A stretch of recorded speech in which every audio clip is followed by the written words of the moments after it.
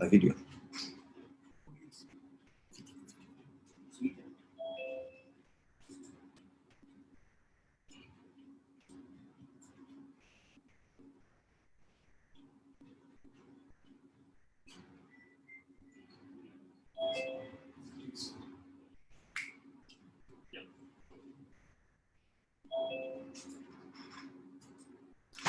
It's Tuesday, the 15th of September, 2020, and this is the virtual Accra SDG Investment Fair. We begin with a word of prayer. Unto you, O Lord, have we gathered today in gratitude of your gift of life unto us. We thank you for how far you brought us as a nation and a people. Amid the difficult times we live in, a pandemic for which we've not known in recent history, you have still been faithful.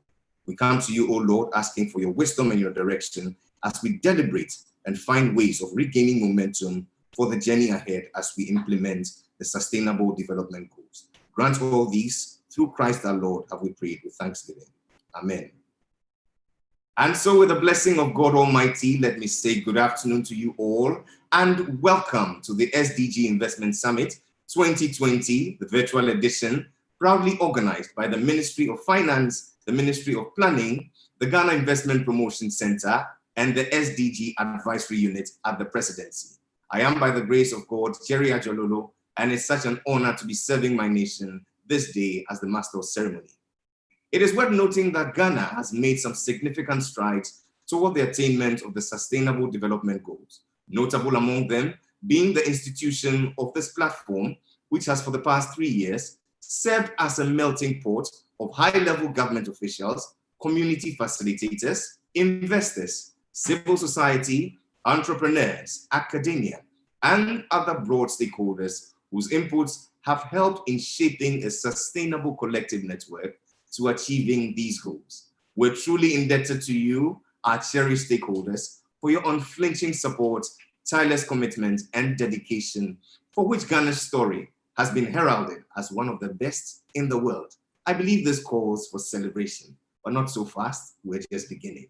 And so today, we call on you again on this same platform, and although we're gathered virtually, necessitated by COVID-19 and hence this innovation of this unique hybrid format, our objectives are very real.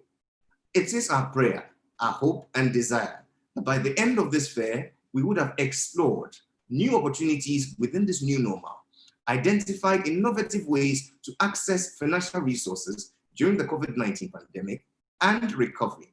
Lastly, shared experiences relating to individual and corporate adaptability in the wake of COVID-19 and rebuild momentum for the implementation of the Sustainable Development Goals. It is on the back of these objectives we present to you our theme, regaining momentum in SDGs implementation during and post-COVID-19. You would agree with me that our theme couldn't be more timely given the times we're in. For these 3 inspirational days, we will be joined by a team of resourceful speakers who will shed light on this theme from varied perspectives. This afternoon's opening ceremony is rather brief, with 2 remarks from our distinguished guests, the Ministers of Finance and Planning of the Republic, whose collective efforts have been a source of great pride for our nation.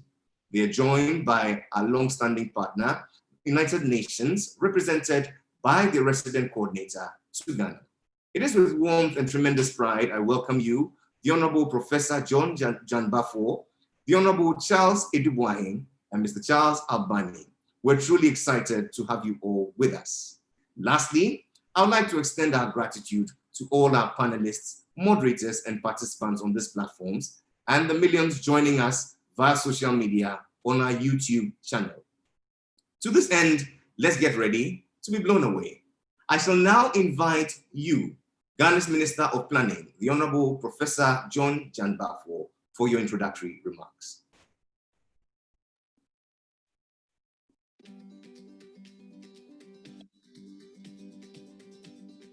Honorable Ministers, traditional and religious leaders, members of the diplomatic corps, distinguished invited guests, ladies and gentlemen. It is a pleasure to deliver this joint keynote statement at the SDGs Investment Fair organized by the government of Ghana. This is the third year the fair is taking place, and it continues to offer an opportunity for mutually beneficial partnerships for the SDGs. It is an attestation to the broader role of unique and strong partnerships in accelerating global development efforts.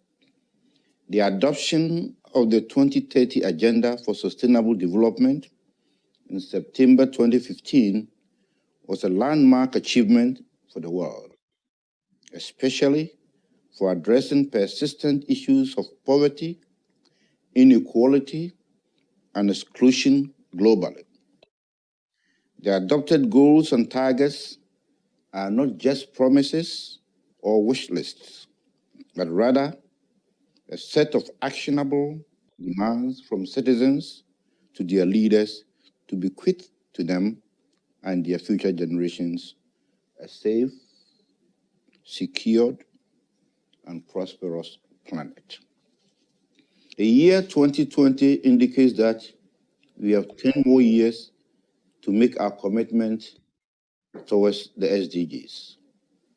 The global community, as part of efforts to accelerate the implementation of the SDGs, therefore launched the Decade of Action last year, that is 2019, to draw attention to the 10 years remaining in achieving our set targets. Unfortunately, a few months following this renewed call, the coronavirus COVID-19 pandemic unleashed a situation that has exacerbated human suffering with far-reaching implications on our collective efforts to improve lives and achieve the SDGs. This undoubtedly stalled our progress towards the SDGs. It introduced us to a new world where the status quo no longer exists. Phrases such as "we are not in normal times" found their way into our local parlance. A little over 9 months ago, this will have caused a stir and made people wonder what was amiss. But today, it is normal to hear people make such remarks. Even though the full impact of the crisis is still unfolding, there is an enormous loss of lives, an enormous loss of livelihoods, deepening poverty and hunger, and bringing about their social, economic, and health impacts, which have exposed infrastructure gaps and socioeconomic vulnerabilities in our countries. Distinguished ladies and gentlemen, global GDP is expected to contract sharply in 2020, with estimates ranging from 3.2% to 5.2%, potentially the largest contraction in economic activity since the Great Depression, and indeed worse than was experienced during the 2008-2009 global financial crisis. In 2020 alone, an estimated 35 to 60 million people could be pushed into extreme poverty, reversing the declining global trend of the last 20 plus years.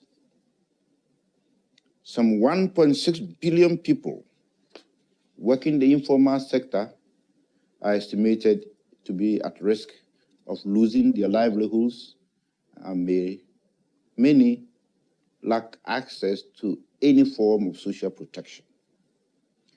These challenges and their resultant effects continue to forge an emerging recognition and appetite for enhanced collaboration and partnerships. A new drive towards partnerships is also taking place within an ongoing reconstruction of the post-COVID development landscape and the emergence of new and powerful private sector players. While this reconstruction is ongoing, there is an equal increase in the level of vulnerability, in the level of marginalization, and indeed in the level of extreme poverty. This paradox of the emergence of extreme haves and emergence of extreme have-nots is serving to motivate more individuals and corporations to seek partnerships through formalized structures of support. These renewed partnerships have been particularly heightened during the critical stages of the pandemic.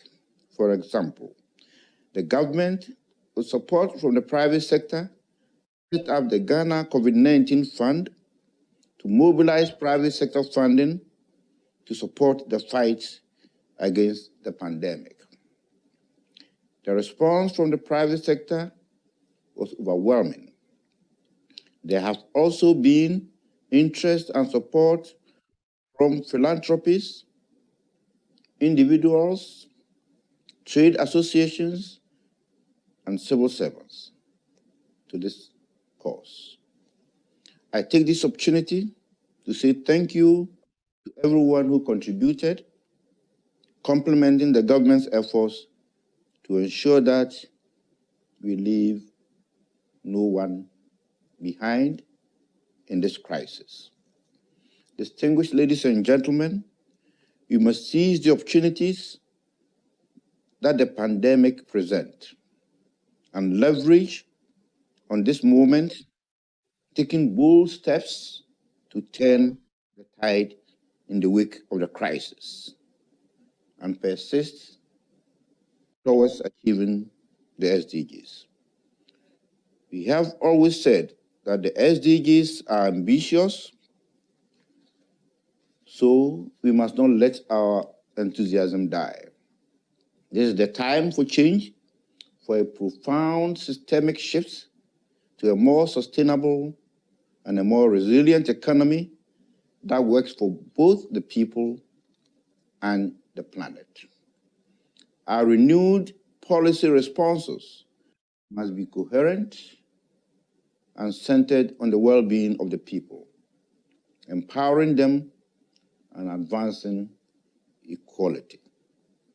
The need for a revolution in policy, mindset, and practice must seek to engender inclusive and accountable governance systems, adaptive institutions which are resilient to future shocks, universal social protection, health insurance, and stronger digital infrastructure as part of the transformations that are needed. Distinguished ladies and gentlemen, it is for this reason that the dialogues at this year's fair are aimed at discussions that will facilitate sustainable financing. We hope your deliberations will include discussions on policy options that will promote resilience to future shocks. We are asking you to be candid as you deliberate on critical issues such as financing, trade, social protection, and infrastructure. We also look forward to the discourse around innovation and pushing the boundaries with respect to ICT in education, in telemedicine, and in telehealth. After all, we have come to accept that fact that we are not in normal times, so we should not do business as normal, especially with regards to the SDGs. This means that financing for the SDGs must be innovative and sustainable to enable us regain the momentum in accelerating the implementation of the SDGs. Beyond alignment with the national budget, the financing gap requires improving domestic resource mobilization and leveraging available resources from the private sector for accelerated implementation of priority interventions. Your suggestions are thus welcome, and we look forward to engaging further. And once again, welcome to the third SDG Investment Fair, and thank you for your attention.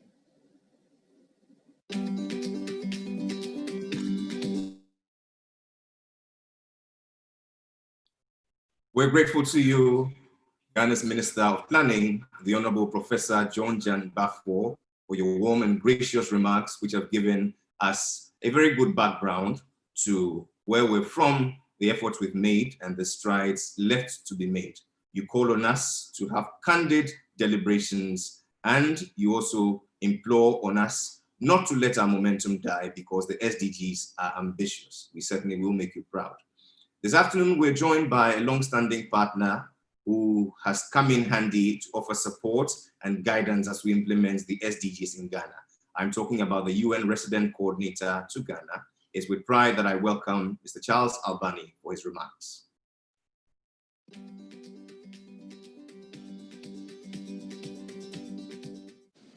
Distinguished ladies and gentlemen, the SDGs and the 2030 Agenda are foundational to global development, and especially to Ghana's development, as articulated in its ambitious vision for self-reliance through Ghana Beyond Aid. Last year, Ghana conducted its first national voluntary review, in which significant progress was seen to have been made on the SDGs. There were gaps, and those gaps and even those achievements have since been threatened by the COVID-19 pandemic. Make no mistake, we face significant challenges in the achievement of the SDGs, in health services and access to basic services, in the generation of a whole new class of vulnerable people impacted by COVID, many of whom are falling into absolute poverty, with tens of thousands of jobs lost, small businesses devastated, with over 37% of these still not functional, according to Ghana's own business tracker. With investment funds in flight out of developing country context, Ghana is not left behind in this. With the extreme pressures that are being created as Ghana responds at the macroeconomic level, there's an important need for new investments to support the various efforts the government is making to achieve balance and build back better. And we must not forget that social cohesion at a time like this is extremely important. Never before has the whole of Ghana approach been required, led by government, involving the private sector, citizens, civil society, communities been required. Today, the international community must also come to rally to Ghana's support as well. In this context, the SDG Investment Fair's theme, regaining momentum on SDGs during the COVID context and beyond, is extremely apt. Ghana has already acted boldly. There is a clear plan. There have been palliative measures and incentive measures as well to stimulate businesses and get them back on track. And these are beginning to show results. But there is nowhere near the kind of resources needed to really put Ghana back on track. And so in that context, this particular investment fair, under the leadership of government, is absolutely what is required to take this country forward. And the UN stands resolutely behind this. To achieve this, though, we need investments across a whole range of sectors, across health and basic services, in social protection, to maintain the numbers who receive protection, and to expand this in the context of new vulnerable people, especially as remittances globally have dropped by as much as 20%.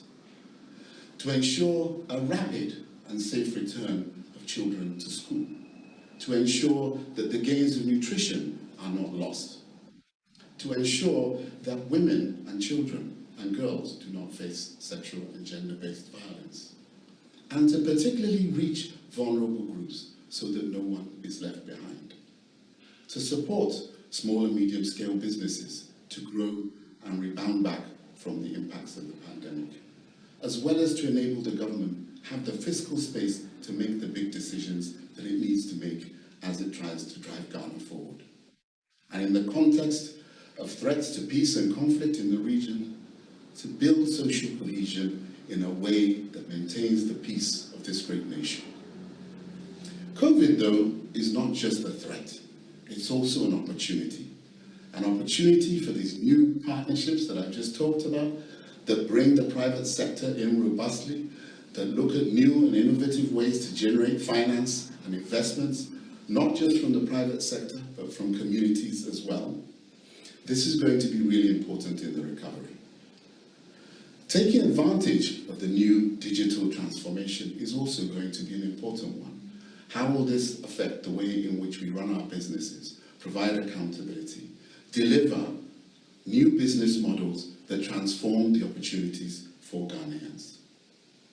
And how do we also ensure that we continue to strengthen Ghana's path towards green growth, already being spearheaded through the Ministry of Environment, Science, Technology, and Innovation? These will be really important steps as Ghana moves forward to do this. And so maintaining that framework, particular reference to the Addis Ababa Action Agenda, where aligning investments with these development objectives is key, will be of paramount importance. The UN has just concluded its own socio-economic response and recovery plan, and there are a number of elements within that that will support this investment in the SDGs and maintaining momentum around their delivery. Key among those at the macro level will include the work that we will do to support the integrated national financing framework, the development of SDG investor maps, the development of infrastructure-related bankable projects that support the achievement of the SDGs, as well as work that we're doing around the Basic Sanitation Fund to mobilize new resources around this great social need, and work that we will be doing with Accra, one of 4 cities globally chosen to develop urban regeneration and economic recovery. The lessons from that will not just influence how Ghana recovers, but also how other countries recover as well. Investing in artificial intelligence and data governance frameworks will put Ghana in a place where it reaps the dividends of the digital transformation, and we will support that, along with a whole host of efforts in the traditional sectors. In total, the UN has repurposed and redirected $91 million of its effort towards the achievement of this, and aims to raise a further 40 million to support this over the next 12 to 18 months. We enjoin all Ghanaians to participate in this investment fair, as well as the international community. And we wish you successful deliberations and the ability to continue on the bold vision and trajectory of Ghana Beyond Aid, which is so close to your hearts. Thank you very much.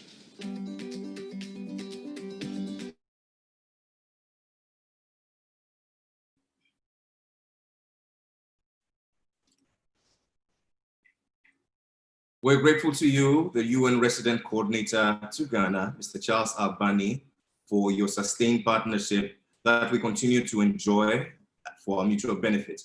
You call on us to, amongst other things, ensure balance, social cohesion, and social protection, to ensure that the gains we have made as a nation is not lost on us. But thank you for, most importantly, underscoring our theme and enforcing innovation and pointing out the gaps that we face in funding this common denominator that affects all of us, the advancement of our planet and its people.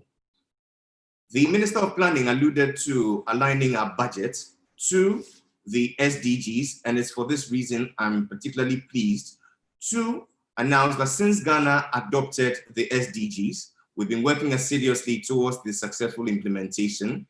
The goals have been integrated into the overarching national development framework, notably the Coordinated Program of Economic and Social Development Policies.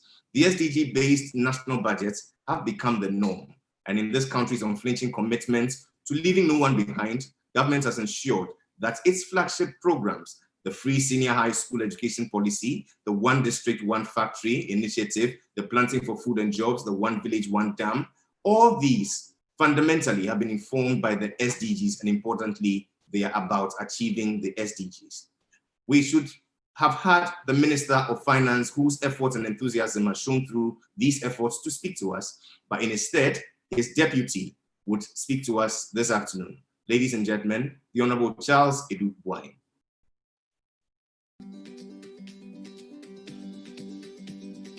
Greetings to you all once again, and once again, welcome to the 2020 Accra SDGs Investment Fair.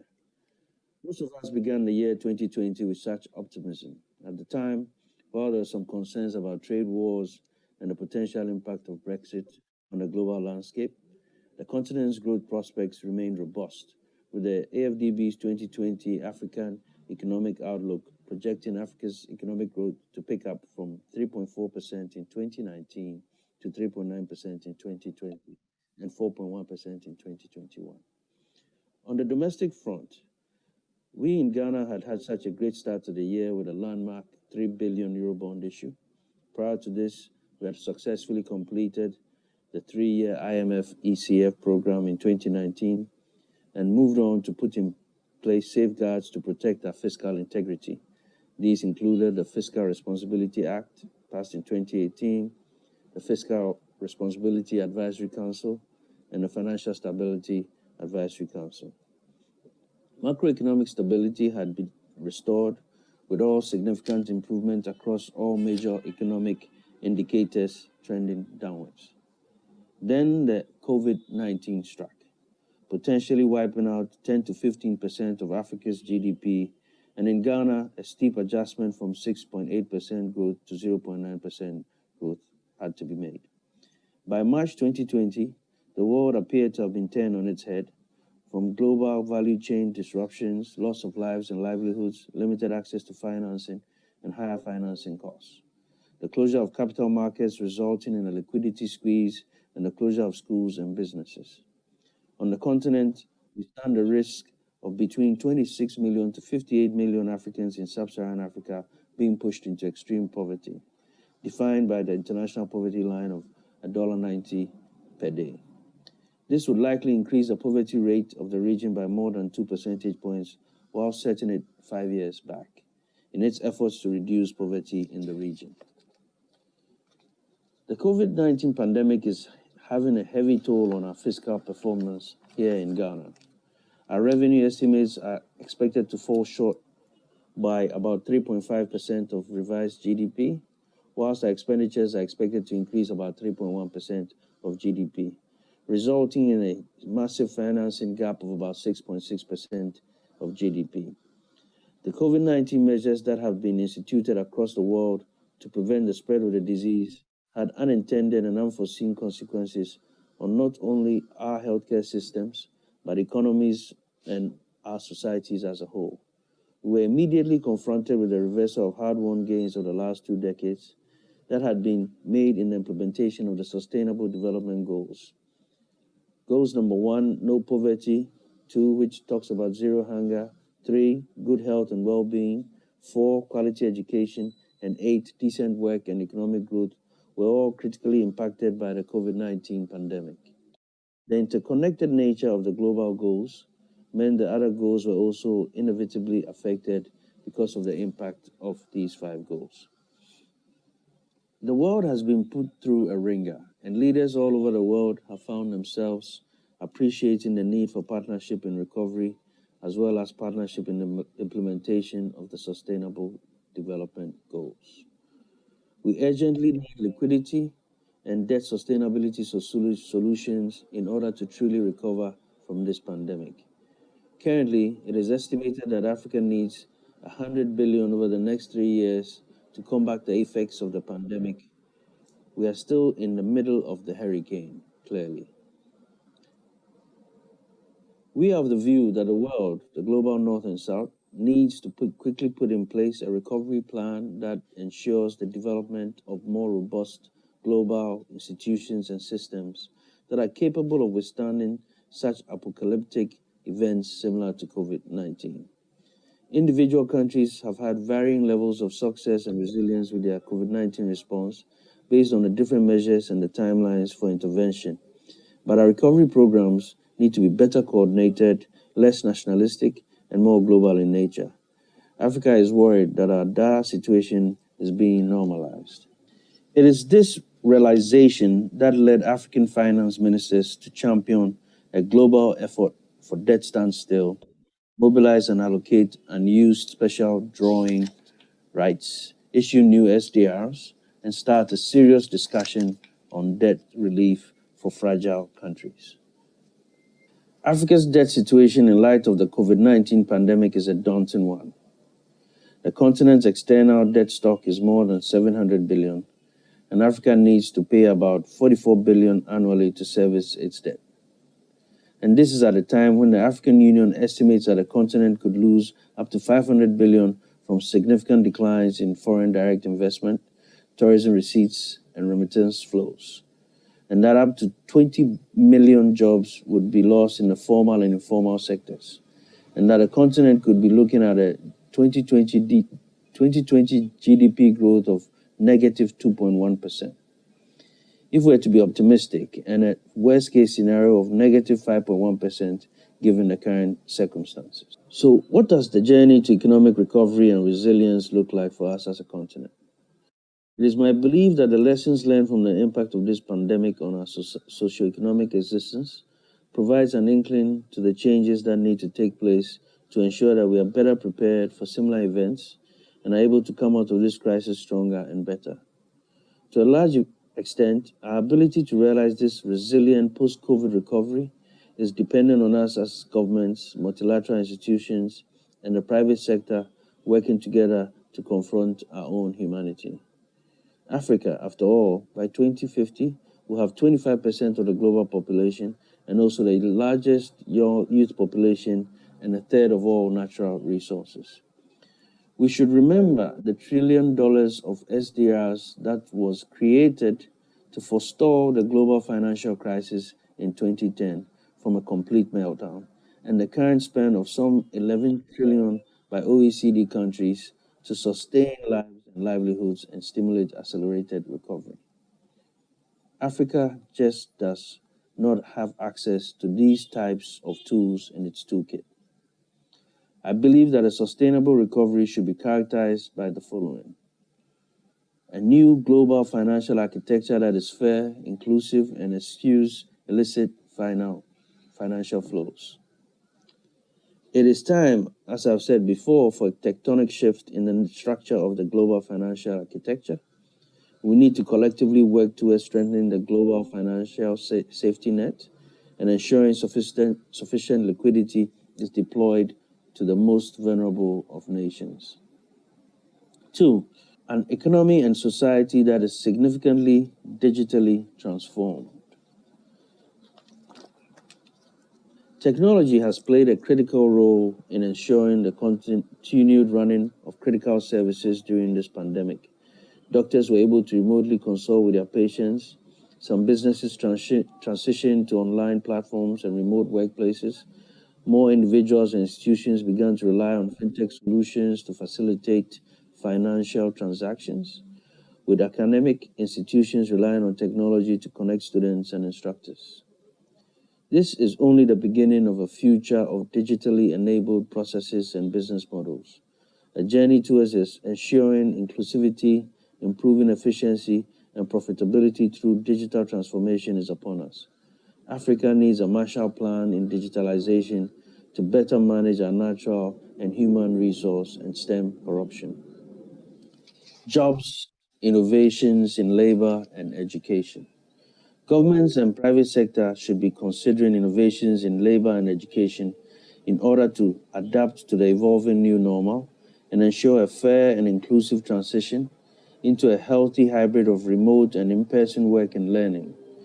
The world may lose as many as 20 billion jobs, creating poverty and social injustice. To conclude, I would like to share with you how Ghana has, through its Ghana Cares program, began her journey towards recovery and resilience.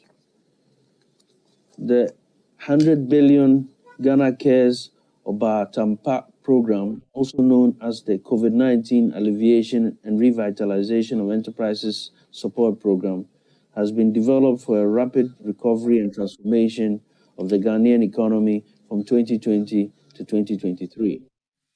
The program, which is intended to ensure food security, support businesses, revitalize industry and manufacturing, expand social housing, the health sector, and develop a technology ecosystem, is a two-phase program that will revitalize and transform the economy from 2020 to 2023. The CARES program will mitigate the impact of the pandemic on the lives and livelihoods of Ghanaians and ensure that we quickly emerge from the pandemic with a stronger and more resilient and transformed economy. I concur with the UN Secretary General that the rebirth of the global economic post-COVID-19 will require concrete, radical ideas as well as action on finance. Yes, we need to reallocate and use the SDRs. Yes, we need new SDRs issued. Yes, fragile states in Africa need debt forgiveness. Yes, we must change the rules to enable funds to invest in Africa by private sector fund managers. Yes, we have the toolkit to resolve what others seem like intractable problems. Yes, COVID-19 is a pandemic like no other, and we must exit from our spiritual stupor to elevate. And yes, it always seems impossible until it's done, as Mandela stated. We shall overcome, surely. We shall win. Ultimately, let us use this pandemic to reaffirm our commitment to humanity and to build a better future for us all. At this point, it's my pleasure to declare the 2020 Virtual SDGs Investment Fair duly open. Thank you.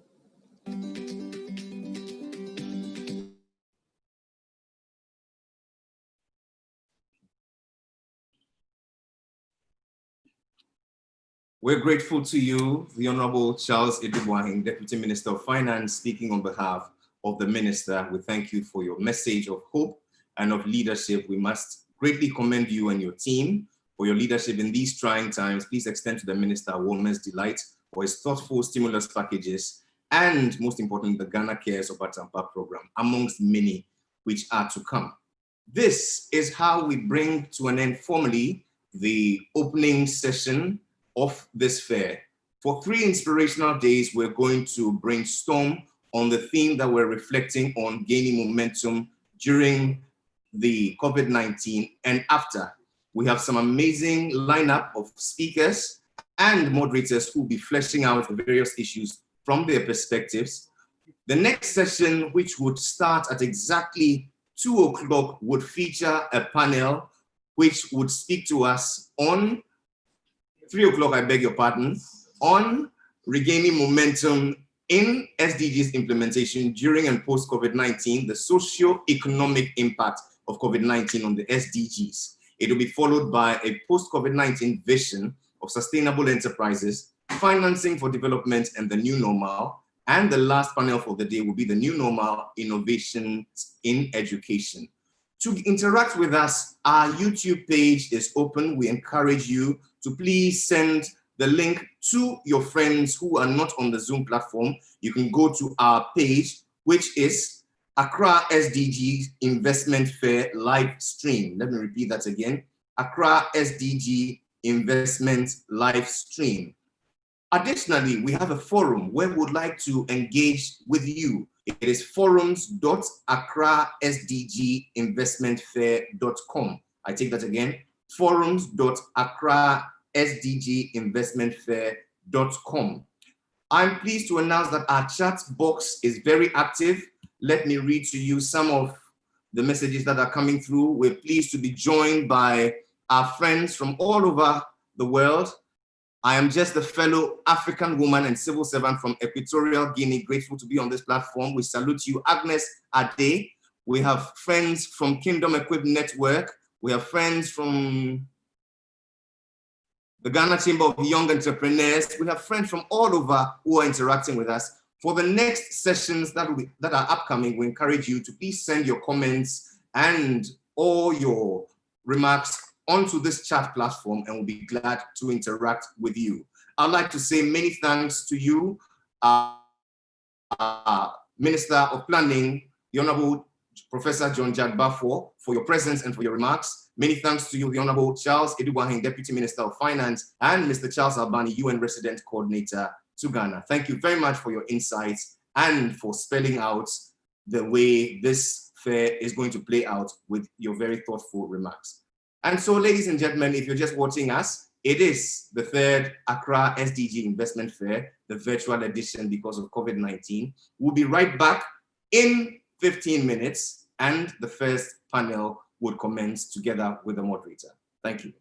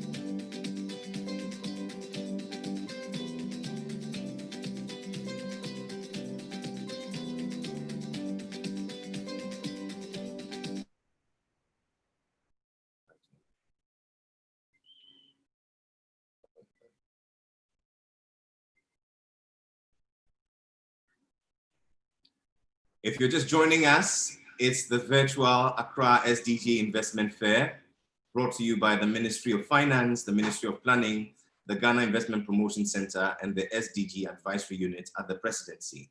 I am, by the grace of God, Jerry Ajololo, and I'm glad to be serving you as the Master of Ceremonies. Just gone by was the opening ceremony, which was conducted by the Minister of Planning, together with the Deputy Minister of Finance on behalf of the Minister.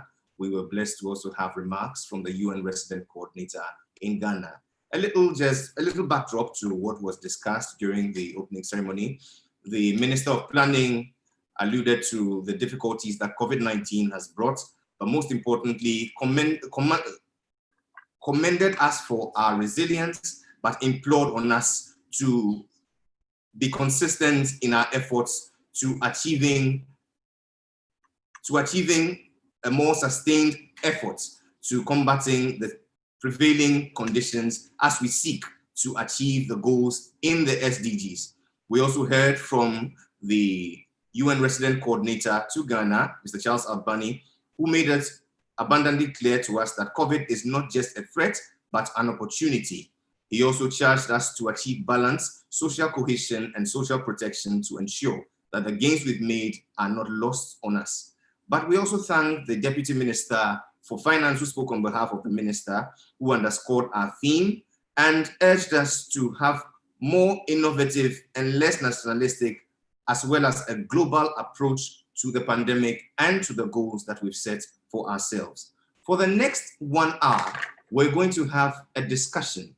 It will be led by Bernard Avler, a seasoned broadcast journalist. He would be discussing a very important, pertinent issue as pertains the theme that we're reflecting on, regaining momentum in the SDGs implementation during and post-COVID-19. Mr. Bernard Avler, if you're ready, we shall have you now together with your guest.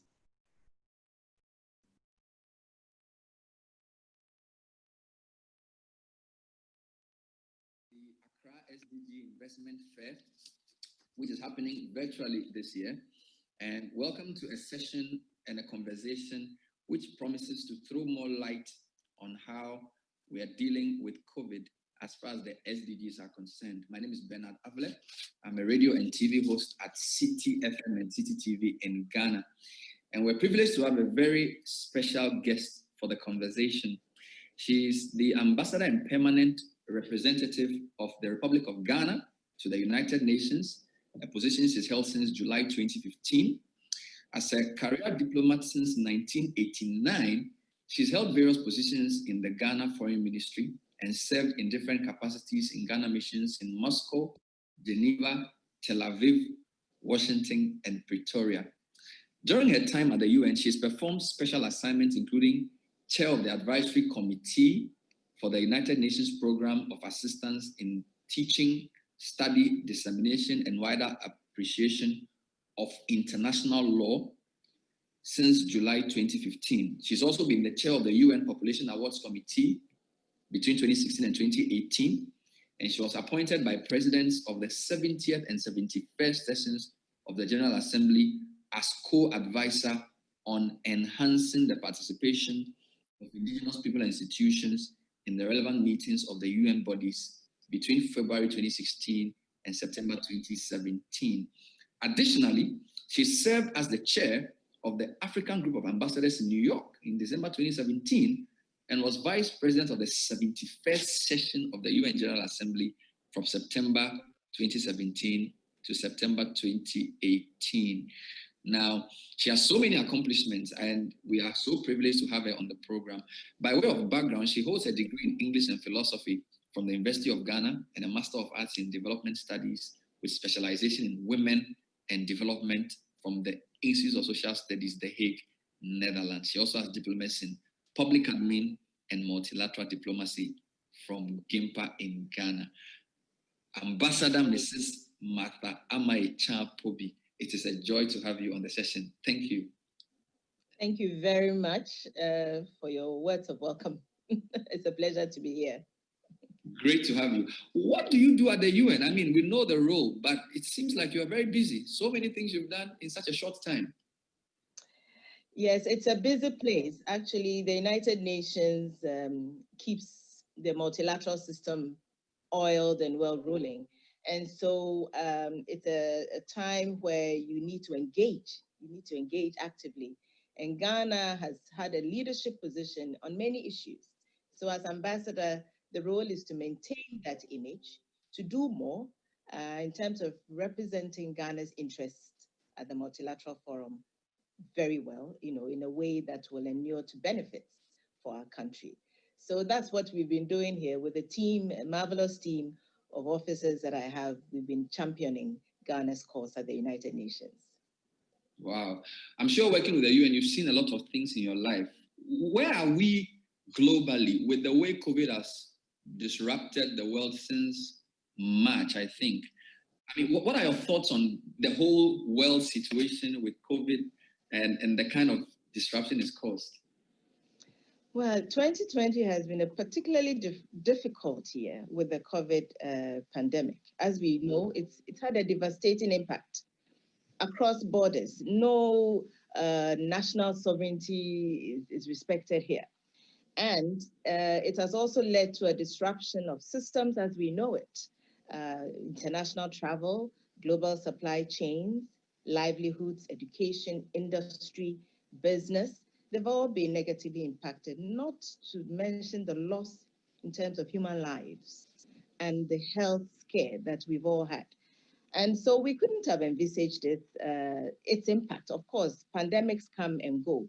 But interestingly enough, the international community this year happens to be the 75th anniversary of the founding of the United Nations. And we've already been engaged in discussing the impact, the effect, or how the UN is seeking to fulfill its obligations in terms of the mandate it has. We have the pursuit of international peace and security. We have advancing human rights. We have advancing sustainable development. And so in the discussion of the organization at its 75th anniversary, this COVID pandemic has even brought deeper questions as to why this has happened at this time. It is also a time that we usually look at multilateralism. And multilateralism has been weakened to some extent in recent years. The Paris Agreement on climate change was adopted, but we've had some countries withdrawing from the agreement. In the area of non-proliferation of nuclear weapons, we've had some setbacks, and in the area of health security as well, and trade issues. So multilateralism is being challenged. COVID happens. We have our 75th anniversary. How are we going to take the organization forward? And we've been engaged in discussions here in New York. The whole international community, I believe, is keen on ensuring that the organization is well placed to do better. So in short, let me say that it's a very challenging time for the global system. And there's a real keen interest in ensuring that we do this right. And in addressing the COVID pandemic, we do it in a way that will be greener, that will be more sustainable, that will also inure to the implementation of the Sustainable Development Goals. Brilliant. I'm sure we'll come back to the subject of multilateralism later in the conversation. But briefly, what do you suppose the major impacts of COVID has been on social and economic aspects of our lives? Well, in the first place, I mentioned that it has claimed the lives of more than 500,000 people across the globe. That is devastating enough. Then you have countries with already weak systems, health systems, greatly challenged in meeting the health needs of their populations. Then you have the issue also of the economy, the impact on the economy. It has slowed economic growth considerably. The World Bank and the UN statistics indicate that in 2020, global GDP will decline sharply by 3.2%. And we have about 55 to 60 million people who could be pushed into extreme poverty. And so you also have a situation of children facing malnutrition, the ricochet effect of all of this, unemployment, extreme poverty, children are impacted negatively, food security is seriously challenged. And then you have livelihoods. You see, if you look at the number of people in the informal sector, for instance, in Ghana, we have so many people who are engaged from day to day. Their work is what feeds them. So across the globe, you have about a total of 1.6 billion people, as estimated by the ILO, who have risked their jobs, who have lost their livelihoods, and these are people in the informal sector. Clearly, they are impacted upon. Education has suffered greatly.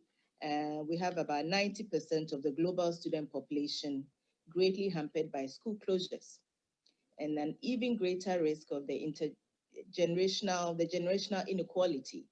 Some of the students, through unequal access to the technology that is now being used to, organize classes for school children, without the necessary ICT technology availability, clearly some children are not going to be covered by this. Then you have issues of domestic violence because of the lockdown and people having to stay home. Those categories, and I would like to mention here women, who often are the victims of domestic violence or sexual-based gender violence, are also negatively impacted upon. So it's a situation where, for instance, you're locked in with your molester, or the one who beats you, have to lock down with that person. So you can imagine what this means in terms of the gains we've made in the area of protecting women and children from violence. And so there are other issues of vulnerability, lack of access to water, sanitation, clean energy, and I've already mentioned ICT. These are all social impacts from the COVID pandemic and the economic impact of it. So they are very challenging. They're very challenging for every country.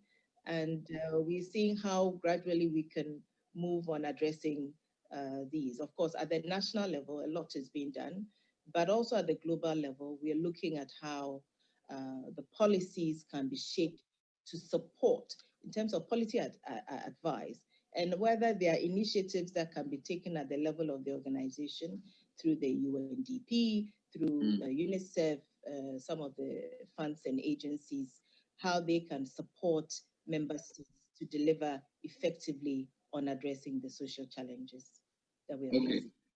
So let's talk about the Sustainable Development Goals. I noticed a very interesting coincidence that we got the SDGs in 2015, and that coincides with your appointment as the ambassador and permanent rep for Ghana. So at least you have a nice coincidence of 5 years in this role, 5 years of SDGs. What are the SDGs? How do they work as a starter? Give us some SDG 101. Then we can jump into the effects of COVID on these SDGs. All right. So the SDGs, as we know, are a set of goals and targets that were developed by member states. I think that there was a whole lot of national inputs into this process. They were adopted in 2015, and they are supposed to be the overarching framework for development that will ensure equality, bridge gaps, ensure no one is left behind in terms of how we advance where we want to be as societies. We want to grow together in the realization that where one part of the society is not doing well, it means the entire society is not doing. So they promote prosperity of peoples. They are to protect the planet also.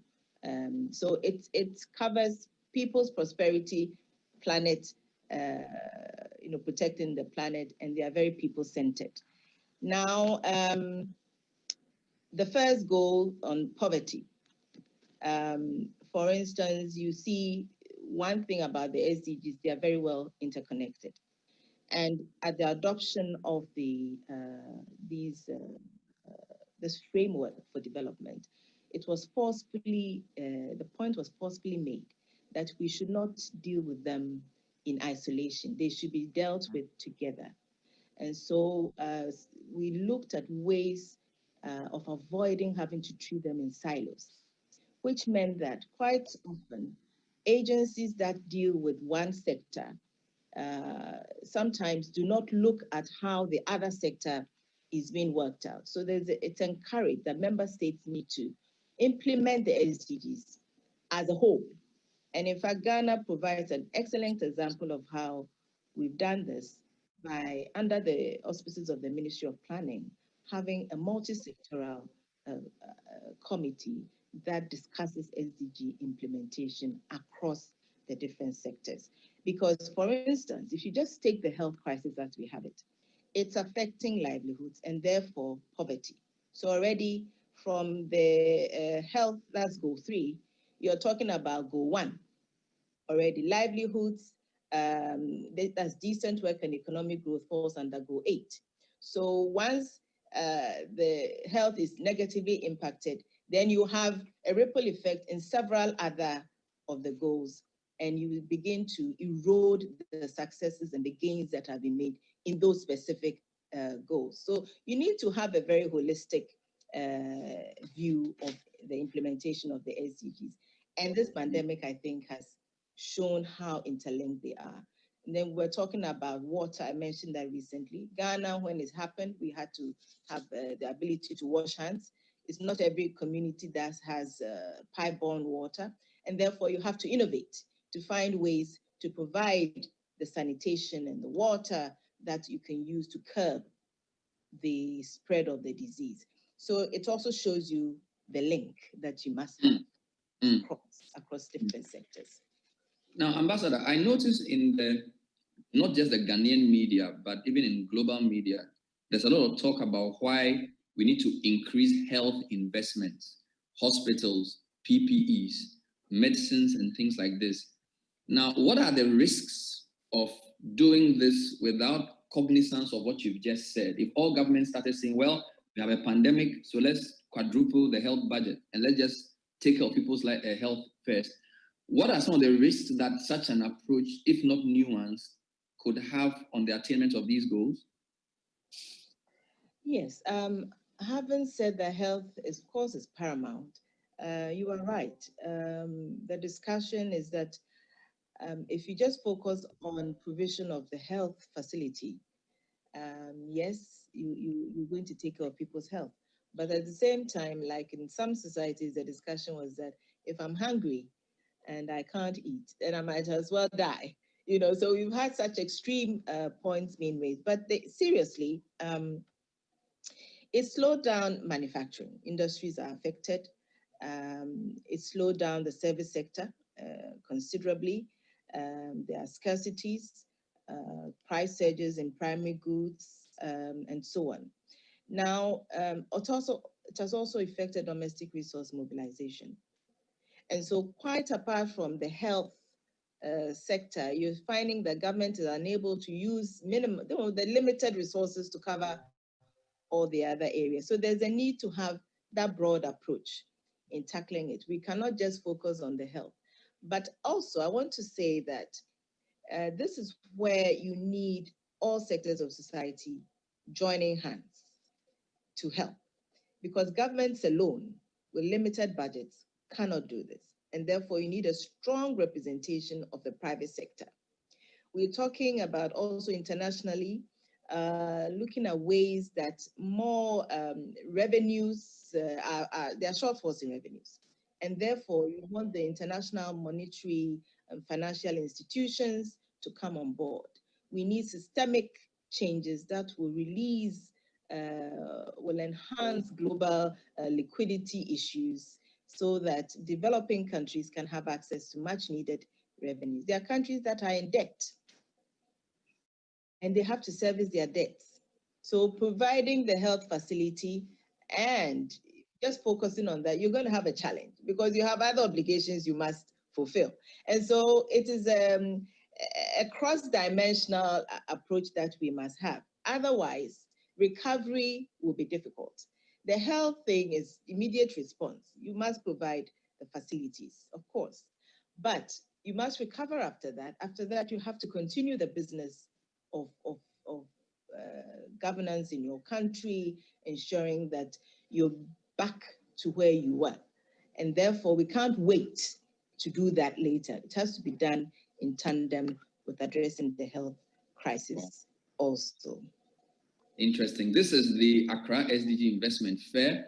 Our panel is looking at the socioeconomic impact of COVID-19 on the SDGs. My name is Bernard Avle, and our resource person is Ambassador and Permanent Rep of the Republic of Ghana to the UN, Excellency Martha Ama Echan-Pobi. So far, we've been given a crash program on SDGs. We've also been educated on why a tunnel vision is not the best way to go. I think to end, I want you to do two things for me. In which areas have we seen some reversals? I think you hinted to some of this, but I want you to elaborate a bit more. In which areas have we seen reversals in the attainment of these goals, particularly for the African side of things, if you want? And then what strategies would you recommend we use to overcome these reversals and secure our future? Well, there are quite a number of them. Some of the goals are very obvious that we are suffering there. We have regressed a little bit. There are others that we are not too sure yet. They are yet to be assessed in terms of the impact, because as you know, the COVID pandemic is still ongoing. Now, I would mention SDG 1, that is the area of poverty eradication. Current estimations indicate there's a downward trend in that, and I've already explained that. Secondly, hunger, that's SDG 2, zero hunger. The economic slowdown and supply chain disruptions have in some way exacerbated food insecurity. And I just want to mention also, you know, for us in Africa, where we have, in Ghana, for instance, we have the nutrition needs of children. School-going children will be given one hot meal a day, a nutritious meal. So if the child is unable to go to school, then you have a situation where that source of nutrition is lost to the child. And so definitely there's some element of negative impact there. Health and well-being, SDG 3, clearly, this is a health pandemic, and so we see the challenge that it has posed for health workers, for the insufficient health systems. Public health care has suffered. The mortality rate that we've recorded is a significant regress in terms of how well we wanted to perform by this date. In the area of education, again, school closures have affected virtually every country. In Africa, it's been devastating. And I talked about the lack of access to ICT technology that would have enabled the children to be schooled from home. We have lots of inequalities there. Some children have, others don't have that facility. And therefore, SDG 4, some of the targets have also suffered. In the area of decent work and economic growth, I talked about the informal sector. Usually workers, factory workers who cannot go. It's been immense on also that front. So these are the SDGs that I can say have seen clear reversals in their progress. There are others that have been affected, but we are yet to assess to see exactly to what extent. So what should our response be? I think this is the real question, which I think we brought you here to answer. Give us a clear path to deal with these reversals in a sustainable way to secure our collective future. All right. The first thing I'd like to say is that the answer lies in the same SDGs. Okay. So the SDGs are the framework for sustainable development. we should believe in them. We should continue to work on their holistic implementation. So the response and recovery also lies in the SDGs. That's the first one. And now the next thing is to look at the coming decade. Actually, this is the decade for accelerated action and delivery of the SDGs between 2020 and 2030. We have the decade to do that. And this decade should see a number of actions. First of all, I want to emphasize the area of financing. And I guess this investment fair is exactly trying to do that. We need to enhance domestic mobilization of resources. And I think the government of Ghana is doing excellent in that sphere through ICT, through reform, structural reforms in the tax systems and so on. So that's all very well. We need to continue to do that effectively. We need in that also to address issues of the illicit financial flows, which is something that at the international level we are engaged with, because the international community is telling us that the financing we need should be raised domestically. And if at the same time, African countries are losing on the average of between $50 to $100 billion annually through illicit financial flows, then, I mean, this amount is, what we need, what is actually coming in terms of FDI inflows and official development assistance is just a pittance compared to what is going out. So we need to look at that because without the financing, I believe that all the talk we are talking will not get us there. And so that's another thing. We need to also build on our past experiences as member states, as countries, and that's to help us to recover better. Those areas where we've made gains, we need to go back there and see how we can quicken that pace to correct to make up for what we've lost. And I think Ghana has good examples to use in the way that we've advanced so far. Every year, I think there's some kind of assessment we do, the voluntary national reviews of how member states are engaged in implementing the SDGs. And there are lots of lessons learned. We can take these lessons and the experiences shared by other countries to build on ours. So there's that store of knowledge and experience that countries can have access to using the UN system. Then we need more global solidarity. And then I'll also come to the national level. We need the national solidarity as well. And all hands on deck, the private sector needs to be there. And I think that in terms of helping them recover, Ghana, the government can help sectors or companies that have suffered because they are the engine of growth, as we know. And the more they are able to recoup and rebound, employment will go up and all the other ripple effects that we expect to happen. Of course, I mentioned that we need a revitalized global partnership for development, and we need to push hard because it's not going to come easy. At the World Bank, IMF, at the UN, in all our engagements, we should be very, very vocal. We should be, we need to push. And this is what we've experienced here. It's not easy for them to just give up, give in to our demands. And so we need to work in tandem with other countries. We have different groups. We have the African group, we have the G77, we have the non-aligned countries.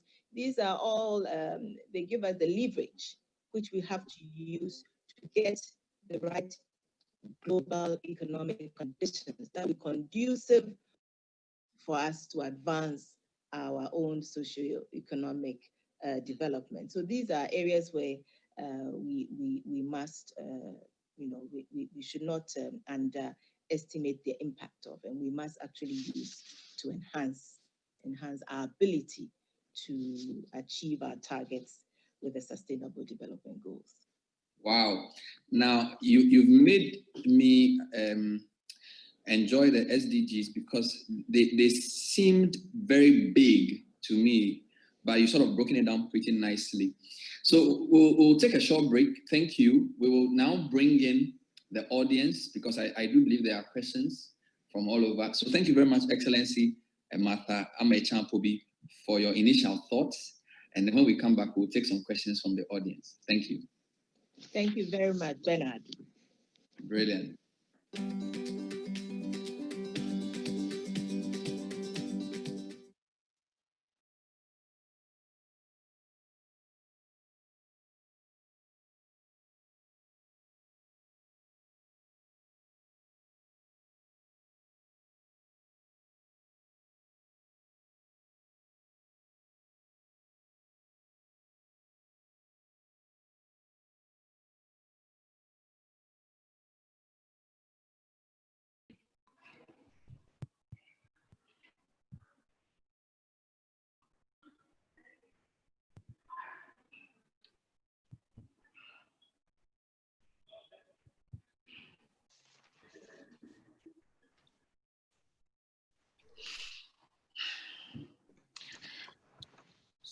So welcome back to the session. Good evening, everybody, or good afternoon, depending on where you're joining from. This is still the session on SDGs.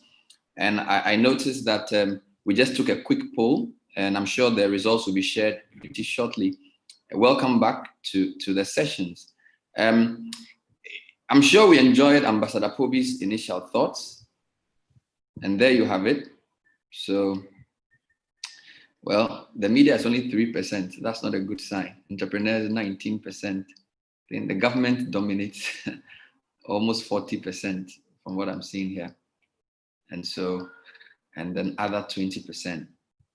So we want to urge participants to share their questions, and to make it easy, you can type your questions in the chat box, and I'll be happy to read them because I'm sure Ambassador is also here with us. So if you have any questions for Ambassador following that brilliant submission, please feel free to type them in the chat box, which is below. It's at the bottom of your screen, and we'll be happy to read them. Let me just be sure Ambassador is still here with us.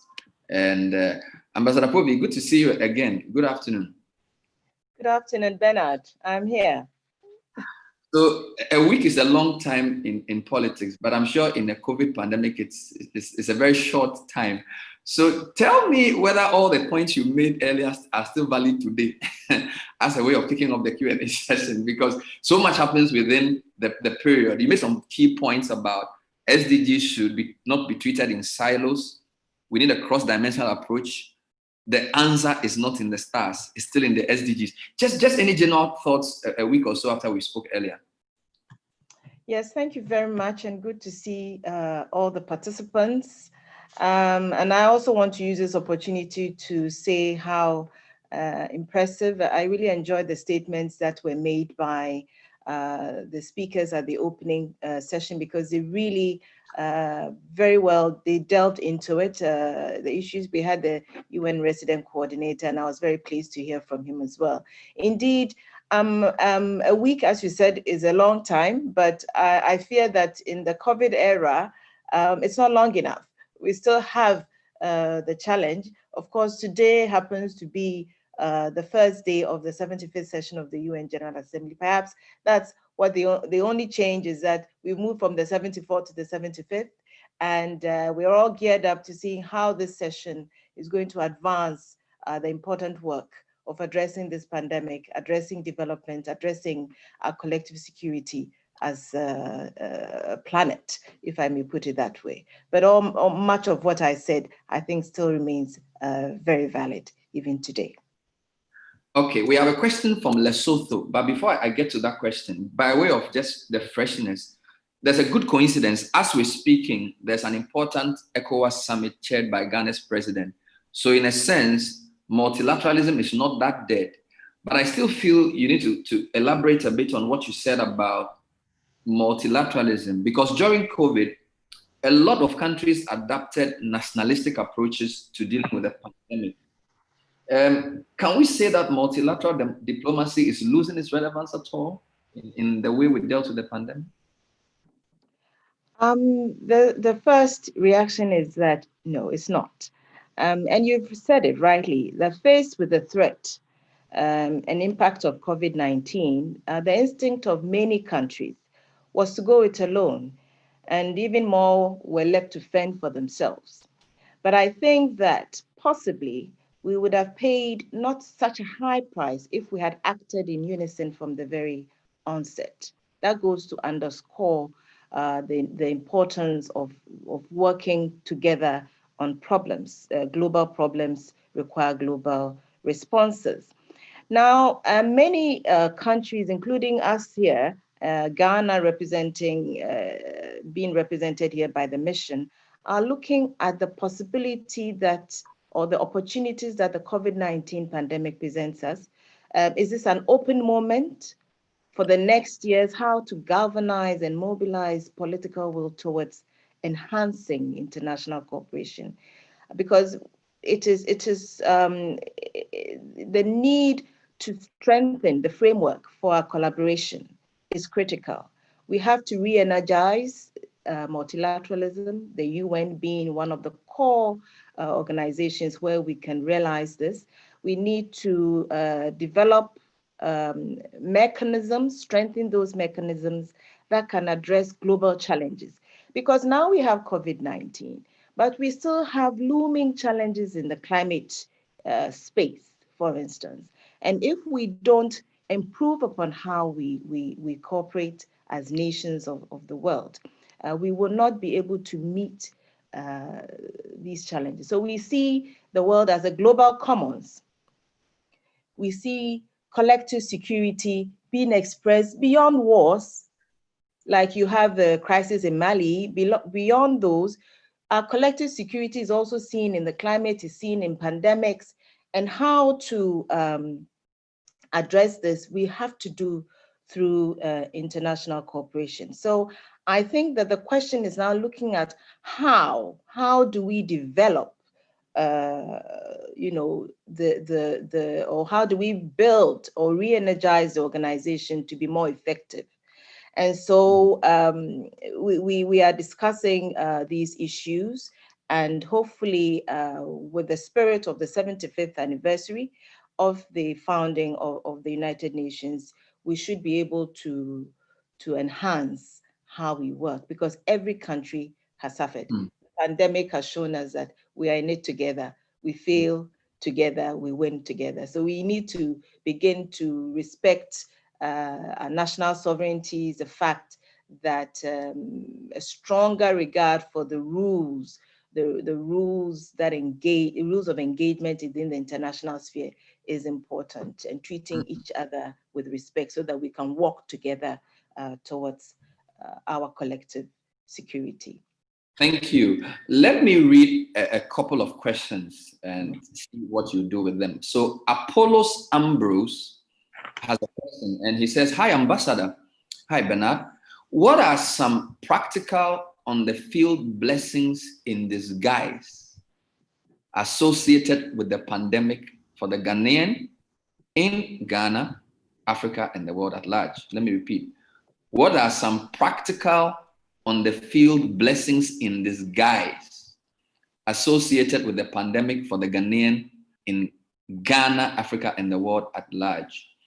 And then there's a second one from Collins Amoako Oforiata, who wants to know, Ambassador, what is the UN plan for online learning systems for students in remote African countries? So blessings in disguise, and then UN response for online learning in remote African countries. Ambassador. Thank you. I like the concept of blessings in disguise. You know, in every situation, challenging situation, we have opportunities. They give us opportunities, and that is exactly what we need to tap into. Indeed, you know, one of the key things, and what we're doing now, this very investment fair, we're doing it virtually, and we've been forced, as it were, to look at possibilities for engagement. And this, as I said, it's in the area of education, businesses are working. There were new ways of working, which sometimes, I realize are cost effective.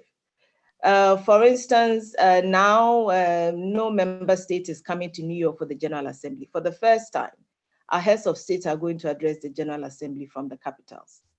So looking at all that these represent, that we are able to function in a different kind of way. Maybe we need to look at the sustainability of these things. We talk about climate change. We noticed when the aircrafts were not flying in the air and all the pollution, I remember seeing video clips of animals and birds and like nature is also revamping a little bit. It is an effect of the pandemic. We all had to stay home. There was a lockdown. There were no movements. But nature also had a way of also recouping on the damage that we've inflicted on nature. So we've been talking about greener recovery.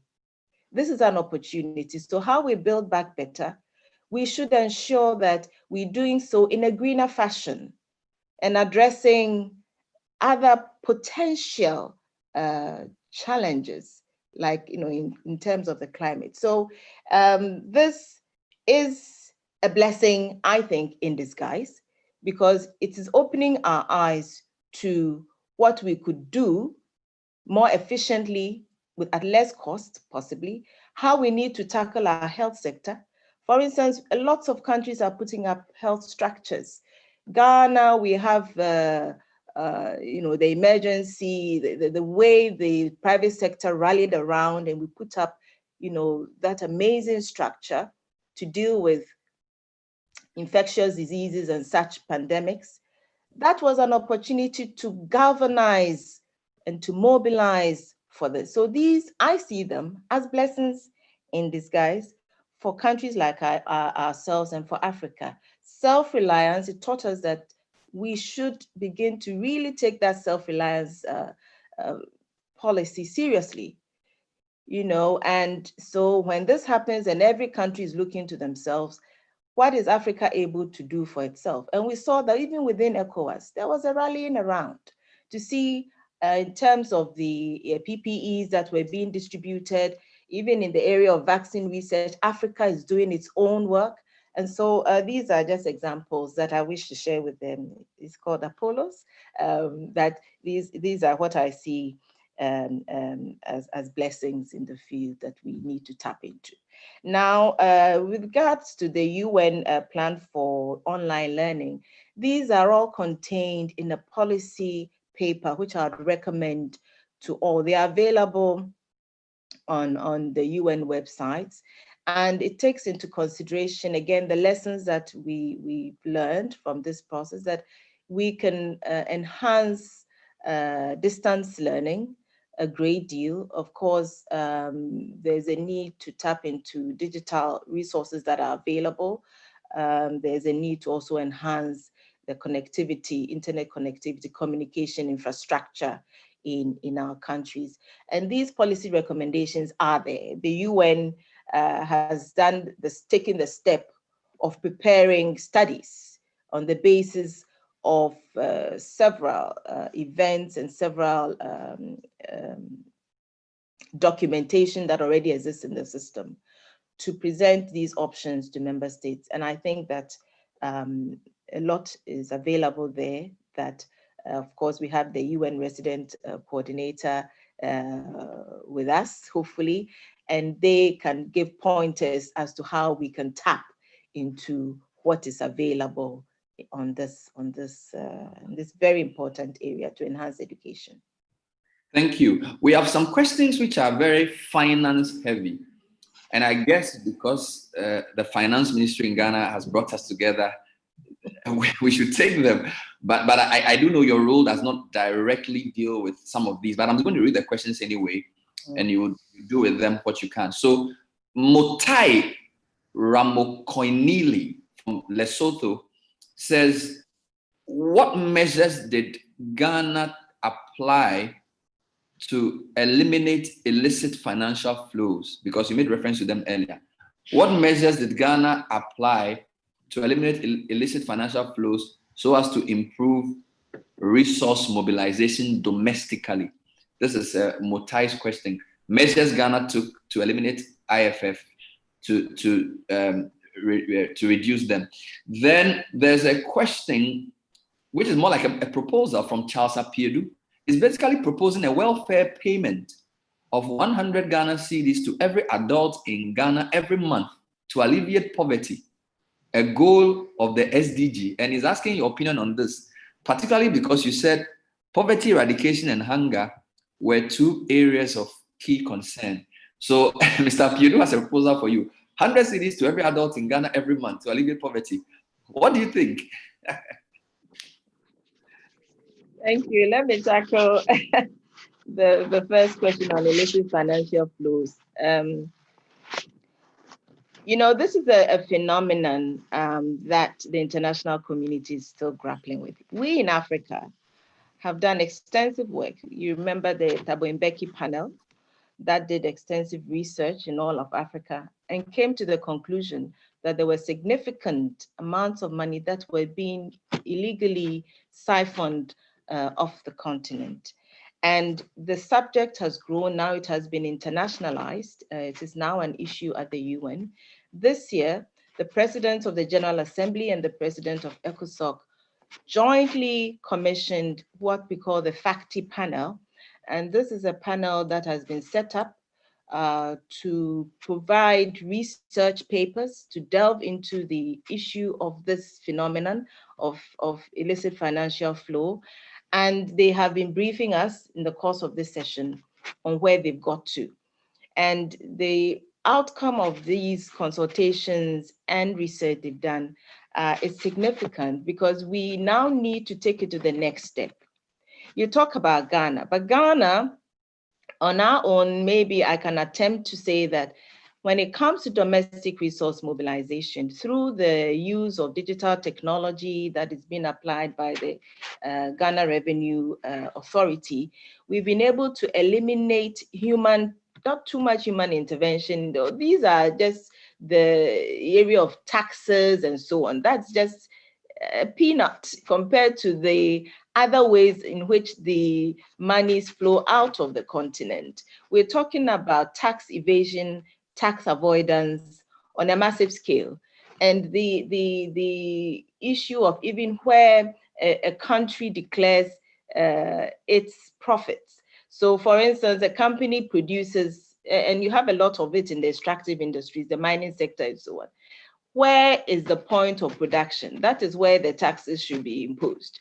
But if you ship the goods there and you go to Europe and you go and declare your profits there, that's where you're taxed there. Now, we don't benefit from those revenues that could help us also to use by way of domestic resource mobility. So there are other ways that we are tackling it. We're also thinking in terms of a global framework for taxes.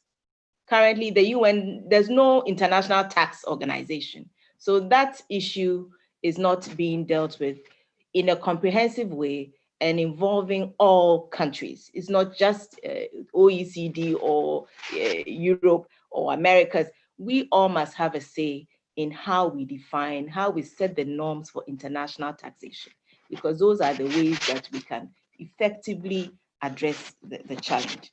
Now, on the welfare payment, I don't think I can dare a comment on that, Mr. Apiedu. It is, these cash payments, yes, they are cash payments, but cash payments go to the most vulnerable in society. I think we have criteria in Ghana where we address like single female-headed households that have, a lot of disability or old age, and they are unable to provide for the family. So yes, cash dispensation, dispensing cash like that is good for certain categories, the very vulnerable, to enable them just to meet day-to-day survival. But I would not imagine that every Ghanaian ought to be given this amount, because frankly, not every Ghanaian needs it in the first place. But we need to actually look at the whole thing about the SDGs is that leaving no one behind. So we are trying to fill the gaps. We have to bridge the gaps and reduce inequality. And that is the focus that we should be looking at, and not just dispensing monies to everybody. So that's just my 2 pence on that. We are in campaign mode in Ghana, and if you had said you agreed, I would have voted for you. We have a couple of questions. So this one is from Esther Emanuela Spew, and she says, "Hi, Ambassador. Please, what is the UN going to do different in its operations post-COVID? What were the key learnings from COVID for the UN?" So that's Esther's questions. Key learnings from COVID, what are you doing different? Then Akwesi Sapong from Ulti-Leaf Foundation has a question on culture. And he says, how can we leverage culture in these challenging times to reduce youth extremism and violence, as incidentally, today marks International Day for Democracy, in collaboration with youth-led organizations at the grassroots level. So it's a big one.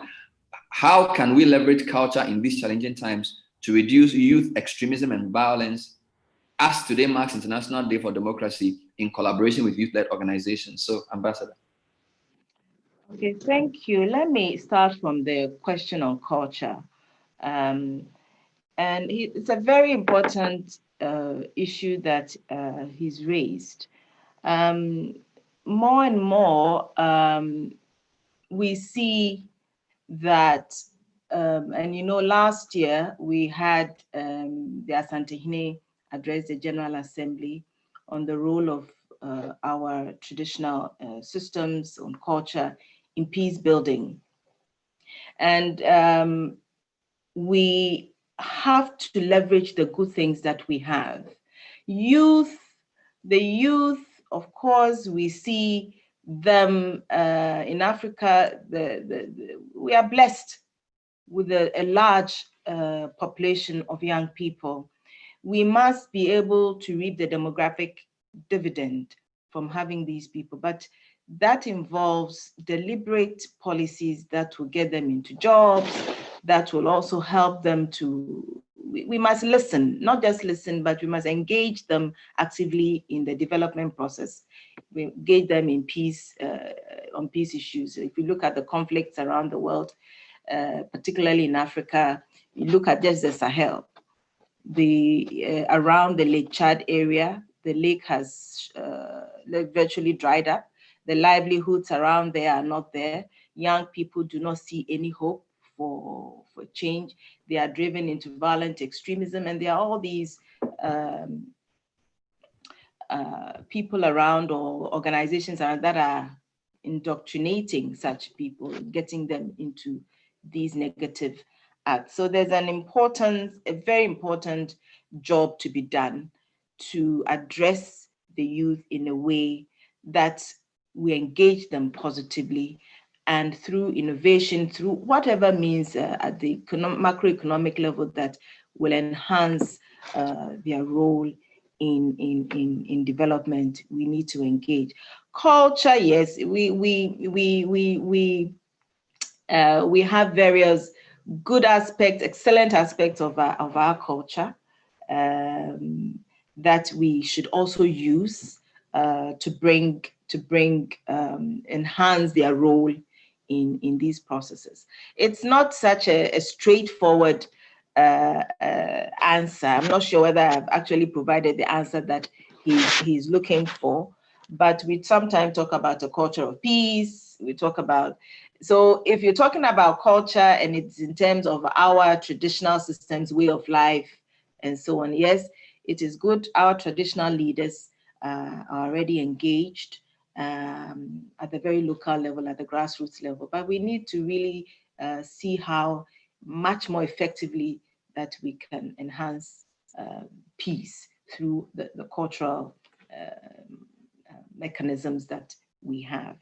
Now, Esther asked a question about what the UN is seeking to do differently. And in the light of COVID, I think I already said that this is a moment when we have to scrutinize our collective problem-solving capacity. If this COVID-19 has provided us such an opportunity, that we need to see how we can realize the vision of the UN Charter more effectively. So we also, when we take the United Nations agenda, you see that there's a whole lot of issues. For 75 years, we've been adding on. The agenda is unwieldy, it is long. Sometimes even member states, we don't even understand why certain issues remain on the agenda of the organization. And I have been part of a process that is saying, look, let us review the organizational working methods. How do we work better? Because there are priority areas, serious issues that we need to focus and spend time on. But we spend time on so many things that sometimes the private, not the private sector, civil society organizations, the general public, because the UN is about we the people. If the people do not see the impact of what the UN does in their lives, then we begin to lose relevance. And so there's a serious discussion on how to fine-tune our working methods, looking at the agenda of the organization, rationalizing some of the issues so that we can deliver better. We can make the organization more fit for purpose, avoiding fragmentation and proliferation of issues, and allowing member states to focus their efforts on the most important issues. We are also looking at how global governance should go. It's not, yes, it's a member state-led organization, it's a government organization, but government clearly cannot do this alone. We increasingly realize, and particularly with the COVID-19 pandemic, that we must work with other stakeholders. I already mentioned the private sector earlier and civil society organizations. So we have lots of non-state actors who must be brought on board, and the organization must make room for them. Currently, they are only able to participate in the Economic and Social Council, where some have got consultative status. The General Assembly is very difficult to get a civil society organization to participate at the General Assembly. And it's a challenge trying to change the mindset of member states to enable us tap into the strong points that and the capabilities that some of the different non-state actors bring into the conversation. So we want to do things differently. It's a process. 193 countries, you have to get everybody to agree. And imagine, even in a family of 6, you have challenges. So if you have 193, it takes a long time to make that change. But we are getting there gradually. We must continue to have the confidence and to support confidence in the organization and to support the changes that need to take place. Thank you so much. We know it's a tough job, but somebody has to do it. And we're really proud of what you're doing for Africa at the UN and particularly for Ghana Ambassador. There are lots of questions coming in. KK Jan from Ghana Infrastructure Fund. I really have to apologize because we have to wrap up now to segue into the next session. So there are other sessions that would hopefully be able to take the questions you have. So the others, Elizabeth, Mantibia, KK Jan, I've seen your questions. Sorry, I didn't read them earlier. But I want to say a big thank you to you, Ambassador Martha Pobi. It's been a real joy listening to you these past few hours. You are Ghana's ambassador and permanent rep at the UN. And my name is Bernard Avle. I'm a radio and TV journalist at TTFM. Thank you all. I'm crossing over to Jerry Ajololo, who's the MC or moderator for the main session, to continue. So thank you. Please stay with us.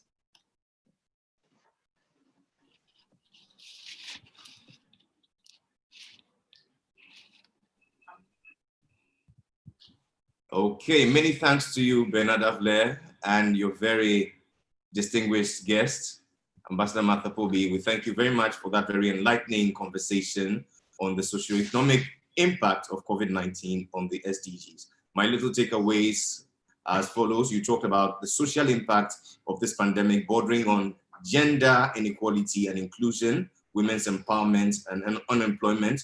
You also articulated well the essence of the SDGs as an action item to end poverty, to protect the planet, and ensure that all people around the world enjoy peace and prosperity by 2030. By 2030, you also articulated well about the decade of action and how we need to focus on financing and focus on our past experiences. We need to also focus on global and local solidarity, a call for private sector and public sector collaboration. You also made a case for focus on our culture, which holds great prospect for us to emerge from this COVID-19 with regained momentum.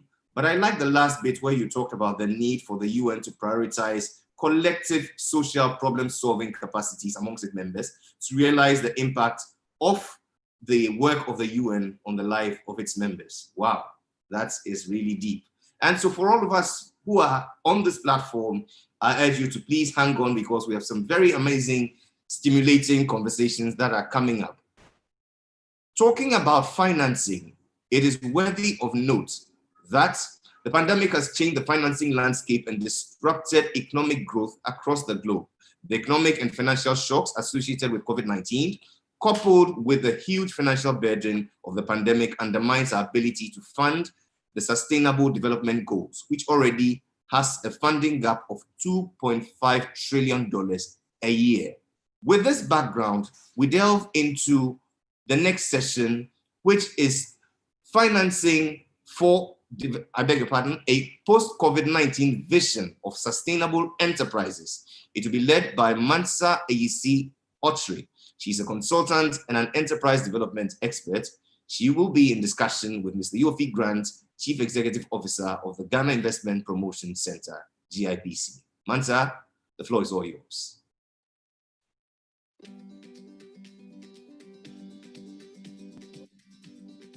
Okay, so COVID-19 has thrown a huge spanner in our lives, as we all know it.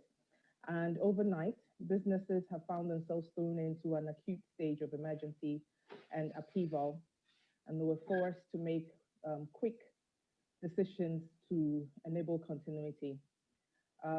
Several months in, as we begin to move beyond the short-term measures and adapt to the new normal, it's imperative the businesses start to consider how they can adjust their strategies or models while remaining sustainable in this new era of living with COVID-19.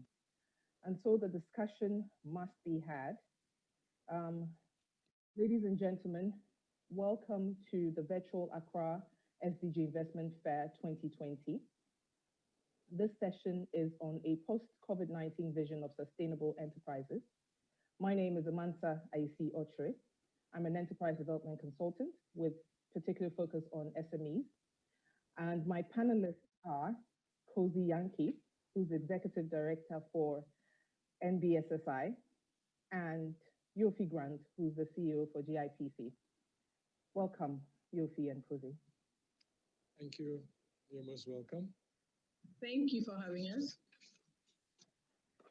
Okay, very quickly, the purpose of this conversation is basically to understand what the direction businesses should be looking at, given that we've gone through what I'm calling a bit of an upheaval with COVID-19 coming in unexpectedly and throwing us all off guard.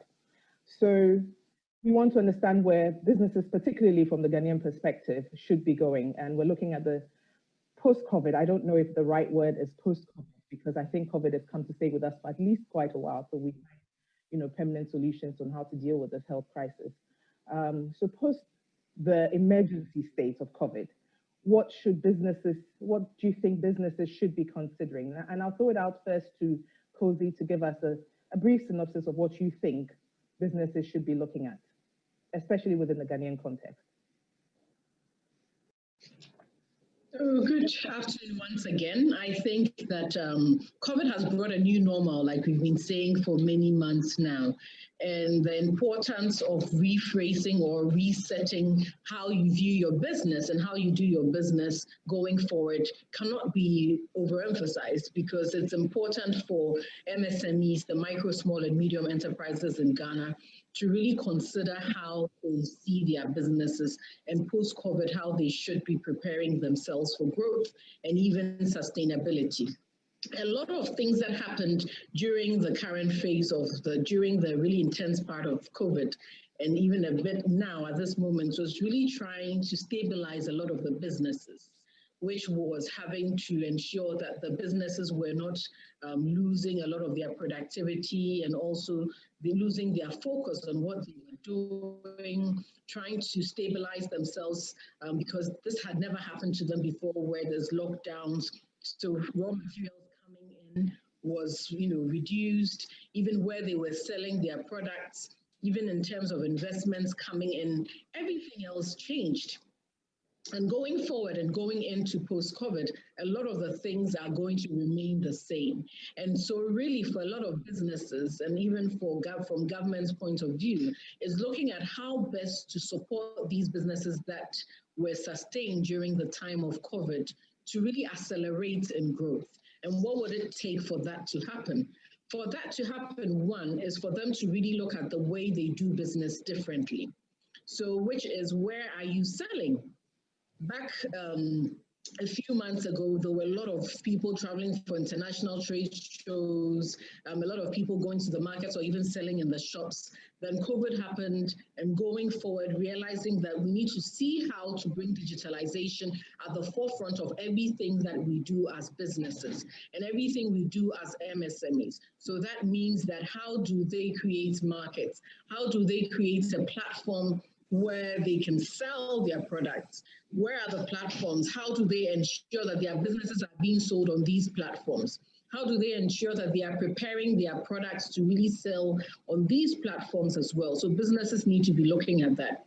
Most importantly, businesses also need to look at accelerating the growth of their businesses due to the standstill or the stabilization of their businesses at this phase. So what would it take? What are the interventions or the business development services that could come in to provide that needed support?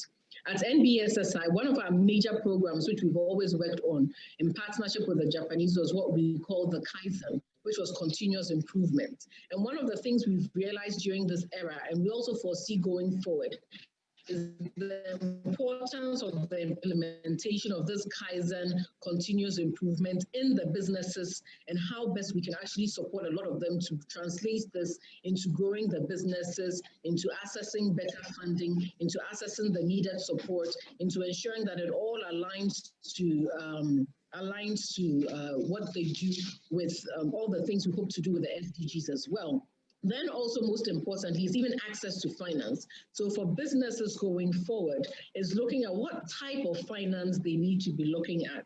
Where are we getting finance? Where are we going to get the type of investments that we need to propel and grow our businesses? Because if you take into consideration what government was doing through our partner or our sibling GIPC in bringing in investments for these businesses and for Ghana, and you also look at in terms of going forward and growing the businesses, they need to pay attention to how they're getting funding and support for their businesses. And so going forward from them post-COVID, it's paying attention to different revenue sources and different investment sources, so that they'll be able to better support support their work and grow it. Because before COVID was AFTAC, we were talking about AFTAC, and now AFTAC is here with us. So how do they propel themselves post-COVID to be able to be a strong player with African Continental Free Trade, which is now here with us, which allows them to get access to a market that they've never really had to do before. Also, post-COVID really allows them to see how do they formalize the businesses. Because when we look at the data that we've had, even during the COVID time, in terms of our interventions, it's all clear to all of us that up to 70 to 80% of Ghanaian businesses are micro, small, and medium enterprises. Out of that, 80% of them are in the informal sector. And when it came for time for intervention, we realized that being in the informal sector to a certain extent, a large extent, is disadvantageous. So as much as possible, going forward post-COVID, how do we strengthen this formalization processes that has been started by government and initiated by government, so that they are really at a place where they can grow their businesses, where they accelerate, which is what we're looking at. So it's really important for us to do that. And government is going to play a very major role in supporting that formalization, so because it would benefit the work that we are doing and we hope to achieve going forward. So for a lot of businesses, as I mentioned, the four main things to really summarize it is looking at access to finance differently, looking at access to markets because digitalization comes in and supports us in a different way, looking at BDS support, which is business development support that allows them to really see how best it is that this acceleration process is really accelerated and gets them to the point and allows them to engage with all that government is doing with free trade, African continental free trade, and a lot of different things that are available for them to be successful. Thank you. Thank you, Cozy. I think that's a deep summary of what we're trying to discuss. I'll move it to you very quickly, Yofi, to give us your view of what post-COVID-19 era for businesses in Ghana especially should be looking at. Thank you very much. Thank you for giving me the opportunity to speak again. And first of all, we need to even define when post-COVID will be, because that is the major challenge. We do not know where that will be. But it is very obvious and clear that things have changed forever. And as Cozy put it, there's a new normal. Whatever that new normal is, we are not even sure because we don't know whether our lives will ever be the same or not. But the new normal as it is right now is geared towards preserving lives and preserving livelihoods.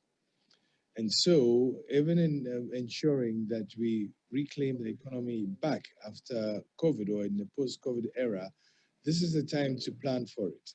And this is the time to put down the protocols that will ensure that you can reboot and restart the economy, which virtually was brought to a halt and a standstill by COVID. And even if it's been disruptive, find a way to make sure that the beneficiation of post-COVID is more widespread than has been before. And so in rebooting or resparking and re-engineering our lives to work again and make sure that the economy is brought back up, we have to look at what confronts us today.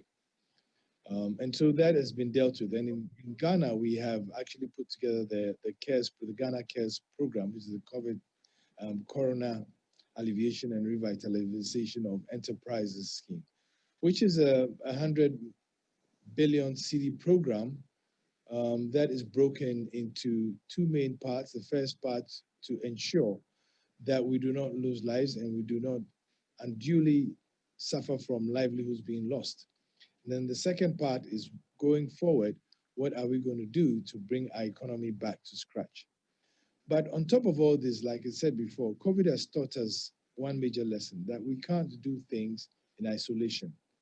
And that for global survival, we should be looking more at solutions which impact all of us.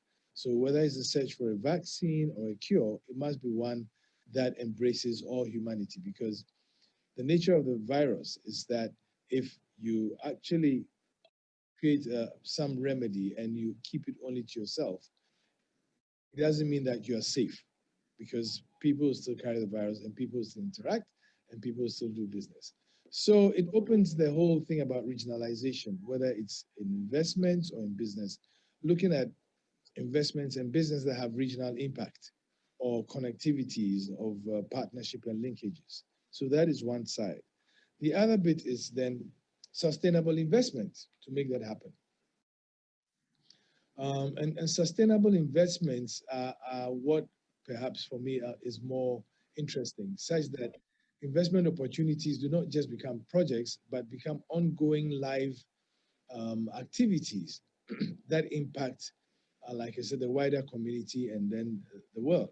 So even as we are looking at business going forward, what's the role of Africa in the whole global paradigm of business? And Africa still presents a very credible investment opportunity, first because it gives better returns and more, and research has proven that African returns has much less risk than was thought of. And Africans do pay their debts much more than some other regions of the continent. So the Africa risk is not as bad as it seemed.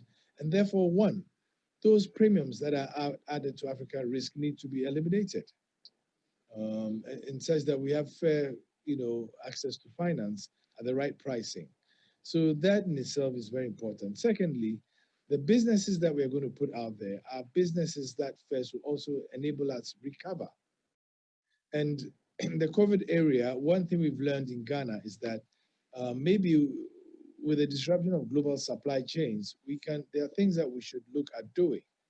And in a Ghana Beyond Aid, we shouldn't be looking at accepting handouts and gifts as part of our development agenda, but to actually create partnerships and linkages with the sources of capital, sources of intellectual capital, sources of technology, and sources of life, so that we have a bigger pool of resources to tap into for mutual benefit. And so for me, that creates a more sustainable investment opportunity and source of capital than what we've had before. And that is one of the lessons we've learned from COVID. But then, of course, also elevate social capital and see how we can actually put investment into projects that affect the wider community, right from the top to the bottom. And not just for businesses, but actual communities. And in that sphere, we then go into what we would then call impact investment. And impact investment, therefore, looks at the broader range of the 17 SDGs and the impact that those investments make. Because if you look at the African paradigm or the African states, most of what we call SDGs are really our development agenda objectives and goals. For us, access to education, good health, housing, water are primary. And it's not about just improving the quality, it's also about the access. And if you look once again at the demography of wealth and poverty across the global landscape, I dare say that Africa harbors quite a significant proportion of the lower part of poverty. And therefore, SDG 1, eradicating poverty, not only becomes an African problem, but also a solution for global finance, for impact investment. So that in itself is a very important construct in the whole equation of investing and sustainable investment. But that also then takes us to the third, which is the private sector, the partnership with the private sector in achieving the SDGs. And I dare propose that we are going to see an evolution towards what I call the triple bottom line. The triple bottom line for any corporate, be it private or public, would show that it's important to first have profits split into three. The community in which you work or the constituency who patronize your goods and services, that's one. Two, the company that actually produces the goods and services. And three, the investors who put money into those goods and services. And once you have the triple bottom line approach, it augurs well for sustainability. The truth of the matter is that the private sector might have a totally different look at how they finance things than they did before, where it was just the monetary incentive and profits.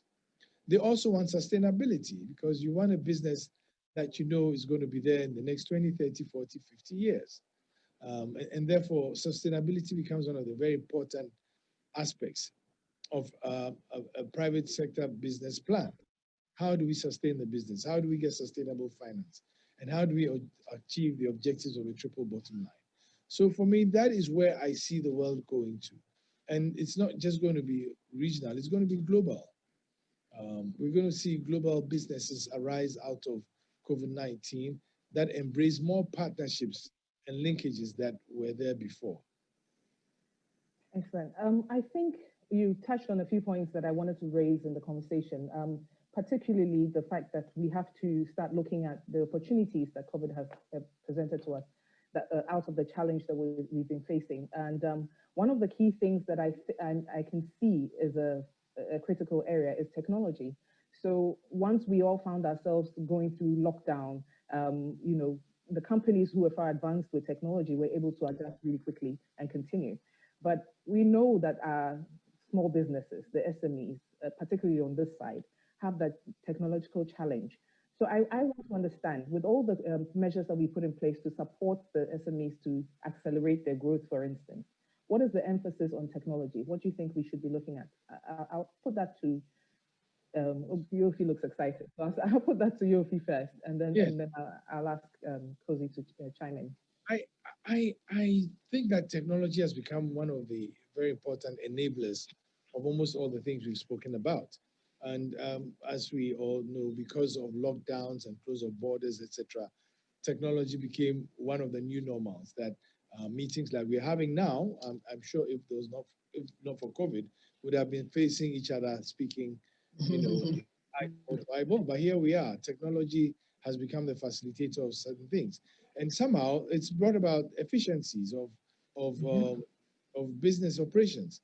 Whilst there are also cases where it's brought challenges, because human endeavors mean human interactions.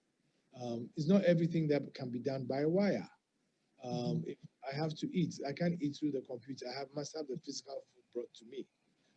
If I want goods from another part of the world that I need, those goods need to travel the land and seas to get here.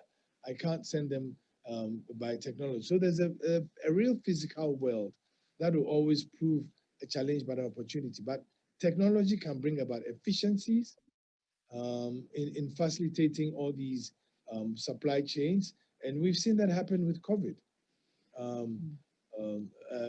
And so technology is going to be there, I think, and many people have this fear that technology is going to replace human endeavors. But like I said, if you have to eat the physical food. You can't eat technology. There's so much technology can do. Certain things are going to still be there. And those things are going to be made easier by technology. So for example, we want to send goods somewhere, we want to send blood to some corner somewhere on the land that is not accessible by cars. We use drones. We need to measure temperatures in other places in the world which affect what we do here. We use drones. We are using mobile phones to transact our businesses. I remember right after the lockdowns were open and I was at home working, almost everything I acquired was acquired using my mobile phone. I didn't have to step out. So because I use a car that uses petrol, I'm actually cutting down on carbon emissions because I stayed home and I was able to acquire all the things I got. But of course, for the delivery of those goods, I need a motorbike or a delivery system had to do it. So we only lessened carbon footprints by using technology, which is another major issue. But definitely, for me, efficiency is one of the key objectives that technology brings to us. So rightly so, technology should augment the human capacity, but not necessarily eliminate the human capacity. Cozy, you deal with a lot of small businesses, and we know that the ease of phones to do the work that we have to do, or even the internet access, it's difficult for some of them in the rural spaces to even have that. And do you have any measures in place to support these small businesses in that direction? Sure. I think that one of the things that this whole new era brought was the importance of technology and the innovation that it comes with. And most of our MSMEs, the micro, small, and medium enterprises across the nation that we work with, some have, or majority of them have very limited access or ability with technology. However, we realized in this period and going forward the importance of that technology. And even during this period of the coronavirus pandemic, when the president announced his CAP business support scheme to be able to support the micro, small, and medium enterprises, it was really important for us to use technology. Because one, the world has changed and had changed at that time. So you couldn't, converge at the same place, and you couldn't have large numbers of people. So people didn't have a choice but to be able to use technology for them to be able to assess the financial tools or the financial needs that they had. Really, technology was supposed to really help with financial inclusion to be able to build them and get them more access. Through the process, we realized that majority of Ghanaians were really unbanked. And out of the 800,000 people that we had seen on our platforms applying for the government stimulus package, upwards of 70% of them did not really have formal bank accounts, which meant that for financial inclusion to be strong and solid, technology was the way. And so using the mobile monies and other platforms was more accessible to them than anything else. So indirectly, the way we did business, the way MSMEs across the nation, be it rural or urban, technology was playing a very important role. And it was important for us, like Yofi mentioned, for efficiency was key, productivity in the way they did their businesses and work, and they understand the need of that going forward. The financial inclusion, which I mentioned, accessibility, because if we were going to get to everyone across the nation, not going digital or not using technology was not going to help us achieve that. And so for the MSMEs, yes, we saw that there was a stumbling block, but they tried to overcome that stumbling block by using technologies in offices about how do you ensure that you have access to markets that we never used to have in the past. And so for a lot of people that we were working with, the micro, small, and medium enterprises, even in rural areas, technology, platforms for access to markets was key. It came with its challenges, because the networks had their own challenges. People that might not have the right Android tools to be able to utilize the way they would have wanted to, and so many other things. But they've realized the importance of technology and the need to really see how best we can bridge that gap. And at the National Board for Small Scale Industries, one of government's main intervention and tool is digitalization. And I think at this point, it really comes to the fore, the importance of that. And we're working with a lot of MSMEs to really digitalize their businesses, to get them to be able to sell and access tools that they've never really been able to on platforms. And so a major campaign in working with them to bring this up is really important. And we're working on this and seeking other partners to make sure that we utilize technology, because we believe here that in using this technology, we'll be able to bridge some of the goals of the SDGs that we all talk about, even as we sit here to talk now, in being able to use technology for even goal number 9, which applies to us, to build resilient infrastructure so that we can promote the inclusivity and sustain industrialization like we've spoken about and continue to talk about, and use that same technology to also reduce inequality, which is even within Ghana. And it's amazing the inequality that technology, not having technology, brings, which is also, if you're looking at it internally, think about what is happening externally. So the importance of all of that, which is dear to us at NBSSI, are some of the 2 most critical SDGs that we really ascribe to, that we work towards, that at the end of the day, we'll be able to use technology to support our MSMEs to bridge some of the gap of inequality.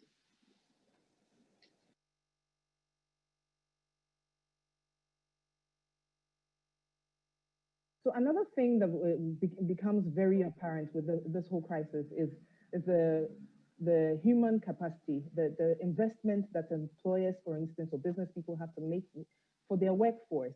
So health was a critical thing. I mean, I think Ghana was, we can perhaps call ourselves a little bit fortunate in the sense that we didn't bear the biggest brunt of what is happening globally when it comes to our human force. But imagine that happened on this end. I can see that our businesses are not all in a space to provide health support, health insurance to their workforce, and you know, outside of the workforce, you know, your business it's not going to function.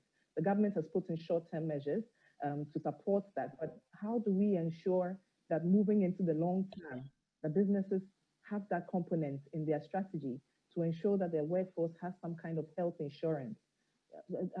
Can you speak to that, Yofi? Well, it's a very important construct in the new normal. First of all, to ensure that lives are saved, and then once lives are saved, they can think of the livelihood question as well. And so any system that should guarantee that people have access to primary health care and access to medical care if they need be, is important enough looking forward. And we saw how exposed many of our health systems were with COVID. And even at the best of intentions and the best of systems, the world still came to its knees with COVID. But like you did say, for some very good reason or divine intervention or whatever it may be, we're not hit as badly as other places. In fact, Ghana's records are amazing if you compare to other places, even within the region. Our mortality rate is, thankfully, although unfortunate, relatively low. Our recovery rates are very high, and we are seeing infection sort of taper off, and also that we have a huge constituent of asymmetric symptoms with COVID. Asymptomatic symptoms that are there with people who have been infected. So, the most important thing is that we have access to care that can be paid for. And so health insurance is going to be important. And in Ghana, the real direction is universal health access and care. And with the national health insurance system that has been put in place, that is the objective. But there's also private sector impact with insurance that can help cover where the state cannot. And so that is a very important part of the puzzle going forward. But we hope, but like life has always been, the world has always recovered from the pandemics, whether it was the Spanish flu, the bubonic plague. Life has to go on, and we have to ensure that with every successive force majeure of this nature, the world gets better at handling it and preventing the loss of lives, etc., etc.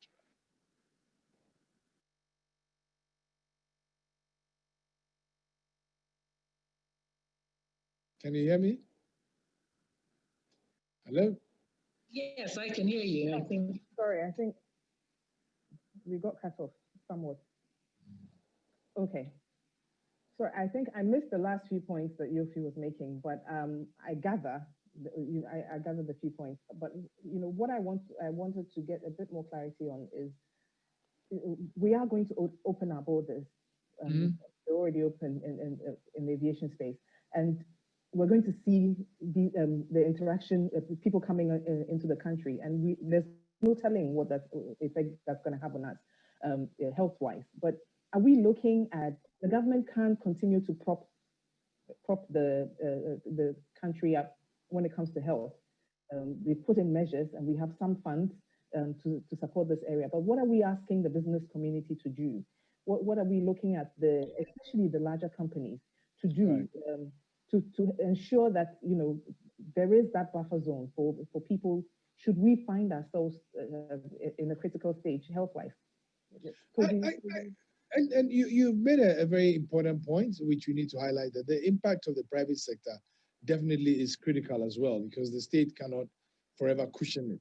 And in Ghana, there is a situation where the private sector rallied around to build a 100 million cedi fund, and which went into building the first infectious disease center privately built in Ghana.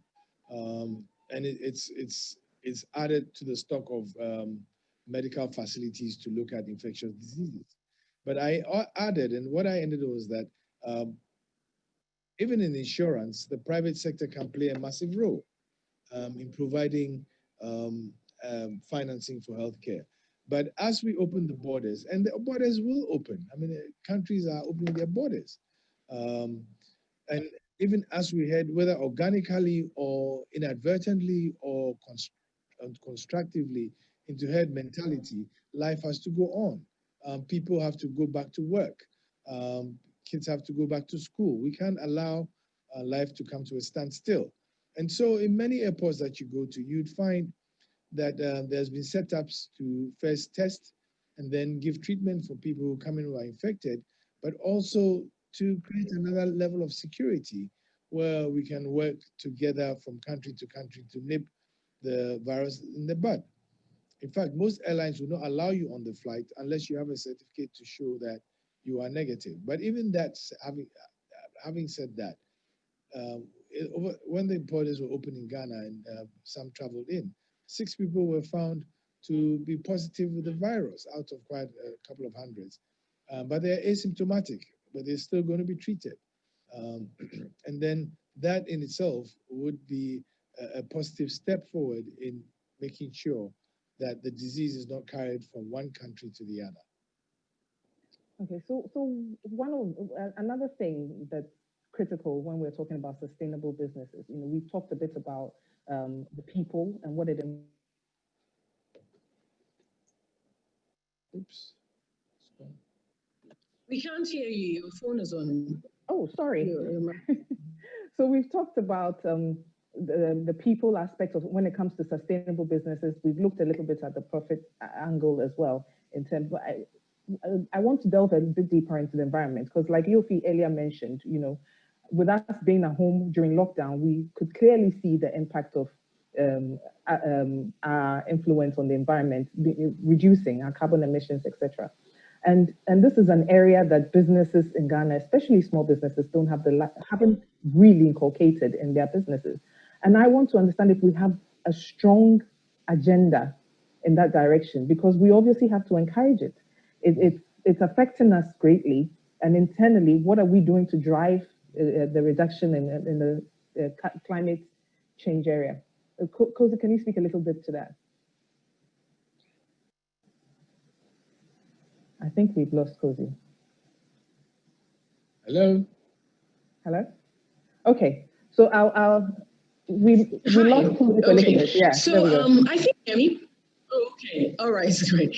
So I just wanted to say that, there's so much that we are doing to ensure, yes, you mentioned sustainability. We've talked about the human capital aspect, but then we also need to look at sustainability in different aspects, in terms of the emissions, in terms of, which is carbon emissions, in terms of waste, and a whole lot of things. And one of the things I mentioned initially when we spoke about was this partnership and development we had done with the Japanese government in terms of Kaizen, which meant continuous improvement. And one of the main things that it did, which we've been trying to roll out for a lot of SM businesses across Ghana, was really continuous improvement, really looking at productivity, which looked at waste reduction and trying to ensure that you're able to reduce your waste and relate it to profitability. So when you're looking at a lot of the micro, small, and medium enterprises, and you're trying to explain to them the concepts of sustainability beyond their business growth, you need to highlight to them how it also aligns with profitability and how it ensures that they continue to do business. And so it takes a lot of education, which we're looking at doing to support that. We've also had other interventions where we work with businesses closely to see how their reporting is done differently to ensure that they're taking into consideration sustainability issues that we've talked about that really is in alignment with SDGs. So at the National Board for Small Scale Industries and Government Interventions, a lot of this comes to play. And also wanting to really tie it into the conversation that UFE had spoken about in terms of insurance and that you had asked. Insurance is so key and important that it even goes beyond healthcare. And so with COVID hitting and coming in place, really businesses need to look at insurance from a whole new dynamic, not as to ensure their business, their health, the health of their employees, but their own businesses, their stocks, the products, and all of that, so that we'll be able to ensure that when pandemics or something happens that deviates from the normal, we'll be able to be sustainable at the end of the day beyond only human capital. I think we're at the point where we have to wrap up a little bit. I would have liked to delve into a few more things, but I think it will come up in the question and answer space. So just to wrap up, we've the conversation post-COVID. I think I'll eliminate the word post-COVID because post it's an era that's come to stay, to be honest. So post-emergency state of that we were thrown into, where we're looking at businesses needing to reconsider their sustainable agenda and look at how they impact their communities, look at how they impact the environment, and access the and look at the access opportunities that we're giving them in terms of government support to them. So thank you so much to Yofi, CEO for GIPC, and Kosi, the Executive Director for NBSSI. Thank you for joining us today, and thank you all. Most welcome. Most welcome. Thank you.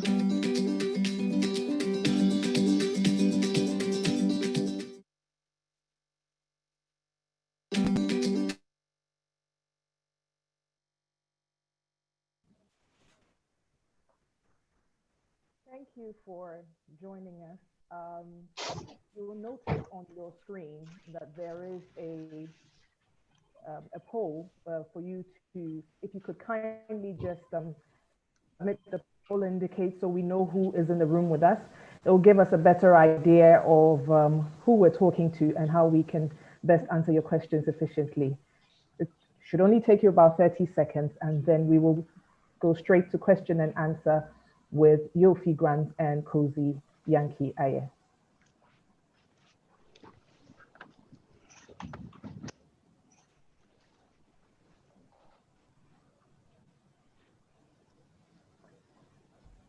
Just confirm that I have Yofi on online you do. and oh, excellent. And I also have Cozy online. Yes, you do. Perfect.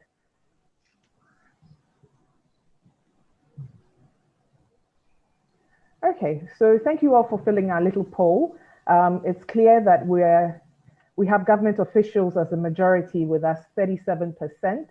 We have 17% of entrepreneurs online with us at the moment. That's excellent because this is really addressing your concerns. And it's dropped even lower from Bennett's time, 2% of the media. I'm hoping that they're masquerading in other professions out there. Okay, thank you so much. We'll move straight into the questions, and there's quite a number, obviously, they're in the chat. I'll ask everybody to please put your questions in the chat, and I will endeavor to answer it all within the 15 minutes that we have. We had a few questions that also came in via email earlier on for those who registered, and so we will endeavor to answer those as well. But I'll go in very quickly with a quick introduction of my panelists again for the purpose of those who might have just joined us. So speaking to the post-COVID-19 vision of sustainable enterprise is Yofi Grant, who's the CEO of GIPC, and Cozy Yankee Aye, who is the Executive Director for the National Board for Small Scale Industries, NBSSI. Thank you to you both. The first question goes to Yofi, and it's from Kofi Ankama Asamoah. And he's saying, thanks, Mr. Yofi Grant, for revealing Africa is not as risky as was thought. That should make Africa a more interesting investment arena. Please, how can Africa leverage on that to reduce cost of capital and also attract more capital? Interesting question. It's a question that I even ask because there is a situation that sometimes I can't rationalize because if we agree, and it's not just Africa saying so, it's from the academia and those who have researched it, who agree that African risk is less than in other areas of the world, then first of all, there is no good reason why there is such a huge risk premium put on borrowing in Africa and capital coming to Africa, because the risk is lower. So I think it's also an issue of we being able to tell our story and tell it the right way. Because there are many people who also still think that Africa is still the dark continent, as was described a decade or so ago. But Africa has changed. There are less coups d'etats, less situations of uprisings, and a lot more cases of constitutional governance. And beyond that, there's also a lot more delivery on the economic side. So if you look at the 10 fastest growing countries over the past 10 years, 6 or 7 are from Africa. So that definitely tells a different story. But then, of course, having said that, then there are still some remnants of bureaucracies, bureaucratic practices to business. And sometimes you get the feeling that governments are anti-business, whereas governments should be working with business. But being able to attract the business, the private sector businesses into governance and also into the economy makes it a better risk to manage. In any case, the use of government entities to de-risk investments are still key. And also the demonstration effect of pooled funds from insurance and social security and all that investing in development is also key. What we've seen in the past is that a lot of pension money goes into lending to the state, whereas it could actually go to development because it's long-term capital, and it will also help de-risk some of those investments for private sector. So those are all elements that will make the cost of borrowing, the cost of doing business in Africa lower. But there are other structural issues. For example, infrastructure. There's governance as well. Infrastructure and governance are key. There's energy, which is also key. And then I think that perhaps the more attractive situation today is the fact that there's a continental free trade area, which would be the largest tariff-free trade zone since the WTO. And so I believe that the next decade is Africa's decade. I mean, and doubtlessly. But we need to also work on some of these reforms to ensure that we have an attractive business and investment climate, and we have one that would enable us all build wealth without encumbrances and hindrances. So I believe that Africa will be the next investment destination. But how we execute our governance, how we execute our infrastructure, such that you can move across the continent without obstructions, are some of the key issues that you need to work to bring down the cost of capital and doing business here. It's all about reforms. Okay, excellent. Thank you for that. So Cozy, this is a question that's come up ever since we started putting out that this session was going to happen. Everybody wants to know, your outfit is currently giving out loans to SMEs affected by COVID-19. This is locally in Ghana. I want to say a very big thank you to the government and your outfit for the support. My question is, what next? After giving these monies to these SMEs, what are we doing to ensure they utilize the monies judiciously and that they're able to pay back? This is from Sharif Gali from the Ghana Chamber of Youth Entrepreneurs. Sure, thank you very much. And I think that there are a lot of things that government has put in place to ensure that we see the strengthening of the businesses, to see that the businesses accelerate in growth. Because we had a very interesting time in the lives of the businesses and in actually the whole ecosystem support for micro, small, and medium enterprises. So really in the design of the implementation for the CAP business support scheme, one of the main things we looked at was how do we strengthen and push a formalization of the informal sector and the businesses that existed in the country. Because if you look at the data and the numbers, 80% of the businesses are in the informal sector. So as much as possible, through the CAP business support program, we're able to help support in the formalizing the informal, and we hope to continuously do that for majority of the businesses. Besides that, we're also looking at how do we provide them with technical assistance support, because we realized that it wasn't only about funding or access to funding, but there was also the challenge of providing the needed supports, be it capacity development, supporting them beyond the recovery phase to make them more resilient. And so various training and capacity development programs are being designed. Some have been designed, and starting from next week, we shall actually engage the various associations, the members, to ensure we provide them with the needed support going forward. It's also important for us to note that besides the access to funding and the BDS support, as I had mentioned in my presentation, is the support in really providing access to markets for majority of the businesses that we worked with or have even advanced funding to. Because we also noticed that the way we do business, the way we sell has changed. And so the National Board for Small Scale Industries, which is an agency under the Ministry of Trade and Industry, and it's a government agency, is very working closely with government to ensure that we provide the requisite tools and the skills and the funding to propel the businesses beyond this era. Because after this, there's so much more for the businesses to look forward to. And then there's also African continental future, which they have to be prepared for, to be able to engage with the rest of Africa and go beyond Ghana. Thank you. So I think the crucial thing is that people are wondering if this is one of the things that government does in election year and doesn't really follow through with it. So what are the monitoring and evaluation aspects to the CAP program? And how are you going to ensure that the entrepreneurs who are giving this money are actually using it for survival purposes, and are going to be putting in measures to remain sustainable? As you're aware, we have 185 business advisory centers across the nation, and these business advisory centers provide support to businesses, to entrepreneurs within the district setting. And so as much as possible, the work we are doing does not end at the head office level. And so for most of the work we've been doing is really collating the data of the beneficiaries. The data is then sent to our district's level offices so that they can follow up with them, support them to build the businesses that exist within the district, monitor and evaluate them, and going beyond just the funding, as I had mentioned. So going from next week, providing with capacity development as well, so that they know that we continue to handhold them and will continue to engage them beyond the access to funding. It's important to note that this is work that NBSSI has been doing. So it goes beyond an election year. It goes beyond now. And so for the past 3 years, since I started working at NBSSI, the goal of us and our work with our district offices has been to really advance access to finance, which we've been able to do.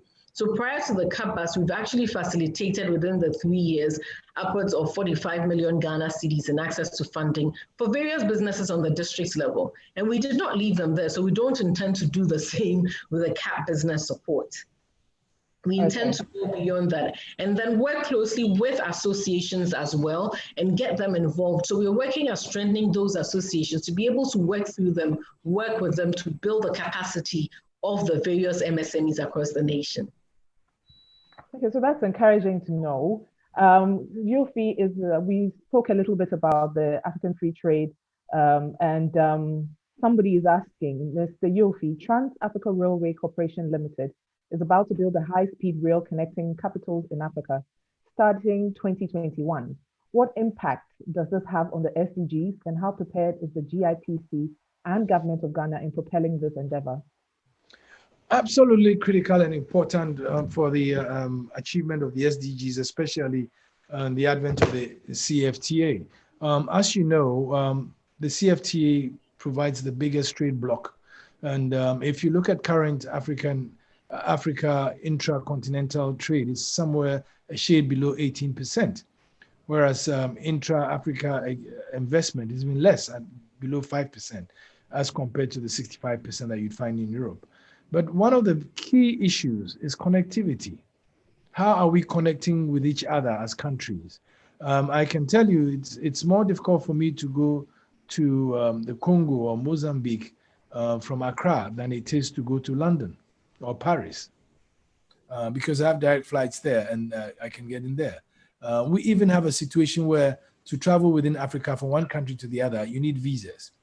But once we are connected and we have access to each other in a structured way where there's mutuality of the benefits, definitely this is a project worth supporting and finding investments for. And it's just not the railway. I know in West Africa, they have the Trans-West Africa Highway, which is supposed to start all the way from Nigeria right across to Senegal and beyond. So these are some of the initiatives that I believe will open up the space in achieving the SDGs, because once you open up and people can reach each other and they can access countries, then you are creating bigger and better opportunity and making it easier to achieve some of those goals. So I dare say that it's definitely a notably positive development to happen. And requires the capital to make it happen. And as I did mention earlier, infrastructure is important, very important in reaching some of the deprived communities that are also developed, and being able to link them such that they become one homogeneous business entity. This is required. Okay, so we have another question.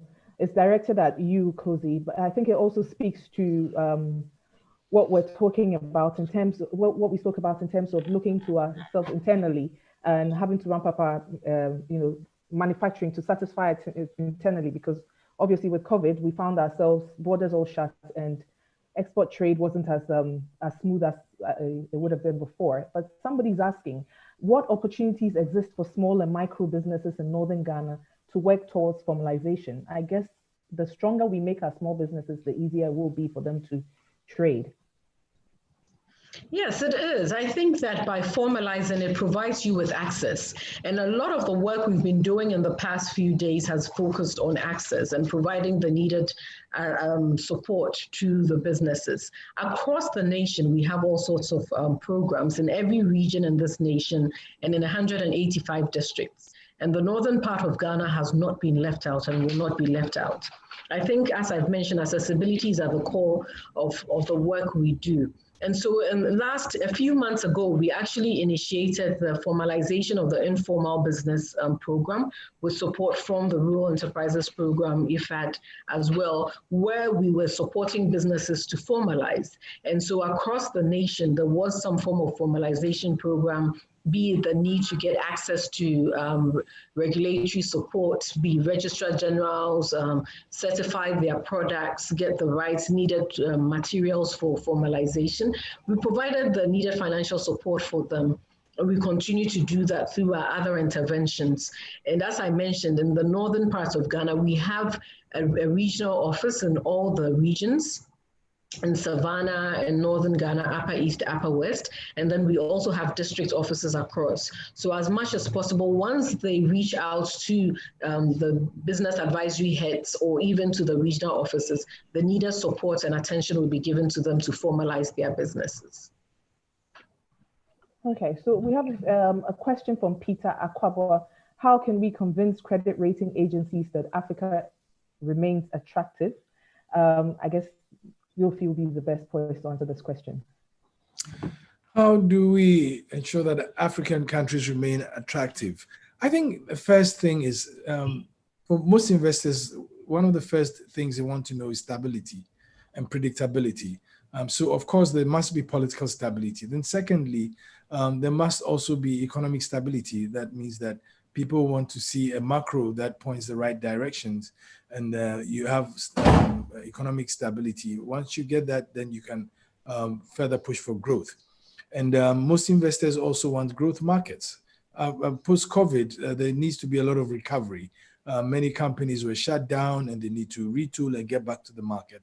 New markets are going to open up. And as Africa comes to the CFTA, that will be a very attractive market, actually a market waiting to happen, because 60% of that population will be below the age of 35. It's a huge consumer market waiting to happen. But definitely political stability is essential. Macroeconomic stability and growth is also essential. And as I mentioned before, 7 out of the 10 fastest growing economies in the world over the past 10 years have been from Africa. But then, of course, we also need to look at the legal frameworks and the regimes within which we do our businesses, and in there are still significant challenges that require significant reform. We've seen many countries in Africa reform significantly. For example, Togo last year, in the ease of doing business, jumped up 40 hoops out of a significant number of reforms they did to their business sector to allow it to be more attractive in terms for investors. In Ghana, we are also engaged in a project to also review our status in the ease of doing business rankings, but more so to ensure that we can build an economy towards the great aspirations of our president of making Ghana the best place to do business in Africa in the medium to long term. So those are important facts of the matter that need to be dealt with. But there is still... Sorry, not to interrupt, Yofi. Sorry, I'm told we have just about a minute and we have to wrap up. Oh, yeah. But I think you're making a valuable contribution there. Nevertheless, we have touched on it a bit during the entire discussion. So I hope that the answer is clear for Peter. And I apologize to the others whose questions we didn't get to. From the some of the questions that came through we're unable to answer, but they have all been touched in the conversation. But I'd have to wrap up now and say thank you very much to Yofi and thank you very much to Kobe Yankee. And I'll hand it back to Jerry to complete. Thank you. Thank you. Thank you. Yeah. Thank you very much, our moderator and our able panelists, for such an intellectually stimulating and robust discussion on the post-COVID-19 vision of sustainable enterprises. 6 takeaways for me, very short. We're looking at accelerating the growth of our businesses with a focus on access to skills, access to markets, and access to funding, a holistic approach. And I think this is welcoming. We commend you greatly, MBSSI, for your great strides in this regard. Number two, we look at partnerships and linkages, and you make a very great case that we shouldn't be looking at handouts, but we should look at other avenues where we can also show mastery, such as knowledge and technology, to serve as leverage. Number three, we talked about sustainability and sustainable investments, where investments don't have to be projects alone, but to impact society and the world. The more important focus should be on Africa's role in the scheme of the global market. Number four, we talked also about technology being an enabler for growth. And this is where Yofi made a very great case for technology as a propeller for efficiency. Despite the challenges that it brings, it can facilitate several things within a whole lot of value chains. Now, let's go to technology again. And you see, Kosi also talked about the potential to reach the unbanked. This would create a very good case for financial inclusion and accessibility. It's also a platform to access new markets. But I'm particularly touched by the role of the private sector in achieving a robust economy post-COVID-19, where we made the case for active participation of the private sector as an engine of growth. But Yofi also talked about realignment and a reform of our private sector, of our businesses in general, I beg your pardon, of our businesses in general, to achieve profitability. Kosi talked about insurance as a safeguard and safety net, and the last bit being political, economic, and social stability. We can't thank you enough for lending us your mental agilities. Let's now move to the next discussion, which forms the very last for today. We're going to talk about financing for development and the new normal. Mr. Peter Akwabwa is the Managing Director of Morgan Stanley, and he has made his presence known through the questions he asks. But he will be speaking with the General Manager at Venture Capital Trust Fund, Mr. Charles Boama, together with, I beg your pardon, the former Senior Vice President at AFDB, Mr. Charles Boama, and the General Manager at Venture Capital Trust Fund, Hamdia Ismaila. The floor is all yours, Mr. Peter Akwabwa.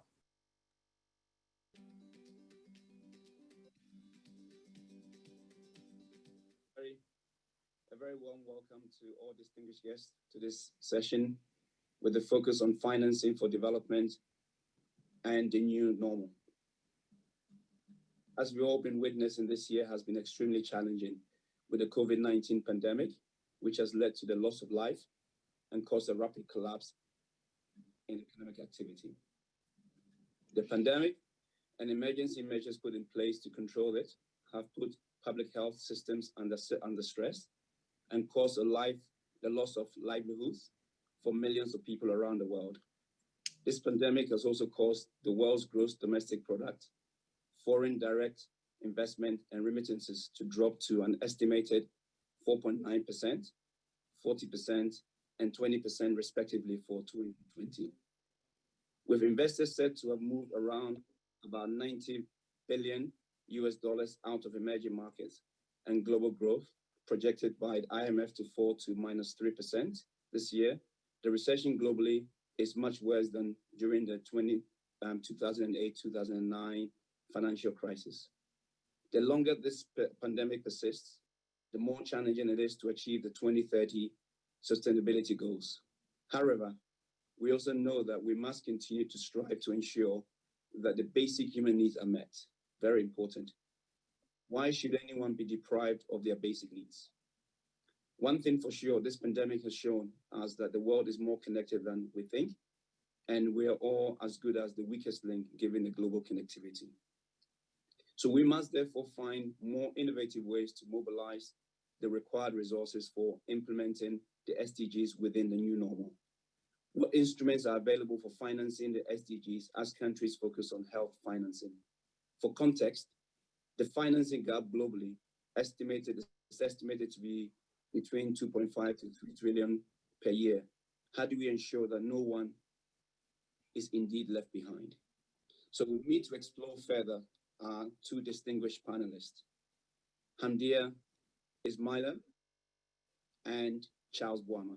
So let me first start by welcoming the two of you and give you a little bit about their profile. So first of all, Hamdia, who's currently the General Manager of Venture Capital Trust Fund, overseeing investments and general operations of the trust. She has over 18 years experience in SME finance and investments, so badly needed in Ghana, especially when in the context of SMEs. So well done, Hamdia, for all the focus you do in Ghana. She was instrumental in the design and implementation of Ghana Angel Investor Network and the founder of the Lady Angel Network, another one which is also very, very badly needed in Ghana to support the gender agenda. She holds executive certificate in private equity and venture capital from Harvard University, Masters of Public Admin from Columbia University, and BBA honors from Monroe College, and finally, LLB degree from Gimpa Law School. Welcome, Hamdia. Thank you. Now on to Charles Boama. Charles is globally respected finance executive with over 35 years of successfully challenging leadership experiences in and outside of Africa. He recently retired after 23 years of service to the African Development Bank. For those of you who do not know Charles, please watch his YouTube interview, which I did yesterday, of his retirement interview, a conversation with Charles Boama. Fascinating, so please watch that on YouTube. He has held a number of leadership positions at the bank, including Vice President, CFO, and COO.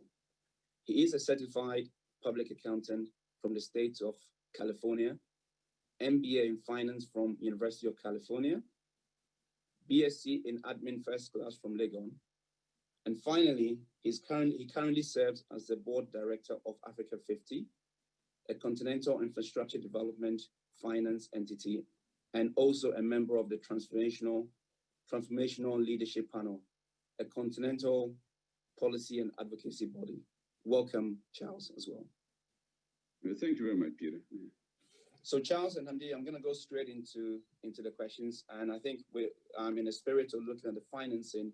My first question, as you know, through the whole pandemic, this, as my opening statements talked about, this is very challenging. So let me just go through and say, first of all, with you, Charles, what steps are needed to mobilize kind of additional funding for SDGs without jeopardizing debt sustainability, which is obviously very, very key. So maybe I'll start with you and then I'll hand over to Hamdi after that. Thank you very much, Peter, and an honor to be part of this conversation. Going straight to the question, and when you go back to the conversations back in 2015, financing for development, the conversation was all about substantially increasing the private sector involvement in the financing for development, and that so remains the goal. When you look at the challenges were huge before the pandemic, and they've gotten even more challenging during and certainly after the pandemic. When you look at growth that needs to be inclusive, sustainable, and now we know has to be resilient. We always knew that, but it's been brought to the fore with the pandemic. So how do you finance such development? Again, the point is all about the private sector and increased participation of the private sector. So the conversations are around, obviously, for the government, increase in tax revenues in terms of the efficiency there, deepening the capital markets, and I'm sure in the course of this conference, we will be hearing more about, deepening capital markets. And of course, there are other kinds of financial engineering and time permitting. We certainly can get into a bit more of the details there, but in the interest of time, I'll just mention it. And then, since you mentioned, Peter, that in terms of increasing financing with regard to debt sustainability, there's also the ability of SOEs, state-owned enterprises, to borrow on their own balance sheets. This is something that, in my previous job, certain other countries have been able to do it more successfully than others. And as I mentioned that, I cannot forget to mention that as we talk about all these different financing sources, the efficiency issue because of course you can raise more financing, but you also have to eliminate inefficiencies, which also gives you a bit more wiggle room to finance your development. And then, of course, all the conversations about trying to move up the value chain. In the interest of time, let me stop here because hopefully I'll have the opportunity to come back and link back to some of these points that I've just made in bullet points, just in the interest of time. Thank you, Charles. Handia, why don't you just give us your perspective as well? Okay, Charles has actually said most of it, because I think when it comes to the raising money to vis-a-vis the debt stability issues in Ghana, we definitely have to look at ensuring that we empower state institutions who have commercial mandates to be able to raise money on their own balance sheet. I mean, that's one of the easiest way we can do that. But as Charles said, the whole idea of the SDG financing and the financing for development agenda is to bring in private sector, because it was noted then that government doesn't have enough budget to be able to achieve the SDGs, and so its aid, FDI is not enough. So how do we crowd in private sector investment to achieve the SDGs, and also help government improve its tax collection and all that? So getting the state institutions out of the government realm and borrowing by themselves is good. I'm also thinking about the fact that some of the infrastructure spending that government does, most of our borrowings go into infrastructure. If you look at the goals, some of the infrastructure that are needed, do we begin to look at some ways of trying to get this infrastructure spending outsourced to companies that could do it? I mean, we have private equity funds that are very known and very good with infrastructure investment. Can we get some of these to come in so that they could bring in private sector money to do some of this infrastructure? For example, if you are talking about roads, can we do toll roads? Private funds investing in toll roads. We are looking at railways, which is very important. We've signed a few investment agreements. Can we have private sector led coalition, raise money, build railways, and then, and build, operate, transfer, some sort of arrangements to ensure that they handle it and that government is not borrowing for things like that. I think that is on top of mind. That is what comes immediately if we are looking at maintaining our debt sustainability and bringing in private sector investment. So, thanks. So it sounds like we're saying that the private sector is fundamental and is key to this, as well as the SOEs almost need to stand on its 2 feet to be able to use their balance sheet to borrow. So what stops us from doing that right now in terms of moving that forward? Because obviously these are areas where if we're going to move away from the debt side to really the equity side and the private sector being involved, I mean, do you have any sense around what really we can put in place to expedite some of these things? Maybe start with Charles and come to Henry. So how we do it, and yeah. There, we in terms of what needs to be done, we've talked about it many times in different forums, and I'm sure we'll continue to talk about these. When these need to be done yesterday, I think we all, that sense of urgency is there. The question always, and I think the crux of your question is how this is done, right? And there, I would like to address an aspect of the how. I mean, it has many dimensions, but allow me to just pull out an aspect of which I think is critical to the success and effectiveness of anything that we wish to do. And I'm pointing to the issue of trust, right? If there's one thing that I'd like to see done, one initiative, it would be, let's say, let's call it a trust initiative. And I see it as a trust triangle.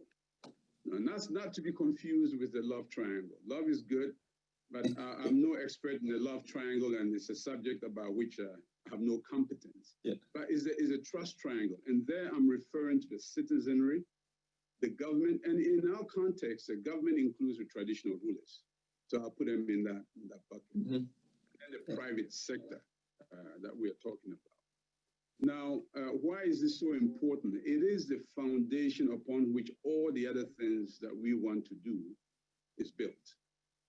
So when we talk about, why is it that we've talked all these years about increased private sector participation, et cetera, and it's not happening to the extent that we would like? And I bring out the issue of trust because we can get into the technicalities, the structures, all the things that, but if that foundation is not solid, I'm afraid we are not going to get the results we need. Now, I know that, and it's important to investor confidence. It is very critical during this period of a pandemic, and it's going to be even more critical after the pandemic. Now, I know the OECD has issued some guidelines on measuring trust. And certain countries have actually gone ahead. I think Korea is an example. They've been actually country studies looking at that issue of trust and how you enhance trust amongst these particular citizens, the government, and the private sector. And it doesn't flow just one way, because frequently when you talk about trust, people say, oh, we don't trust the government or that sort of thing. It's really trust amongst all the different parties. And if we think this is a fuzzy thing, if anybody thinks it's a fuzzy thing, they are dead wrong. This is a dead serious matter that goes to the very foundation of everything that we want to do. It's dynamic. You're never going to get I don't know of any country where there's 100% trust amongst the different parties, but it's to a significant degree that you can now build and to be able to do all the things that we want to accomplish. So I would want to see a very serious, so I'm not saying that there's nothing being done in this area, obviously not. The most recent example for me here in Ghana is the delivery tracker that was recently put on the website. Now, you can pick at it and say it's not, it could be improved. Yes, maybe the data is not complete. But as I listened, that I gathered was that people were essentially happy that there was a tool, right, to now help increase accountability and therefore trust. This is just one example. I think there needs to be many more examples, and therefore what I'm saying is that it is so fundamental. Look at even a basic factor of production like land. We could talk for another 3 days on all our experience about land and how that is an inhibitor to businesses essentially getting established. And everybody has their war story to tell about land. Now that, and there's so many things that can be done just to enhance trust in just the basic process of obtaining title and perfecting title, to move ahead and use that for your business. So all I'm saying is that we need to have a serious, a focused, a very comprehensive discussion accompanied by a time-bound and monitorable action plan, right, on all the things that affect the trust triangle, right? The citizens, the government, the private sector. And in so doing, you'll be addressing essentially enabling this private sector participation to increase to the levels that we want to see. So I'm addressing this, and I haven't gone into a lot of the other more specific things, the what and the when. But the what, I'm sure we've heard many times over, and we'll be hearing many more times over, but I think we should address this fundamental issue as well. Thank you. So that's what I'll say about what we should do differently. And if there's one thing I'd like to point to, yes, on this issue of this sector and how we should increase the flow, how we can increase it. Okay, Hamdia, I'm sure you have so much experience in this space, given your background. So I don't know if you want to I'm assuming that you agree with this trust concept. Maybe you can expand based on your own experience and some examples of how you think we can really go through that. And I'm more interested in kind of, you think there are some initiatives that we really can put in place from this as well? Yes. I mean, Charles, you nailed it. You know, trust is a big issue, and it's a big issue within the body fabric of the country that we really need to find some way to work around it. Private sector doesn't trust government. Government doesn't trust private sector. CSOs are up in the hill, so it's a whole big issue that we need to look at. I think the other thing that we need to do in terms of the public sector institutions with commercial mandate trying to raise their own money is also try to look at the leadership at the top. Usually the leadership changes, right, when government changes. So some level of continuity is not there, and then it becomes a problem to really build the organization. And we need to look at that. So we may try to raise money from private sector may be interested in coming in, but they are also looking at the outcomes, right? What is in there for them, especially when we look at equity investors. If you are listed on the Ghana Stock Exchange, for example, and people are looking to buy, they want to look at how it's, you know, they're going to make some good returns. And if leadership keeps changing every now and then, it becomes a problem for growth of the company. So not that change is not good, but it's change when it comes with continuity. But if it doesn't, especially for business, it becomes a bit of a challenge. So that's one of the issues that I see will be hindering the listing of some of these companies. In terms of initiatives for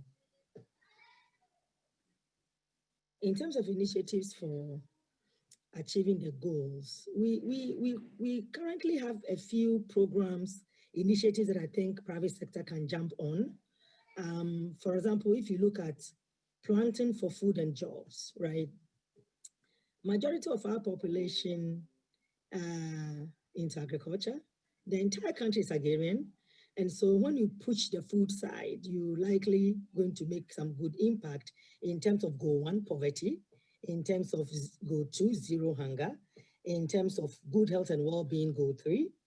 So, and then we have women in it. So the cross-cutting issues of goal 5, you'll be able to like put all of these together within getting the food planting for food and jobs done. And not that, there is also an initiative which is also very good that I see based on where I sit, which is one district, one factory. If we sync it well, right?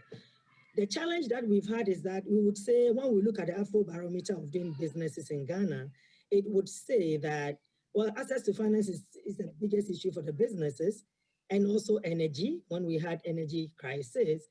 And another big issue is raw material. Access to raw material is a big issue. We have invested in companies that technically have to be shut down for 6-7 months because it is not seasonal for them to get raw material to process. And if they do, then they have to, their working capital needs I don't know how to put it, it's obviously like quadruple the capital needs, because you need to really stock this raw material, right? So if we sync these two initiatives together, then we are beginning to look at industrialization. We are looking at decent jobs. So goal 8, goal 9, innovation. So these two initiatives alone, if we sync them together and we work with them and we leave it for private sector to take and run, we could make very fantastic progress in terms of achieving the SDGs.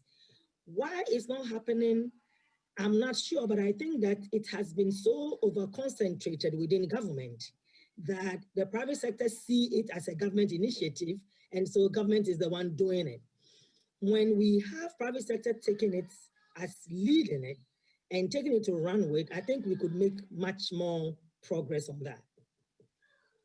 When the time comes and when we have enough time, I probably will come back to elaborate on that. I think so. I think the genesis of what I'm getting is that the private sector is fundamental, and that trust element and ensures that the more we move to the private sector, the better in terms of trying to drive some of these initiatives. I'm gathering that as we move along. And if there's time, we can explore. If not, maybe through the conference itself, there'll be some additional questions that come up that we can explore as well.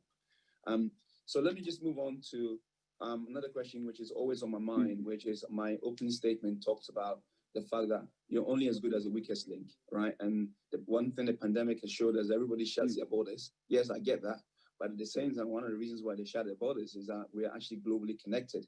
And we're seeing that as well. So my question is that when we think about Africa itself and trying to move forward some of these things in a sustainable way, do you think that we can do it on our own? And do we need a lot of the international players to be at the table? And if so, how do we have a main seat at that? Coupled with the fact that we are focusing on a lot of the free trade in Africa as well. So I want to get your perspective around the international side and how much we have to drive with them and be at the main seat, as well as the role that the African free trade plays in this, in particular, as we move forward. So why don't we start with Charles? Okay. Thanks, Peter. And just if I may very quickly, just with regard to the previous conversation, what I'm saying is that trust, there should be a trust initiative in itself, which essentially supports all the other initiatives that are being put forth. Now, to your question,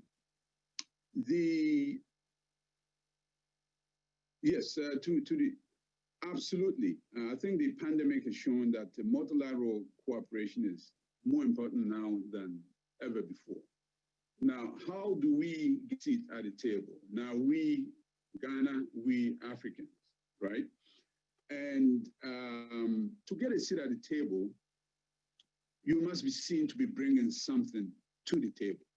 And I think that's very important, that we must be also be seen to bring something to the table. It's good to also look at experiences. If you go back to the conversations leading to the Paris Accord, right? I think the African countries essentially worked together on an African agenda, and they were able to successfully influence the Paris Accord by bringing an African agenda to the conversations. We must use similar approaches. Ghana by itself, each African country by itself, individually will not do it. And so these African approaches are absolutely important. And it's what will get us a seat at the table and get us the voice that we need in these conversations.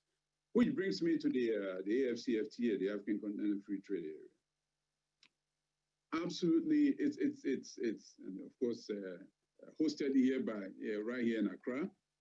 Wonderful opportunity to really, we all know the statistics in the low teens in terms of intra-Africa trade, et cetera, and all of that.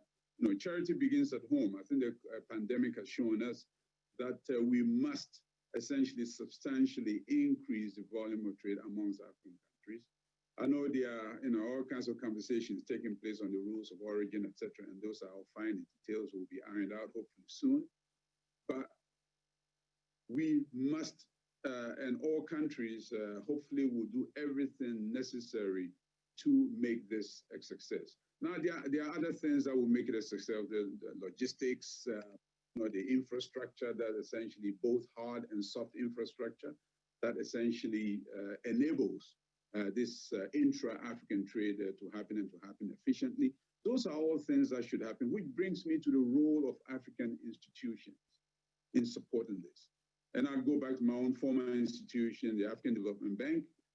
Clearly, it's an institution. We should very significantly involve African institutions, and they are significantly involved and accompanying these efforts in the ECA, in Addis, and as well, tanks. I think we should use African think tanks in a much more significant way than we have in the past to help shape some of these policy responses to these global developments. And we have one right here in Accra, ASSET, the African Center for Economic Transformation, which is led by KY Amwakun. So I mean, there are And we should be enabling and supporting these institutions to help shape African responses and sharpen our voices at these conversations. Let me stop there. Thank you. Hamdia. Yes, Charles, that's very good. I mean, the AFCTA, we are happy that it's here in Ghana. At least we should also benefit as Ghanaians. All these African agencies that we have championed and led have never been here. So it's really an opportunity for us to host the AFCFTA in Ghana. And, the supply value chains created, from this intra-Africa trade can have such a domino effect on our industrial development, and which is what we are really running right now. We have said that industrial development is a key goal for government and for Ghana. So for me, it was very inspiring to see the way leadership try to get, the headquarters of AFCTA in Accra. And so we need to take serious advantage of it, infrastructure-wise, food security issues. We have to catalyze the region's bargaining power to ensure that, we are actually getting something out of this.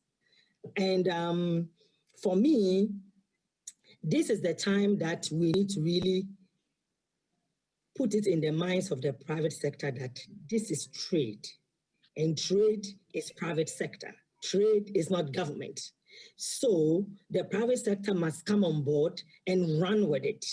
We need to sit as a country and strategize, which the Minister of Trade is doing, by the way, that we need to have a country strategy as to how Ghana as a country is going to benefit from the Africa Continental Free Trade. How do we support our business folks to be able to extend and take advantage of this free trade area? And I think if we're able to do that and build capacity, and of course, introduce more innovative financing structures to support these companies, we should be able to do good. Otherwise, we'll be hosting the after here, and we probably may not benefit from it, and that would be sad. So it's something that we really have to work on. But I think it's great that we have it here, and we need to just make sure that we drum it home and get the private sector involved. Thank you so much. I know in the interest of time, I probably want to move into your final remarks for this session. So Hamdia, maybe I should start with you. If you are now sitting in front of the President and the Minister of Finance and you're giving your final remarks to say you believe that this can be achieved, what would be your final remarks?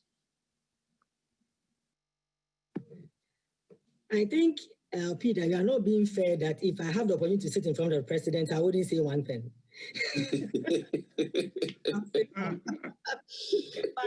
But one thing that I think the final comment I want to say is that, the private sector is very key, and we need to find ways of bringing the private sector on board. Charles made a very key observation in terms of trust. I have seen a lot of it. Look, you invest in businesses and sometimes they don't even want to share with you their business plan, just simple business plan. Why? Because somebody will steal my idea. So it's very fundamental we need to look at. But I think that we need to be able to begin to find ways of crowding in the private sector financing and ensure that we sync our policies. You see, our policies are not synced well. And the regulators, for where I sit, the regulators are also working on their own, right? So the financial sector, we need to really strengthen the financial sector and make sure that the regulatory bodies within the financial system in Ghana work together to sync more of what we are doing. Then we could be able to get more, regulation out there to ensure that we are able to crowd in all these, money sitting at different places. So let me give you one key example that I mention. We have a pension system. Okay, so we move on to a 3-tier pension scheme in 2008. And the asset allocation in the pensions is basically that government of Ghana is borrowing everything, essentially. We pushed it to ensure that there is at least some room. So in 2016, there was a room of 15% alternative asset, which is 10% VC, private equity, and then REITs. Okay, we haven't really issued serious REITs instruments in Ghana yet. I think we will get there. And we are doing, and we haven't really done much in private equity space. But these are spaces where we can actually catalyze more private sector funding, right? If we have a pension that is not investing in the real sector, I don't know how we're going to benefit from it. So we have to begin to look at how we can allow some of this investment to go into the productive sector of the economy, and that is what we can leverage. We can bring in more leverage when some of these local investors are coming on board, then we can leverage foreign money to also come. So for me, what I want to say is that let's look at the financial sector again, because that is the core of how we can build this economy. And let's begin to look at domestic resource mobilization for the productive sector. And we shouldn't leave it only to banks. They have fantastic role to play, but we need to build our capital market. We need to build alternative assets, venture capital, private equity, real estate. We need to build these other classes to ensure that we have a whole spectrum of financing instruments that we can use, give or take, at any particular time, and on any particular investment that we want to do. We should have something that we can tap on and then bring the private sector on board. That is what. Got it. Thank you so much, Charles. I think Hamdia has touched on many of the key points. So let me just very briefly say that of course, COVID-19 has brought into significant challenges, but it also presents many opportunities to refocus attention, opportunities to reimagine Ghana post-COVID-19. And in the conversations we are having today, and even all the previous conversations, I think it is fair to say that what needs to be done is known, right? There can be discussions about sequencing, prioritization, et cetera, and all of that. But broadly, the things that need to be done, we've talked about them many times over. So I'd like to focus my closing remarks on the implementation and to get the results that we deserve. So it's all about implementation. And this is what led me to make the point about what is it that has led to maybe less than desired level of achievement on all these areas that we know we need to do, particularly to enhance private sector participation. And I'll close by really insisting that we have this very focused conversation on trust. It is a dead serious conversation. We know many other countries, say the OECD, they are looking at this in a very serious way. And when you do that in a very serious way, you will certainly, it will lead to policy responses on the enablers of all the things we want to do.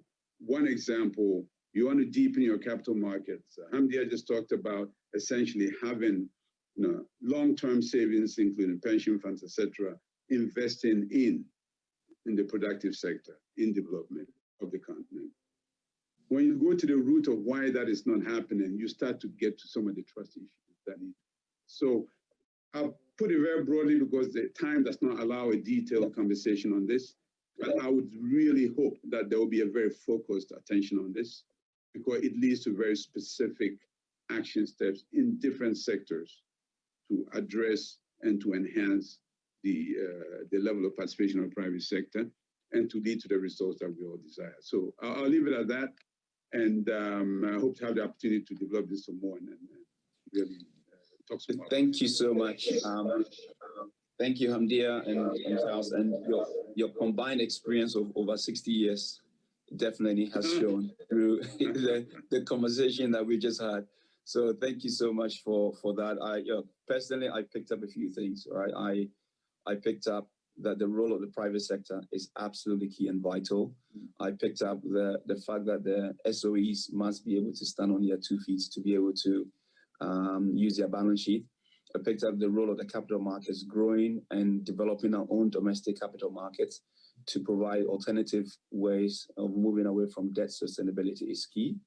I picked up the fact that the Africa Free Trade Agreement is actually vital and fantastic, and it's a great opportunity for it to be headquarters in Ghana, and we must leverage on that and to ensure that we grow our domestic products as well. And I think wrapped around all this is the ability to ensure that there is trust in the system, because trust and implementation is key. And I think what I'm hearing is that the policies are clear. We don't need more policies. We just need to implement what we have right now and focus on the trust element to be able to ensure that we can get that done. So with that, I'd like to thank both of you for such a valuable input to this. Thank you so much. Thank you. No, thank you. Our pleasure.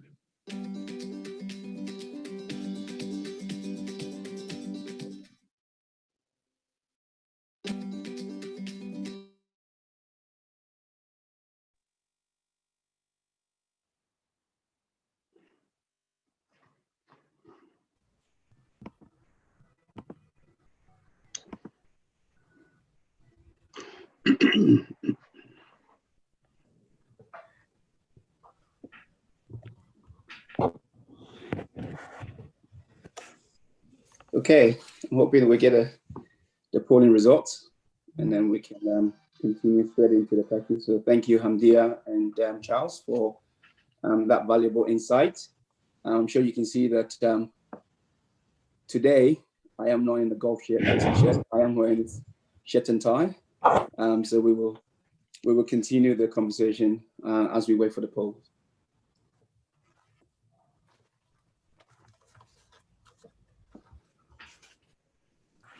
Perfect. Such a good spread between, I guess, government officials and entrepreneurs as well. So very good. Thanks very much for that. I think we go straight into the questions. I will start first with, we did have 3 questions submitted.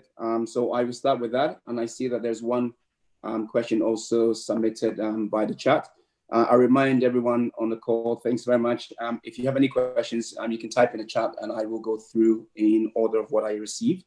But for now, Charles and Hamdia, I've got 3 questions here, which I'm going to ask you, which were submitted, pre-submitted. The first one was really around, for a majority of companies, equity investment was one of the main means of business finance and fast growth. The pandemic has all but eroded such financing, as many investors are, I guess, allegedly keeping their money. How do companies, especially startups, raise the needed capital during this period? Why don't I just go to Hamdia to get your perspective on that?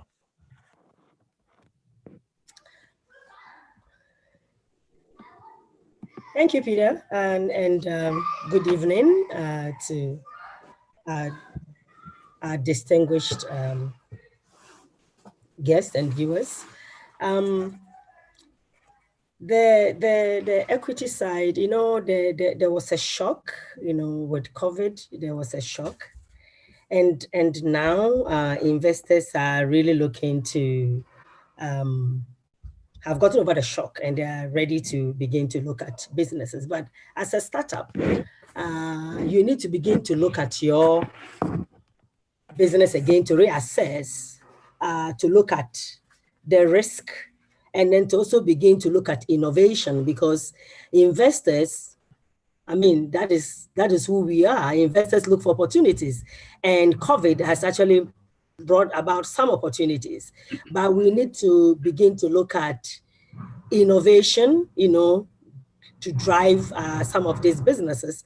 So you need to look at, there are all kinds of investors. So you need to be able to position yourself for some specific type of investor. VC investors, for example, are looking for the opportunity to invest, but they are looking for companies that are really looking at the opportunities that COVID has brought to reassess their business, to introduce technology to their business, innovation to ensure that we are able to get somewhere with the business and to make the needed impact and also to make money out of the investment. So oftentimes, entrepreneurs feel that investors don't want to invest. Investors are in the business of investing.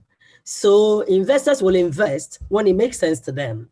So you need to make sure that your pitching or your business model makes sense to the investor to invest in. So you could look for VCs, you could look for angel investors, you could begin to look at other investors to be able to come on board. I think I will just leave it there.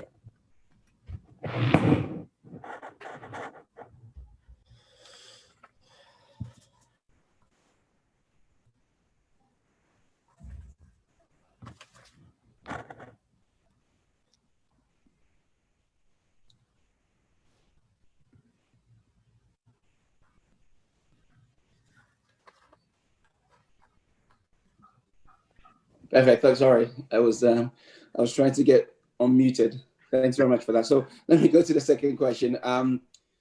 Charles, there's a question here which says the crisis caused many countries to probably spend outside of their budget while suffering economic shocks such as commodity prices declines on their primary exports. This also meant an inability to service interest payments. So the key question here is that these situations create avenues for increased debt. And I guess the question here is, do you agree with the assertion by many for countries to be given debt breaks, such as was done during the HIPC era? So, I mean, this is a fundamental question that I'm sure is a key thing that's being discussed right now in Africa. So it'll be good to get your perspective. Thank you, Peter, and good evening. And I understand the audio wasn't as loud before, so hopefully it's better now. On this question about debt forgiveness, firstly, if you look at, of course, debt for most African countries have increased significantly. If you look at debt to GDP 2011, I think for Africa, the average was about 38%. At the end of last year, was at 61% or so. That's before COVID. And with COVID, with the hit of government expenditures going up, of course, a severe economic contraction, etc., the picture is getting even worse. So should countries, African countries specifically, be asking for debt forgiveness?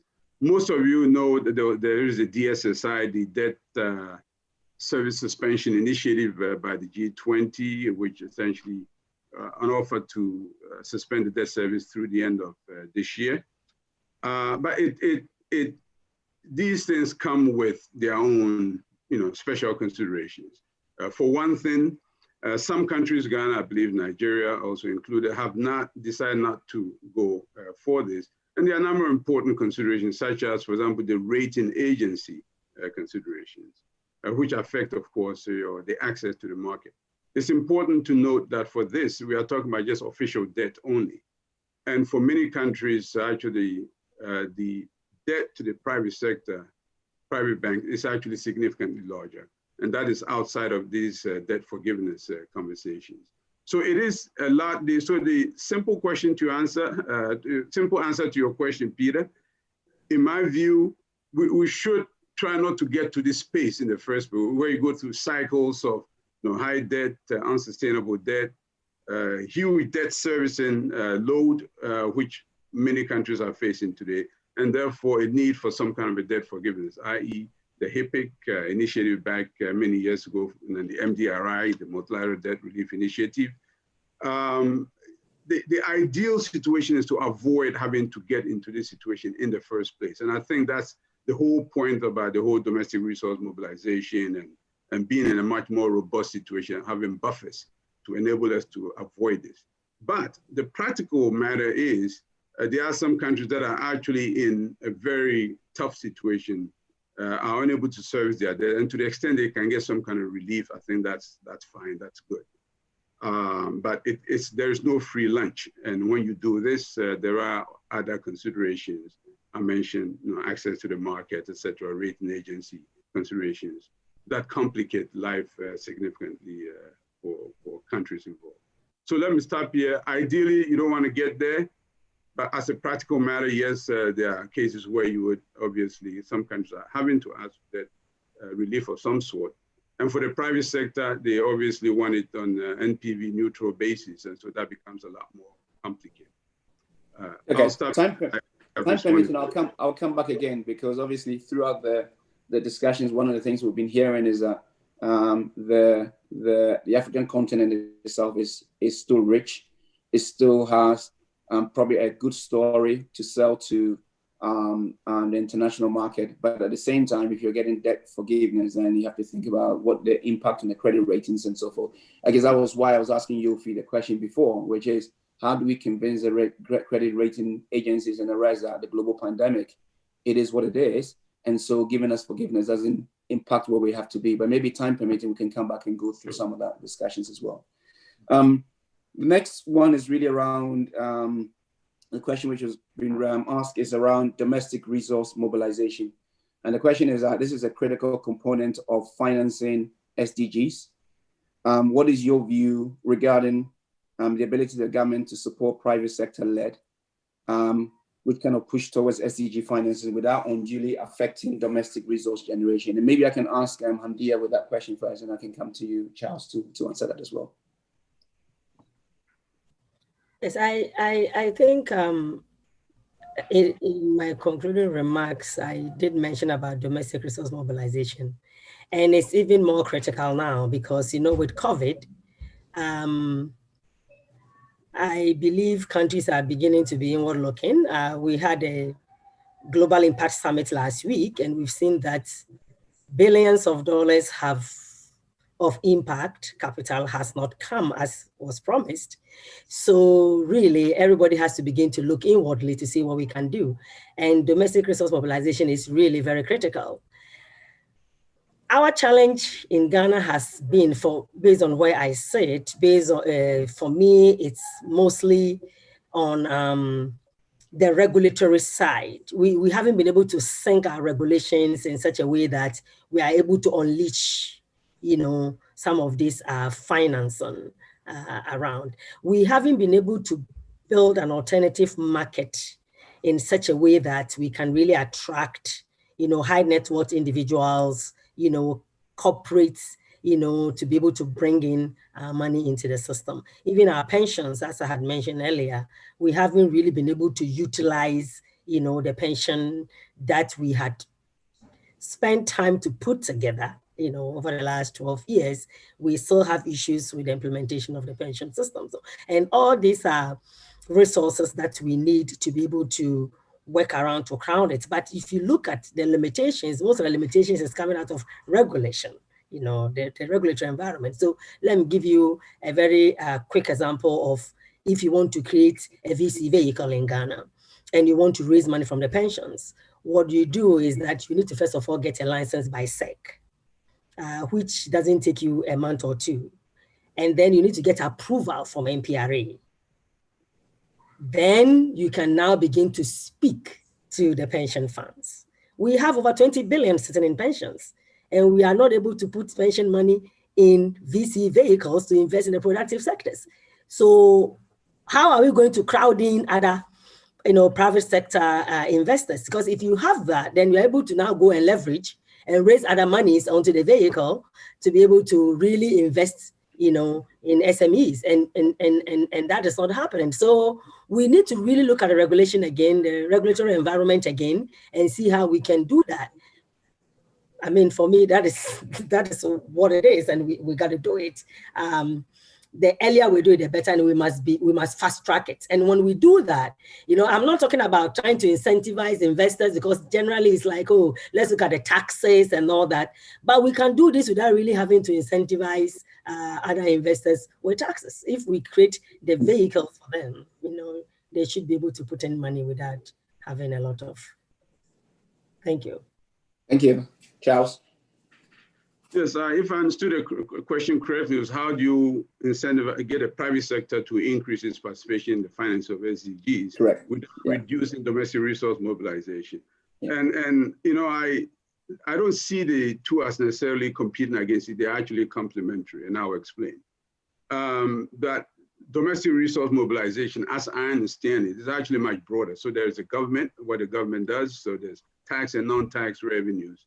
And then there's all the other private sector sources of financing domestically. And so including, of course, I will include in that the capital markets. So when you look at it in this sense, I mean, the whole domestic resource mobilization agenda, there's a government side, which is frequently talked about. How do you make taxes, increase efficiency of tax administration, et cetera, all of that.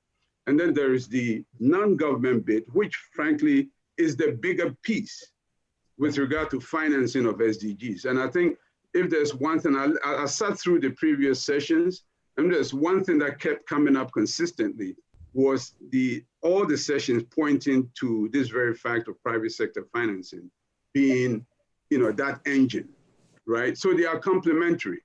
And if the sense is that if you could compromise the government revenues, then it's really pointing to having to give us incentives, etc., or very generous tax incentives to, in effect, reduce government revenues.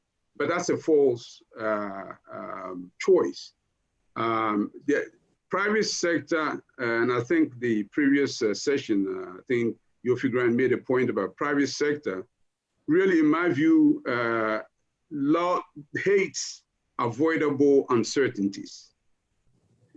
There's uncertainty in the world, of course, but there are some that are avoidable. And to the extent government can essentially put in the structures and the measures, the policies, as institutions to ensure that these avoidable uncertainties are removed, then the remaining business uncertainties private sector is comfortable dealing with, and they will invest in a much substantial degree than they have in the past. So that's what I'll say in response to this question. Thank you, and I'm sure Yofi Grant is on. He and I continue to have this exact debate around the role of the private sector, so I think it's very key. So on the chat, we have a few other questions which have come up. The first one is actually from Justice Sarkodie, which says, how should government partner private sector to finance students' loan scheme for human capital development? Actually referring to free SHS in mind. Who wants to take this one?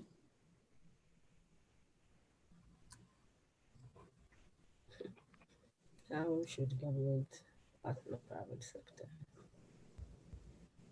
Let me see.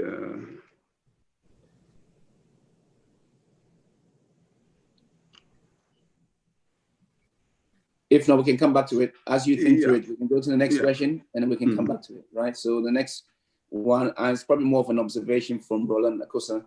Actually, no, the next one is to really from Kwame Busumru, which is, why are we as a nation, after 63 years of independence, still shipping bags of cocoa beans to the world market?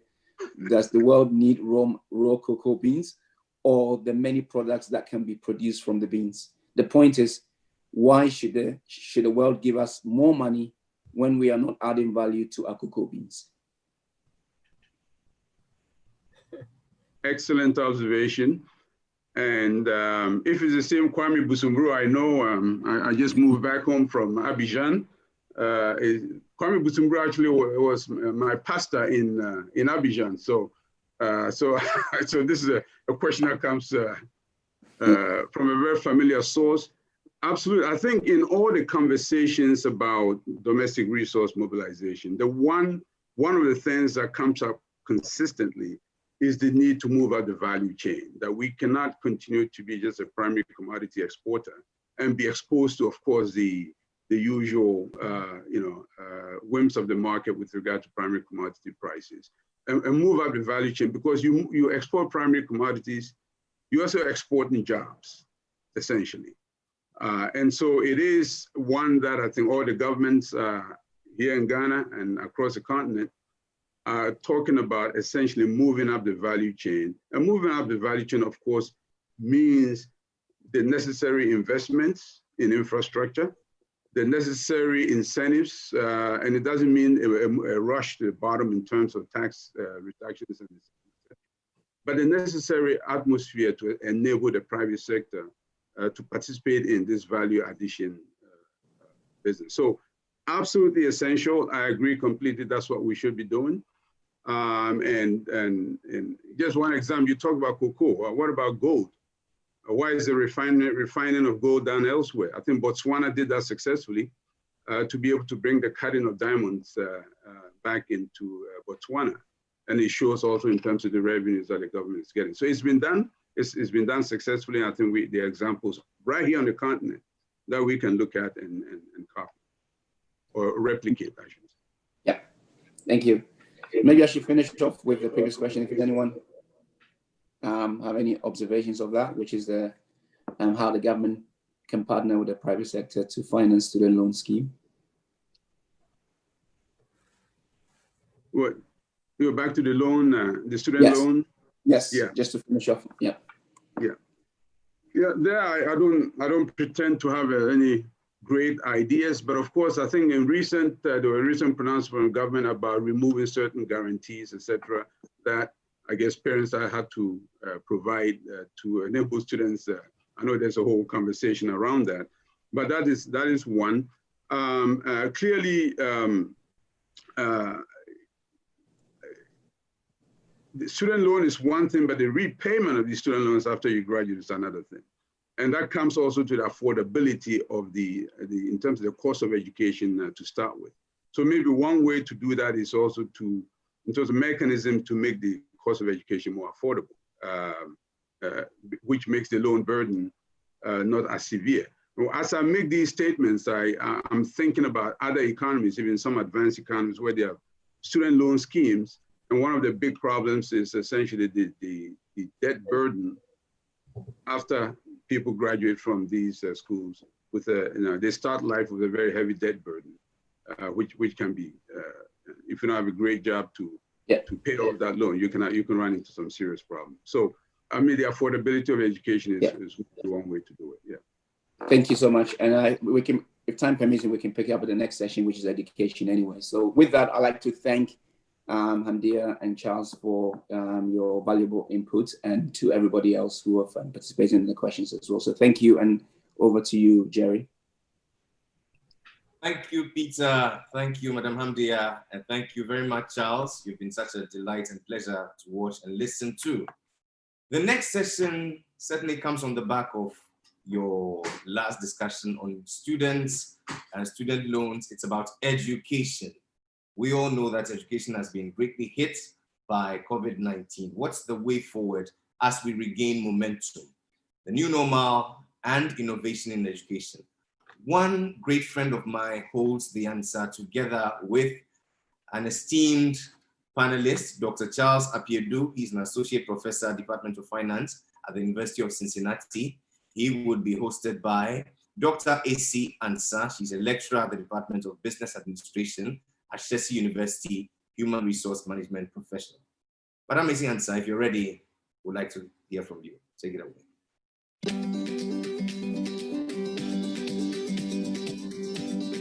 So good evening, everyone, and you're welcome to our webinar today. And today we have the honor of hosting Professor Charles Apiedu, who wears many hats. His background is very varied and very interesting. And with a bachelor's degree, first-class honors, bachelor's degree in civil engineering from the Kwame Nkrumah University of Science and Technology, and then an MSc degree in transportation engineering from the University of British Columbia, and then also a PhD in finance from the University of Washington in Seattle. And so this is somebody who's worked and who's learned across sectors. And in industry, he works in private equity and works as an analyst and a manager of a portfolio at Parametric Portfolio Associates in Seattle. And so he comes as a very decorated scholar with a lot of experience and insights, and somebody who's worked across industries, in education. He brings all that into the classroom. So it'll be really interesting to hear his ideas when it comes to innovation in education. So thanks for joining us. And let me start by welcoming you, Prof. You're very welcome to tonight's program. Thank you, AC. Thanks. Wonderful. And one of the things that's very interesting, given the context that we're in, the global health challenges that we're facing, COVID-19, etc., SDG has actually exposed education as one of the areas where we have the deepest faults or the deepest cracks and challenges, and also one of the areas where we have the most opportunities to leapfrog, opportunities to do some amazing things. What do you think about that? How has our current context influenced education in terms of the opportunities it's thrown up at us and also the challenges that it's highlighted? Any comment on that as we get started? Thank you, AC. Thank you for that introduction. I left some out, otherwise I would come across as somebody who has moved too much because I started at the Ghana Medical School. I left that out. I started at the medical school. I spent only a month there, so that really wasn't, it was just a short time. But yes, in 1979, I was the president of the first year medical students at Legon. And then I left there to KNUST. And as you will say, the rest is history. Now, I think you're right. We have a challenge on our hands, the COVID-19.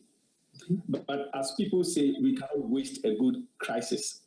So this crisis affords us the opportunity to do what we knew always we had to do, but this is pushing us to do it. And that is really to innovate our education and to really leapfrog a lot of the developed countries, what they have done, to leapfrog and advance in education so that in a few years' time, Ghana will be positioned to be the true firstborn of Africa, to be the country that many of the African countries can learn from, so that many of our young people will have skilled jobs and our economy will grow. So that is really an opportunity that this COVID-19 has afforded us, and I think we need to seize that opportunity. Innovation. Technology will be key as we go on. You will see that the application of technology and actually changing some of the structures will be key to this advancement. Thank you. Great. And so as we have this conversation about SDG number 4, and I think it would be great to reiterate what that says to all of us. And this is really about the importance of ensuring inclusive and equitable quality education and promoting lifelong learning opportunities for all. And so there's the issue of inclusiveness, there's the issue of equity, and then good quality, top quality education and lifelong learning opportunities. Could you share with us your top 2 or 3 innovations in education that you find exciting as we work towards ensuring we meet the SDG number 4? Any innovations that excite you? That's a good question. I wish we had an hour or 2 or more, but we will see what we can do with the time that we have. My top priority will be the use of technology across all levels of our education, beginning from kindergarten and going on to the tertiary education. I think that we don't have a choice. It's not an option. We need to embrace technology. We need to invest in technology the way we invested in roads and school buildings and so on. Right now, we need to invest in technology across the breadth of the land. That is my number 1. That is application of technology across all levels of our education spectrum. That's number 1. Number 2, we need to change the structure of the progression in our education system. So far, it has been the case that when kids start school, most of them aim at university, going to the university to become engineers, doctors, pharmacists, lawyers, some liberal arts holders. This has been the structure. That structure has to change. My innovation in that space is that 100% of the children who start school, and first of all, 100% of our children should start school. They should start kindergarten or first grade. But 100% of them should be productive elements in our society throughout their lives. And that talks about the lifelong learning and inclusiveness that you mentioned. And the way to do that is to ensure that all the children who start kindergarten will finish high school. So I support the idea that from primary school to junior high, there shouldn't be any exam that actually takes students from primary school to junior high. If there are exams, the exams should aim at identifying the weak students among us so that we can develop interventions to help those students to overcome the obstacles. Or the exams should aim at identifying the gifted students, the gifted children. So again, we can actually design programs to even enhance their gifts and make them useful to society. Those should be the aim of any exam, not to promote students or to set them back. So from kindergarten until they finish high school, all students should be able to go through the system. Okay. Now, after high school, now I'm going to introduce what I call the community technical vocational schools. These are 2-year universities that should dot the landscape of Ghana. In other words, every community should have access to a 2-year technical vocational school. Now, what are we going to do in these 2-year vocational technical schools? 2 things, okay? So the emphasis should be 2. Number 1, the vast majority of our children should aim at getting skills, getting certificates in carpentry, electrical work, building and road construction, plumbing work, air conditioning service, all aspects of skilled labor. In the middle level, you may look at it as a German model, where these students get certificate. We could call it diploma. In the United States, they may call it associate degree. So these students get it, and they also study entrepreneurship. So these are students who will form their own companies. They will know how to form companies. They will learn how to make dresses, dressmaking, how to process agricultural goods, and so on. So they can form their own companies. The vast majority of our students should aim at that. These 2-year technical vocational schools will also emphasize liberal arts so that the students who want to aim at going to a 4-year university in Cape Coast, in Kumasi, in Accra, in Winneba, will also get their associate degree and spend the last 2 years of their 4-year degree in these major universities. Now, if we do this well, what will happen is that every student who finishes high school will be productive. The vast majority of them will get their associate degree in technical skills and vocational skills, will then use that to form companies and to be electrical workers, to be plumbers, to be carpenters. And what that means is when you're doing a building construction and you hire a carpenter, that carpenter will actually apply scientific methods. They will measure that this table has to be 2.3 meters and not about 2 meters. So that really, when you go to your finishing, I have built something in Accra. I have a house, and most of us do. You look at the finishing, and it's not very good. Because the people who are building, even though they are good, they are just they say, oh, it's about this, it's about that. Now, it's time to actually pursue excellence, where they measure and they say this is 2.4 meters or 5.3 inches. Okay, whatever it is, and they measure it and it fits perfectly. Tile work will fit perfectly. So the vast majority of the students will get degrees in that. Now, the rest will get their liberal arts and math classes and science classes and then transfer to the major universities. What that will do is it will lessen the burden, the infrastructural burden on the major universities, where right now you have over 50,000 students in Legon or in Kumasi or in Cape Coast, and the universities are overburdened. Okay. So those are my innovations. Now, you ask, now you think through this, you see that in order for this to work, I propose, and really when the current administration came into power, I sent a 2-page suggestion through one of the ministers, one of the people. And I'm glad that the president, maybe he did it independently, but I'm glad nonetheless.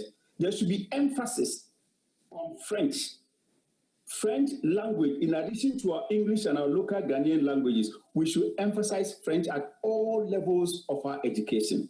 Why am I saying that?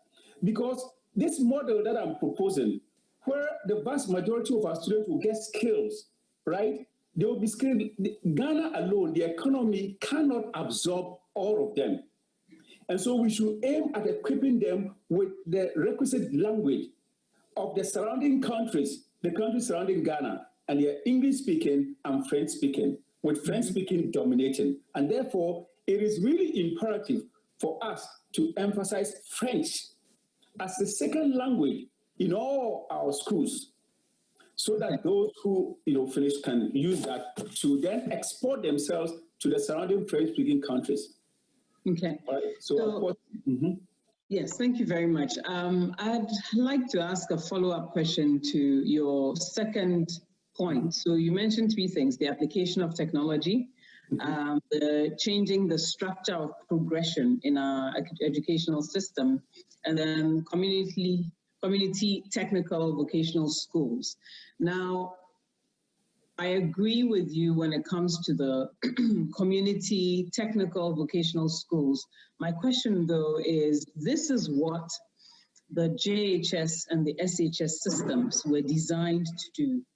And so how do we make sure that we're not trying to reinvent the wheel, rather than go backwards, look at junior high school, senior high school, and figure out how to deepen the experience and the training and the application of everything that you said, so that we don't necessarily need to wait until they're at the tertiary level to create that exposure to the vocation, the skills training, etc. What do we do at the junior levels rather than wait till they get into the tertiary levels? I think that's a very good question. Thank you very much, Issy. That's a very good question. So at the junior level and the senior high school, we can introduce them to all the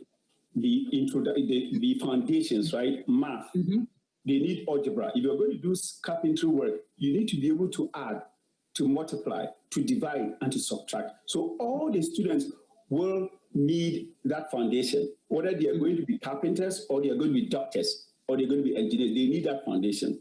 And so at the junior high school level and the senior high school level, the foundation should be laid in all these areas. Of course, there should be some courses that actually emphasize to a deeper extent some of these schools and some of these programs, some of these courses that they will do later on. But you see that if we are to actually sort of produce very highly skilled labor, whether it's in carpentry or whether it's in air conditioning, that kind of education cannot be adequately provided at the JHS level, because if you're going to do electrical work, you need to have some electricity background, and that level is too high for JHS. However, the beginning foundation in math and algebra and so on can be provided at the lower level.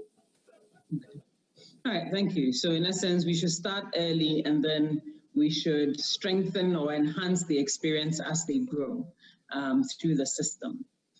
All right, with what we see around us, the different challenges, whether it's, we may talk about technology and the role that it plays in our educational system, but there are certain fundamentals that may not be there. Electricity, for example, having access to a computer, depending on your socioeconomic background and where you find yourself, data, access to data and all that. Where do we start from? Because there's the quality as a challenge. There's also the resources as a challenge. There's the infrastructure as a challenge? Where do we start from to be able to leverage technology, be innovative? And is this a policy issue? Is this a matter of just piloting it in 1 or 2 schools, see how things will go, and then scaling out? Is it a community-based effort? Where do we start from? Again, good questions. Where there is a will, there is always a way. And I agree with you, you don't jump from 0 to 100. You move from 0 to 10, pass through 15, 30, 35, 80, and so on. And so I have seen that the Ghana government has started an online education platform. They call it what, iUniversity or iCampus. Okay. So I think that's a good place to start. Technology affords us opportunity to get the highest quality content developed by probably the best minds in any field or in every field, and put these on that iCampus platform, put it on the internet, put it on the platform so that students from everywhere in the country can access that. So, for example, if it is math, I know I'm a very good person in mathematics. I used to be I wrote math books in Ghana that many people used. So let's take that, for example. It's math, basic math. I write that curriculum with some people, we develop it. Put it on the internet. Well, of course, to be vetted to see whether it meets the quality that we want. Suppose it does, and it's put there. That one content can be made available to students everywhere in Ghana, so that in fact there is a level playing field that is being created, whether you are in my village in Kosibo, Kromi, the Brongaf region, or you are in Cape Coast, where I went to school in St. Augustine's, or you are in Tamale, or you are in Ho or Accra, you have access to that quality education. Now, let's come to the technology. So in every system, we can find what works. Initially, every student doesn't have a laptop. We can actually have in that community college, that one community college, that big school or big classroom, we can have a screen, right, where the content is projected in that screen for 200 students to have access to. We can create in communities, right, a learning center or learning centers where students can go and have access to internet if everybody doesn't have internet in their own homes. So there are many things we can do. The thing is, it has to be the emphasis of the prevailing government. And the government may have to partner with the private sector. And the Ghanaians inside Ghana and outside Ghana, I mean, we are all going to chip in. How many of us in the US here buy laptops for our nieces and nephews and people? So I think the effort of all of us, I remember I sent 6 laptops to sell. I didn't sell it because, uncle, I need a laptop. Uncle, and that's okay, give one to this person, give one to this person. And so the laptops were distributed. I think many people do this. So a partnership between the government and the private sector and all the citizens, the churches, the mosques, and so on, will go some ways to ensure that we move in the right direction. All right, so I'm going to push further on this later on, but I think it would be good to have a conversation around where we start specifically, because when you have so many holes to plug, the question becomes, which one do you start with? Or do you try everything at once? Yes, we have to build partnerships, but if we have partnerships, people still don't have access to data. There are people in communities where they have to pay school fees of, let's say, 80 cedis a term. And that is very expensive. They can't afford it. How do we ask them to, how do they access data to be able to use for school? But let me park that as something we can return to later on. All right, that was fine. One of the things that I think is important to talk about is the ecosystem. Conversations around education will be absolutely ineffective and not very useful if we can't talk about an ecosystem within which education exists. What are some of the key connections for you in this ecosystem What are some of the key connections that we need to make between education and other areas, spheres of life within the context where we live? Sure, that's a good question. We have addressed a few of that because education should not be addressed in a vacuum. One of the things I'll emphasize is ethics. For example, ethics education at all levels in Ghana, right from the kindergarten, of course, designed appropriately for the levels. So ethics is important. And the ecosystem of education when it comes to ethics should be commensurate with what is happening in society.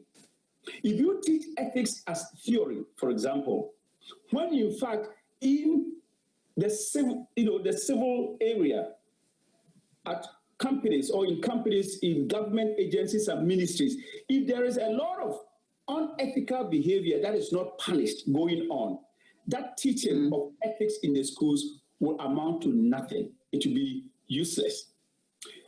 So the teaching of ethics, for example, is very important, but we learn more by observation than by fiat. So you can't just teach the kids, do ethics, do this, when in fact they observe in society and they see that people are very unethical and they are not being punished. So it is important that what we do in the classroom is observed also in the industry and in government and so on. And so there is a need for the government, for parents, for teachers, for civil societies, for churches and mosques to all work together to ensure that what we do will succeed.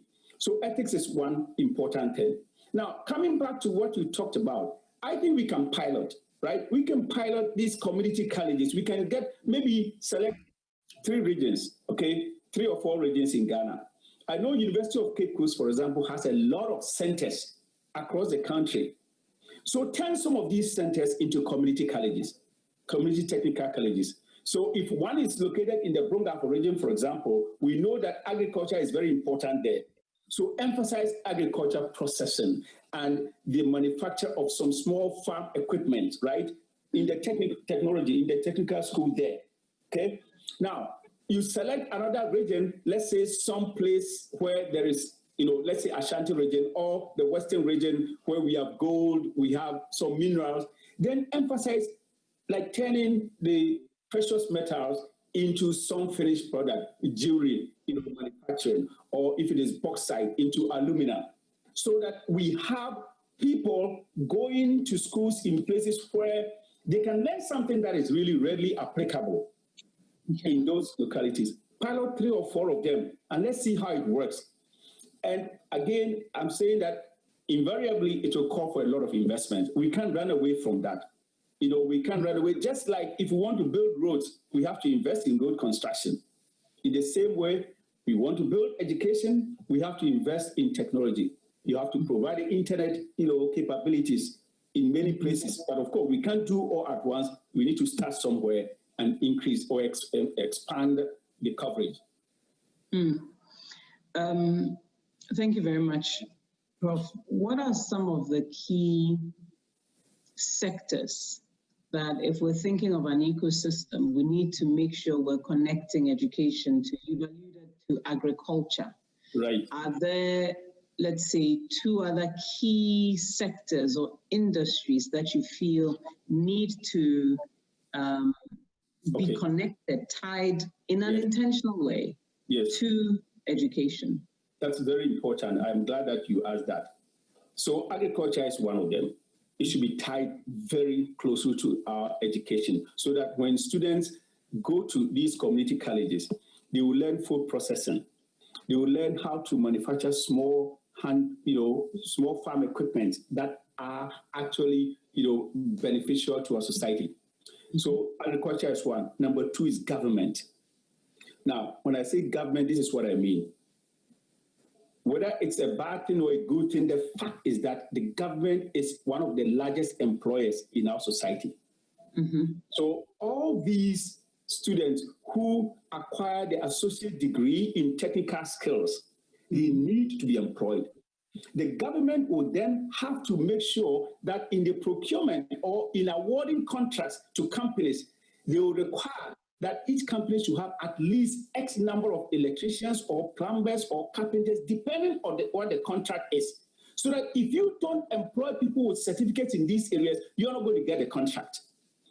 This will ensure that when students finish the technical schools with the appropriate skills, that there will be a conduit for them to get jobs in these companies, because the companies will have to employ them. This is how our skill gets used in the society. So there should be a good link between the jobs that the government gives out to companies and the hiring of these people who come out of these community colleges with that skill or with those skills. Okay. So you've mentioned agriculture and employment when it comes to public projects. Yes, please. Right. How do we, if we take our focus back to the SDG we're talking about equity, equitable, good quality education. Right. How do we make this affordable? Whether we tout it as free or otherwise, somebody's got to pay for it. Yes. Because the resources and the investment, you mentioned investment, is necessary. So how do we pay for education that is of good quality, accessible, inclusive across Ghana? That's okay. So again, we have to look at where we are right now and make some hard choices. Okay. Currently, okay, not now, but from the time of independence until now, our emphasis has been on boarding school system. I went to St. Augustine's, a top school. So if the boarding school system were not available, probably I wouldn't have been able to go there. Or many people from other parts, different parts of the country would not have been able to come to Cape Coast to go to Augustine's or Fanspen or Adisadel or Wesley Girls or something like that, Holy Child and so on, or Prempe or Okuwari and, Presec and Achimota. But now, while the boarding school system has its advantages, it brings people together, people from different ethnic groups, different tribes. We come together, we form friendships and so on. And that actually creates a lot of cohesion in the society, big benefit. However, it comes with a huge cost. And at some point, we have to analyze and determine if the costs really justify the benefits or vice versa. The benefits that we have, are they huge enough to really justify the cost that we incur? And could these benefits be obtained differently, in a less costly way? I would say it is possible that we will come out of this analysis with the conclusion that the boarding school system is just too costly for the nation, and that the amount of money we spend in the boarding school system could be used, most of it could be used to really create this inclusive access, where we emphasize schools, the community colleges in the localities all across the country, where people walk, they stay home and go to school and come back home because the schools are very close to their localities. If you really look at the cost of the boarding school, the brick and mortar buildings that we build, the dormitories that we house these students in, and all these things, if you factor in the cost, I think that cost can go a long way to provide high quality education to many people in their own localities, their own communities, without having to travel to Cape Coast or Accra or Kumasi to stay in a boarding school. The boarding school system, I think, is a very huge drain on the system, and I know it comes with benefits, but we have to analyze and see whether the benefits really justify the huge cost. Okay, so what I'm hearing is save costs from boarding schools, and of course it would be important to look at what does it cost to actually run a boarding school, because many of them are actually underfunded. Yes. As in they lack what they need, and what they have is not enough. And so is there really a savings to be made there? And then of course you're talking about community colleges, we're looking at boarding school, we're looking at 2 phases. And so eliminating boarding schools in favor of, let's say, day schools may solve a problem for a segment, but then beyond there, perhaps we'll need to look at the numbers and also look at what needs to happen at the tertiary level to be able to accommodate some of the changes that you're suggesting. Let me ask just two more questions and then we'll be done. You've talked about changes that potentially, if they're successful, will have far-reaching transformational, impact. How do we build policy? Where do we start in terms of policy? I'm going back to this because we have a landscape, educational landscape, where you have Montessori schools, you have the public schools, you have different, schools dotting the landscape. Right. How do we engage policy such that whatever we're rolling out, whatever the changes are, the uptake or the adoption is actually far-reaching so we can begin to see the benefits, the impact?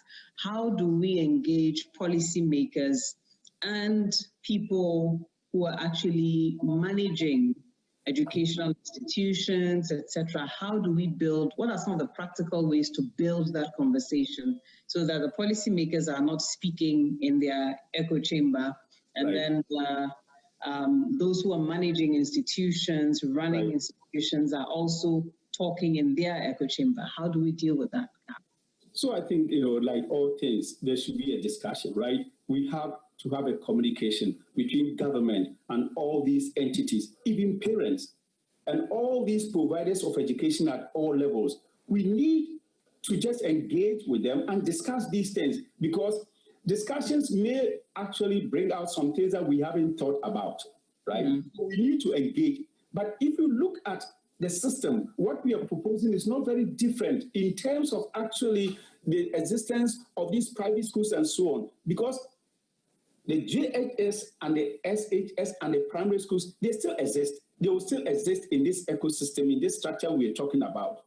It's the community colleges, the emphasis on that. But still, if they know that their students are going to, a lot of them are going to aim at the community colleges, I think they will redesign their curriculum. And people will see the benefit very soon if we do it right.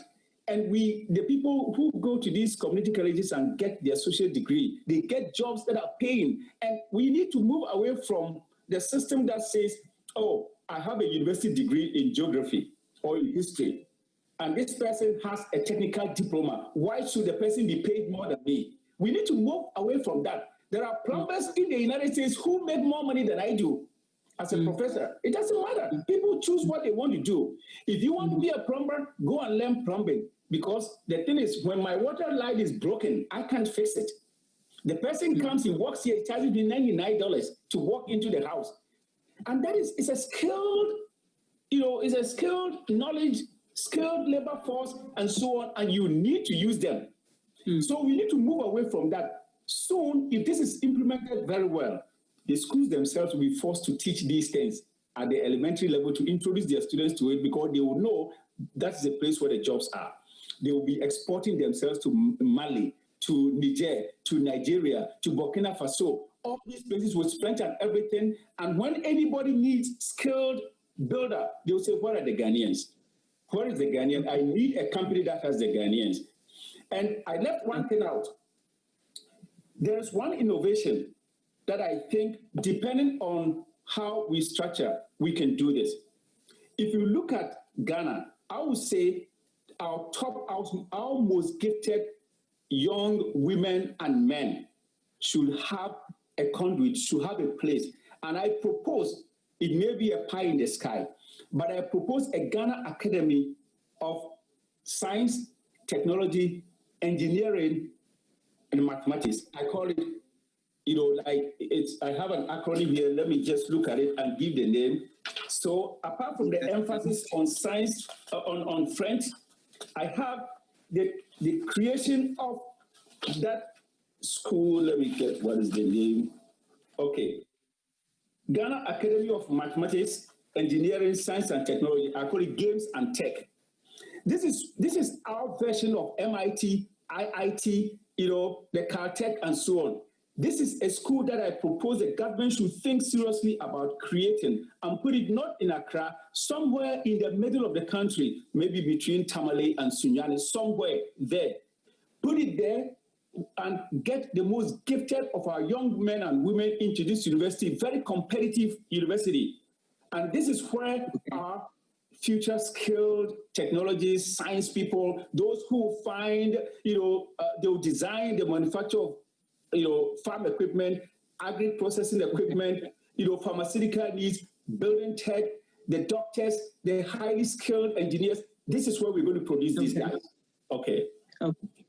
So I will take that and say your concept will be incomplete without the arts, because the arts and the humanities also fuel the thinking that goes into the sciences. So let's not leave that one out. Exactly. And my final question, when we talk about education, we're talking about young people for the most part. Yes. We haven't invested much in adult literacy programs, which is sad. But then to end with a focus on the young people that we're talking about, my question is, how do we engage young people in being co-creators and stewards of innovation? Because a lot of these conversations will happen amongst older people, policymakers, politicians, educators. How do we practically involve the voices of young people in education, so that they're not just consuming or they're not just recipients, but they're actually bringing their ideas into how we should structure and how we should engage? How do we engage young people? Well, that's a good question. Focus groups may be part of it. Let's get some of these young people, select them, do a focus group and say, what do you want? How do you think the government or the nation, the society should work with you? Because part of what we should do in the community colleges, and I have it in my write up here, is that we should teach our kids to be problem solvers, not chew, pour, and pass. They should think, and they should try to solve problems.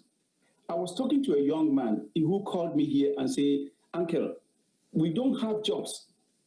And I said, okay, so let's think about it. Where are you located? He says, I'm located somewhere in the Bronx region. Fine. What do you produce there? There is a lot of food produced there, pepper. Sometimes in the lean season, there is no pepper in Accra. There is shortage of pepper in Accra and Kumasi. How about you use your education and buy pepper during the pepper season, dry the pepper, grind the pepper into ground pepper, bottle them and put labels on them. During the season when there is no pepper, get these to Accra and Kumasi and make a lot of money. And in the past, Ghanaians would say, oh, but uncle, I have a university degree. Why should I actually engage myself in pepper, drying, and production? And that is one of our problems. We need to teach the kids to be entrepreneurs, people who really create businesses and not really be, just say I'm shy because I have a university degree, I shouldn't do this. That is alien to any advanced economy. The advanced countries don't do that. And we need to engage our young kids to solve the problems in the society and be rewarded financially for doing so. And I think if we emphasize that at all levels of our education, they will begin to get it. Okay. All right, Professor Charles Apiedu, this has been interesting, and I think the biggest takeaway from this conversation is the fact that there's so much to talk about. Yes. There's so much to do as a people, and a few highlights would be from what you said. One, we need to apply technology. We need to be intentional and apply technology across the educational system. You've also mentioned some structural changes with regard to how we progress. We're too focused on exams as the filter. And so to revisit this, you've also suggested that we look at community colleges and places where people can get vocational training that will equip them to actually create their own jobs. And so to also teach entrepreneurship, you've mentioned French. And in essence, what we're we're talking about is daring to question the status quo, and the magnitude of the challenges that we have also are magnified in terms of the opportunities that we have to do something about them.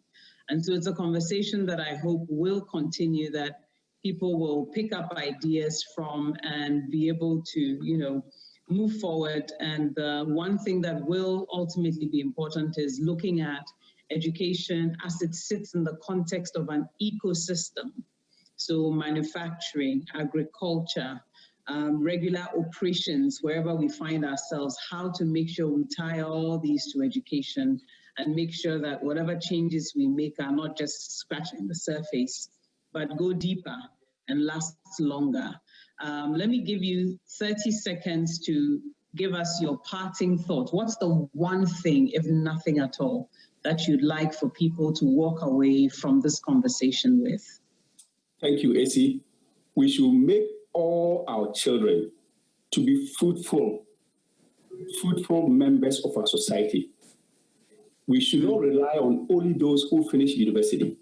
Right from kindergarten, everybody who enters should be productive, a productive member of the society, whether they finish, high school or university or community colleges. And the way to do that is to really ensure that everybody is equipped to be productive and to really think, to be problem solvers.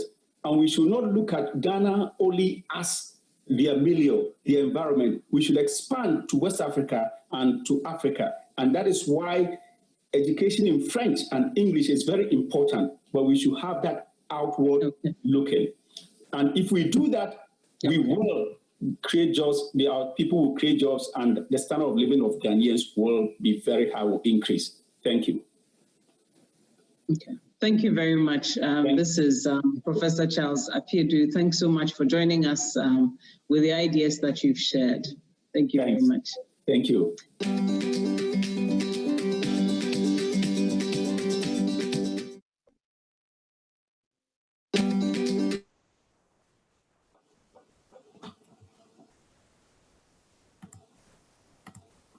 Good evening to all those who have joined us and are listening.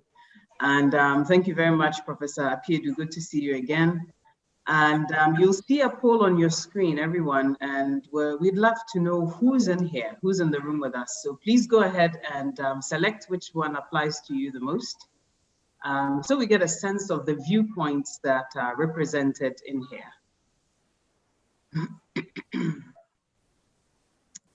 And while we do that, if you have any question, you can put that in the chat box as well. Thank you.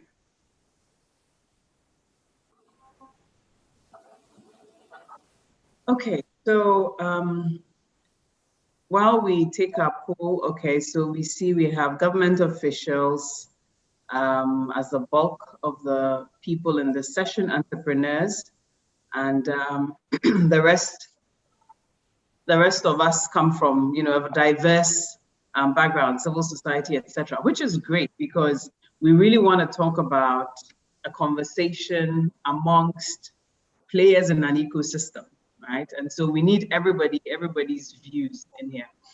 So, Prof, there are a few questions that have come up. I'm going to read a couple of them, some on this platform and a few ahead of the session. And I'd appreciate if we keep our responses very short and so we can cover as much ground. So there's a question that says, seemingly most innovations in education have focused on urban areas. Prior to the pandemic, conversations on computerization in education were mostly in the cities. The pandemic is increasing the inequality in education between the urban and rural and private and public schools. How do we bridge the digital divide? So 2 key questions. When it comes to access, what do we do? And when it comes to making sure that the digital resources are available, what do we do? So how do we bridge the digital divide? Yeah. All right, thank you. I think we sort of alluded to these during the presentation, because as the questioner said, a lot of these things are really focused in the big cities. But what we are saying here right now is that Ghana should look outward into the rural areas, into the country, if you will. And I think the concept of community colleges will help in that regard. And again, we know that there is a lot of large disparity between the wealth levels of those in the cities and those in the rural areas, and that many of these people will not be able to afford a computer, a laptop. And sometimes that is why governments are there for. We also should really make use of our private citizens. I look at Ghana and I see that we are not making use of the wealthy people in our communities the way the West makes use of them. Philanthropy is not as prevalent in Ghana as it should be or it can be. There are many people who are wealthy in many places. If we really promote this idea of the wealthy helping the poor, there could be one person who could buy 1,000 laptops and distribute them to the students in this region. And I think this should be some of the focus of the members of parliament in the areas, the MCs or the DCs. They should get to know people in their communities and sell these ideas to them that the children in our places need help. And if it means naming a street after that person or naming a school building after that person, do it. This is what the US does. And so there are many ways. The government may not be able to do everything by itself. The government should definitely make it a priority. But private citizens can help too. And we need to go to them. We need to be ingenious in the way we approach them and make them partners of education. And so I think all these things, when we bring them together, we'll be able to provide the necessary equipment to the rural folks and the people who cannot afford them. In terms of the content, we also talked about the fact that if we have the iCampus and we develop a content that is very good, we should be able to disseminate the content to everybody. You know, if this really, the technology era affords us that opportunity, right? Where one content, right now I'm teaching here. Today, my students have exam here. That content can be made available. Some of my students are in Indonesia right now. They are in Indonesia and they're accessing the same thing. Why can't Ghanaians access the same content wherever they are in Ghana? Okay. You can make use of a lot of these. All right. Thank you very much, Prof. The other question that we have is linked to this. And this one says, are there innovations that provide services such as the internet and computers to deprived areas? And if they exist, how do countries have access to such innovations? And I'd give you just a second to talk about that. And then I'll mention a few local examples that we can learn from in terms of providing access. And later on, maybe beyond this conversation, we should talk about philanthropy, because wealthy people in our societies are also overburdened because of our extended family system and the pressures we pile on them. So we have to be careful how we engage them. But please go ahead and comment on innovations, very specific innovations that you may know of that will still bring internet access, digital resources to rural communities, for example. Okay, so thank you. The person mentioned laptops and computers. Now, one thing that I think we are not making use of adequately is the Ghanaians living outside their environment, outside where they come from in Ghana. They may be in Kumasi or Accra or in Europe, Canada, the US, and so on. I know many are helping, but I believe that if we structure things better or well, we can do a lot more than we are doing. Always there should be transfer, there should be thinking of an efficient transfer system.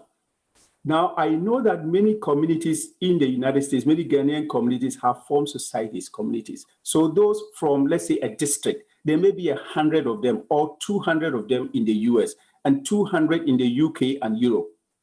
If we have a well-structured system, we can supply laptops, say 1,000 laptops per year to these people. It may not be enough, but it may be a good start.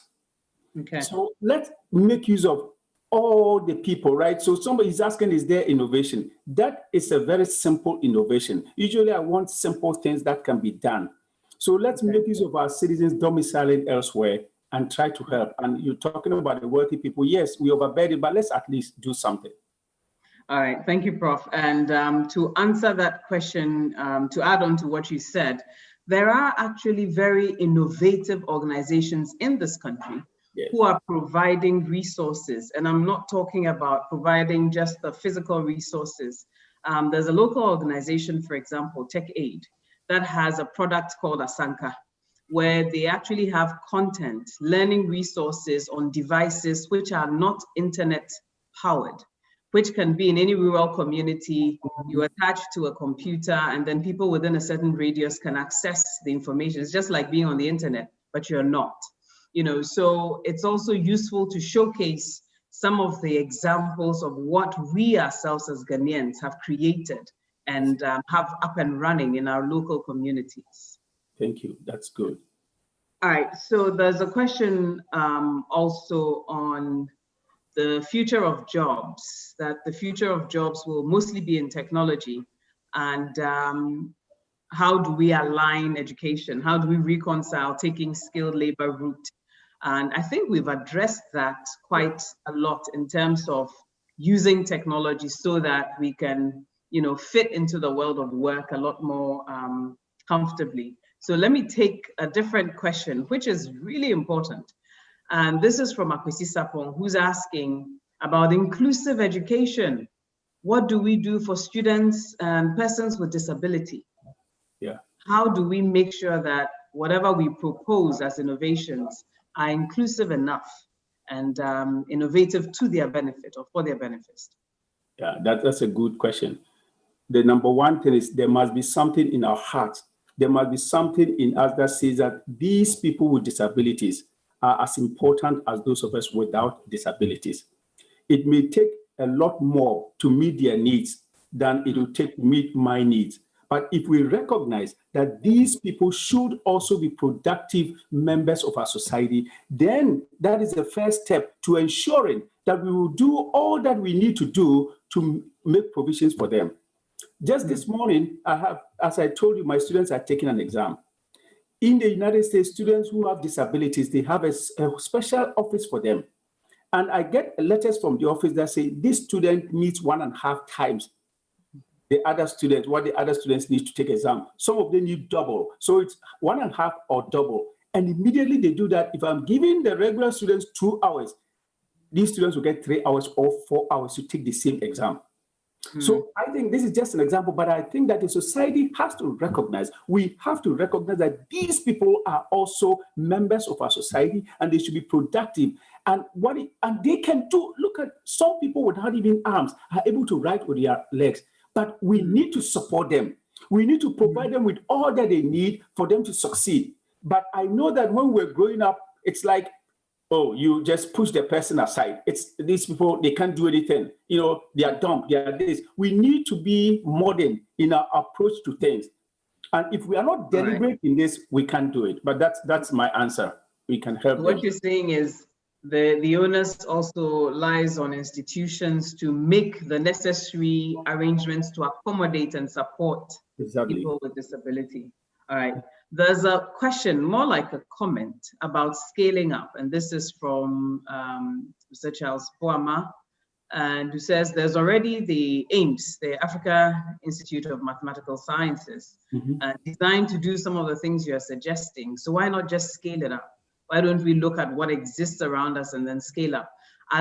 Could you share maybe 2 specific examples of institutions doing things that we can scale as opposed to starting afresh?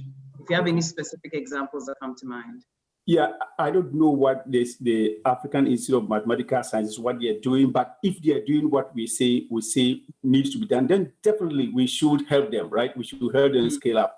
And I have in mind the Indian Institute of Technology. If you look at the technological development of India in the last 50 years or so, you will see that a lot of them are coming from the IITs of India.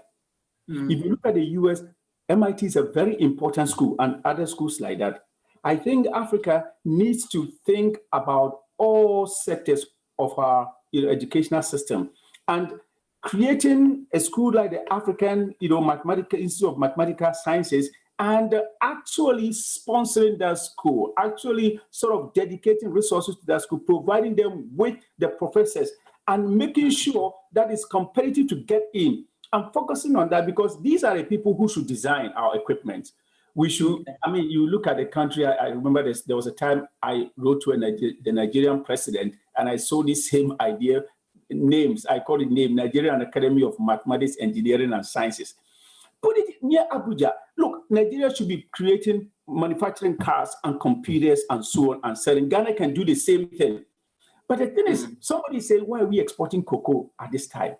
I mean, look, if we create this educational system that we're talking about, we should have entrepreneurs, young entrepreneurs, women and men in our society, turning cocoa into chocolate and into other products. We shouldn't, at this time, we shouldn't be exporting cocoa beans.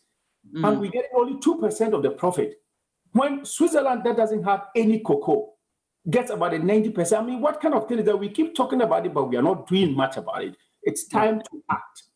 Okay. Thank you.